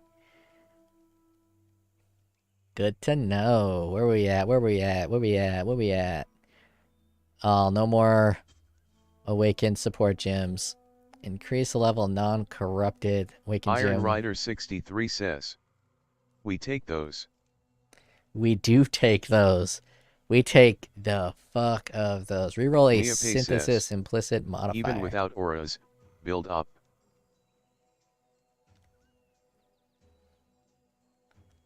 Wait, are my auras off? I run without auras all the time. Yeah, I don't need no fucking auras. This build is broken. Something's got to get a nerf. So it may not seem that broken because other builds are blowing this out of the water in terms of damage. But you really got to look at the investment that I got here. Ignoring the 50% increased effect of impales, let's drop this. We don't need to get greedy. Let's put this to 42 and hit a bad boy search on that. Wait, why did it get more expensive? Oh, because the minimum. Let's put 42 as the max. 42 is the max. Alright, so you got like a divine for this fucking chess piece. I mean, it's gloves. So 1 divine. This bad boy ain't jack shit. 1 divine. You could 6-link yourself without 1 divine. Let's say 2 divine. 15 chaos is a lie. 30 chaos. You don't need this ring. Let's just say 1 divine for each of these.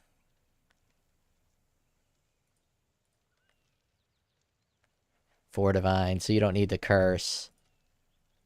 So 1, 2, 3, 4. Looking at like a 4 to 5 divine build that does this much fucking damage. Oh shit, never mind. You got the Awakened Spell Echo and Awaken Empowered. You remove Awaken Empowered and Awaken Spell Echo, you're looking at like a 4 to 5 divine. It can do basically all content except for Ubers. You can't really do Ubers at 4 to 5 divine. You really need the Awaken Empowered and the Awaken Spell Echo. The power for the cost is very, very good. I don't even really have anything too special. My, this is special. But these are just regular old... I can hit this with the fucking Exalt Orb to give another stat on it. That could be slick. These are just your basic cluster jewels. Basic cluster jewel. This one's pretty cool. I do say so myself. Spell damage, spell block. Took me a while to find it. But this was less than a divine. Nothing too special there. Just the life, energy shield, spell damage, double res. This guy's special, though. Double damage pride, flask when you deal a critical strike with precision, and spell suppress. But almost nobody likes these stats for some reason. So if we do a double damage, spell crit. I mean, obviously it's hard to get this exact thing listed. But I got this for, I think, 3 divine. So my gear is pretty bare bones. Pretty budget. Pretty budget. Nothing extreme. No big ol' heavy set of nuts on this bad boy. I got a couple layers. I don't know. Okay, these are adding utility flask. Unique into another unique. Reroll modifier on a Watcher's Eye. Add a crafted meta modifier to a non-unique. I don't even know what the fuck's a meta modifier. Alright. That's like a Facebook modifier. Add a mod to a rare map. Add a mod to a warlord item. Crusader item. Add a prefix, remove a suffix. Add a suffix, remove a prefix.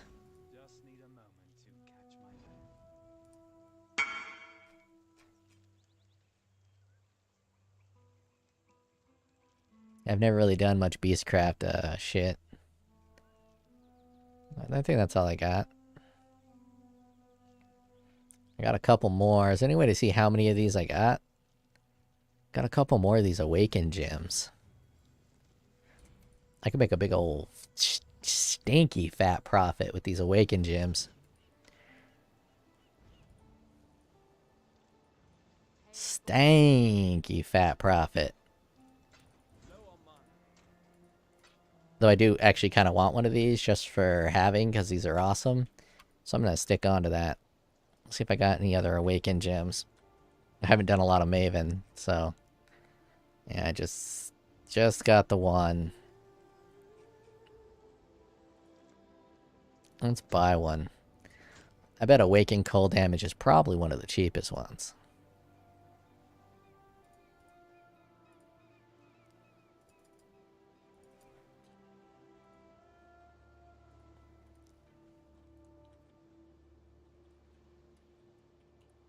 Awaken added cold damage support. What do you cost? 20C, baby. Let me make sure I got 20C. I got 20C. 20C, baby.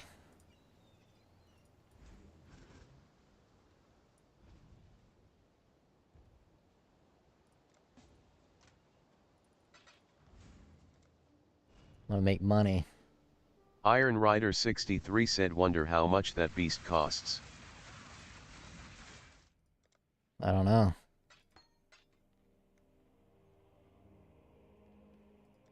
It's got to be pricey, because being able to reroll these Awaken gems, I mean, that's pretty spectacular.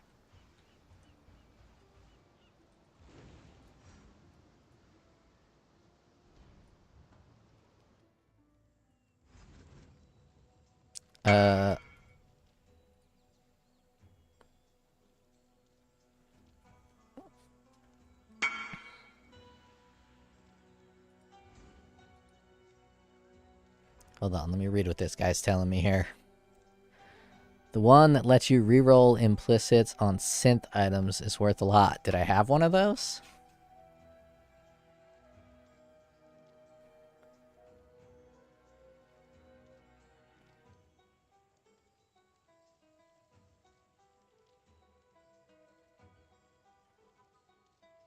How do I pull the beast out?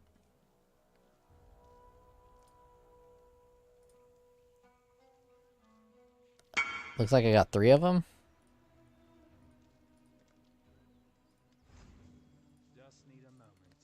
How do I pull one of these beasts out, though? And sell it?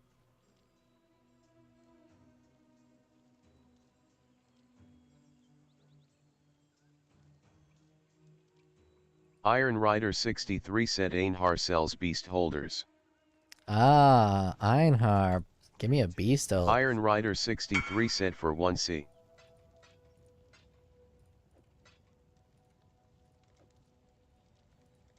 You haven't done any of this Beastcraft shit. Beastcraft holder.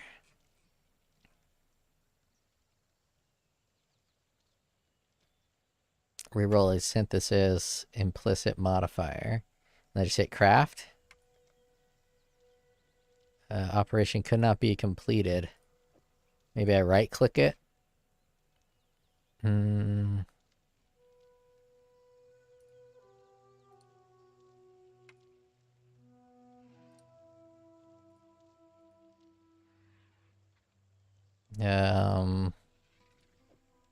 I go find him in the menagerie? I'll do that later. Let me reroll this motherfucking cold damage support real quick. Let me get Awakened Spell Echo with this. Awakened fucking Spell Echo. Where was it? Just type in gym here. Oh, never mind. I thought I had another. I just have the increase the level of Awakened Gym by 1. God damn it. Oh well. Let's level this up. And let us go to inside the menagerie. Wait, let me get the name of that cock dick fuck.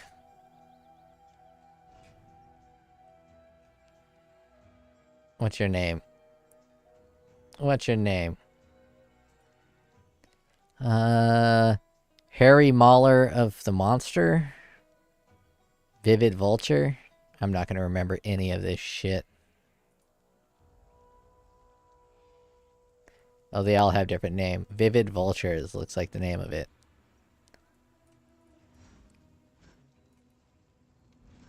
Iron Rider 63 said 0.6 divine for gem reroll.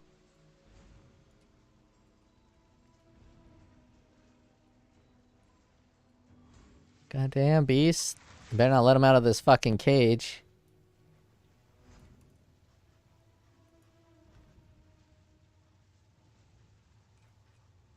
Maybe I can do it like this.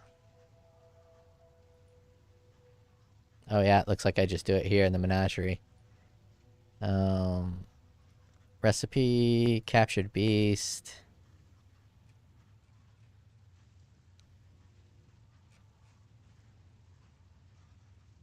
Oh, there's a lot of beast. And I've already forgot it. Already forgot it. Is it you? Yeah, it's you. There we go.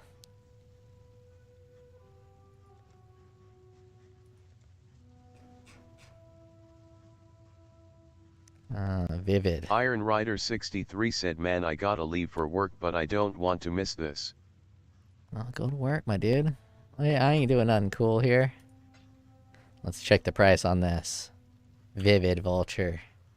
Oh, damn. You weren't joking. Let's make some fucking cash.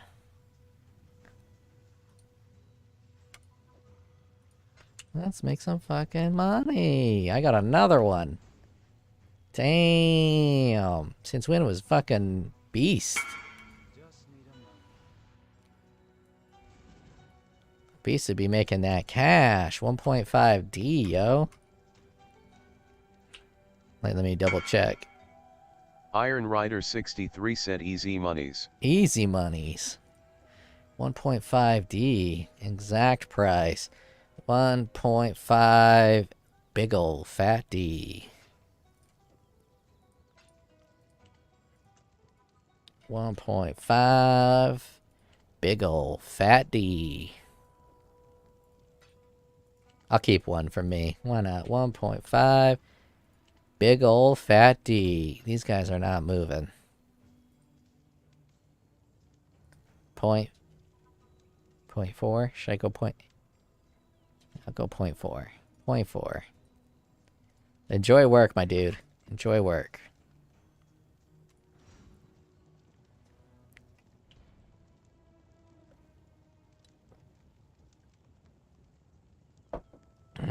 Iron Rider 63 said, yeah, see ya. See ya, my dude. I mean, I don't know how much you can enjoy work. But yeah, enjoy it the best you can. Know that you're getting money. Getting money. Let's do some layers here.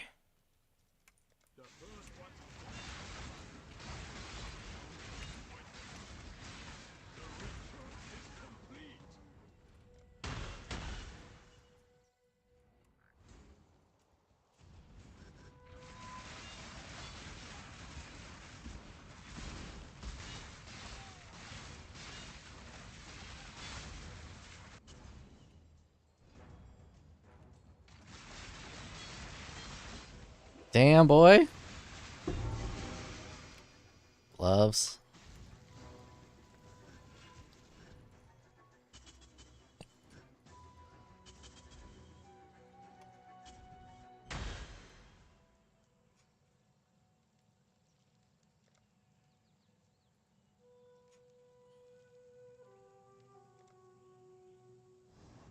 I don't know what's going on. Obviously, I'm not reading something properly. Oh, I need to do the one above it.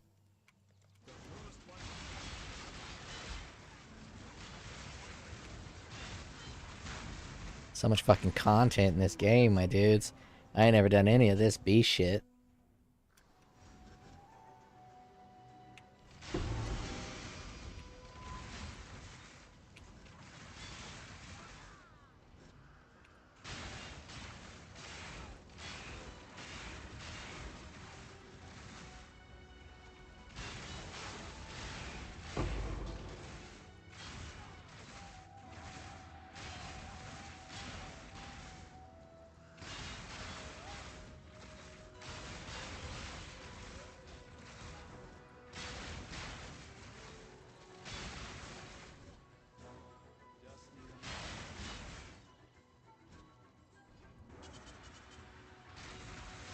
Dino DNA.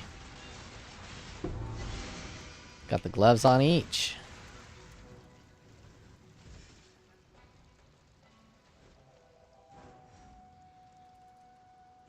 What the hell? Let me out of here. The last one gave me a portal. I think I just fuck a portal. What else I got? Oh, I got another. I'll run another.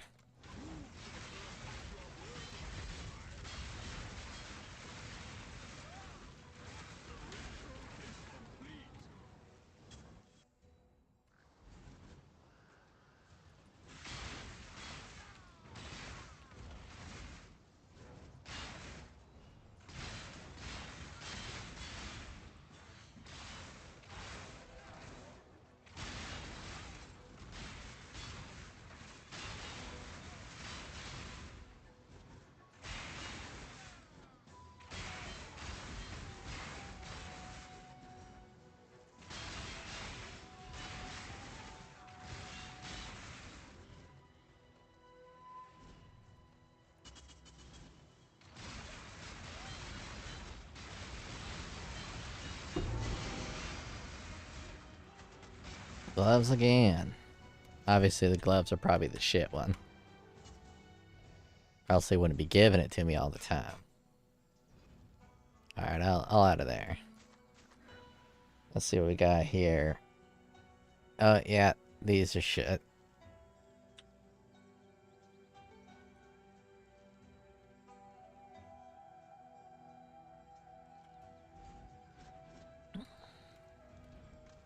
Which one to use better?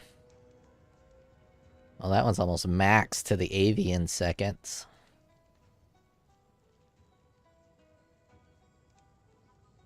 Dog shit life. Minimum lightning. Maximum cold. I'll keep this just in case I get some to like re-roll it. What about you? You any good? I do need to build a build that's all the fucking spider. Full cosplay of the spider set. Alright, my dudes. My thumb can't handle no more. I didn't make any profit yet. But, I'm gonna bounce out. I will check you all later. It's all a little, 9-hour stream, I think? He has a stream time on it. Oh. That's what I'm talking about.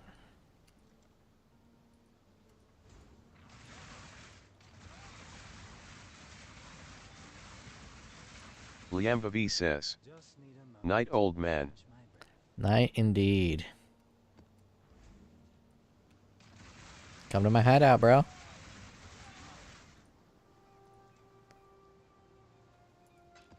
Mia Pei says, "Good night, bro." Good night. I'm not gonna quite go to sleep, but I am gonna give my thumb a break. I'll show you guys the wear and tear my mouse has in Discord from my pinky, because I squeeze my mouse with my pinky and thumb like a claw. My mouse is only a couple years old, but my pinky is bore into my mouse. It's kind of silly. I'll put that on Discord in just a minute.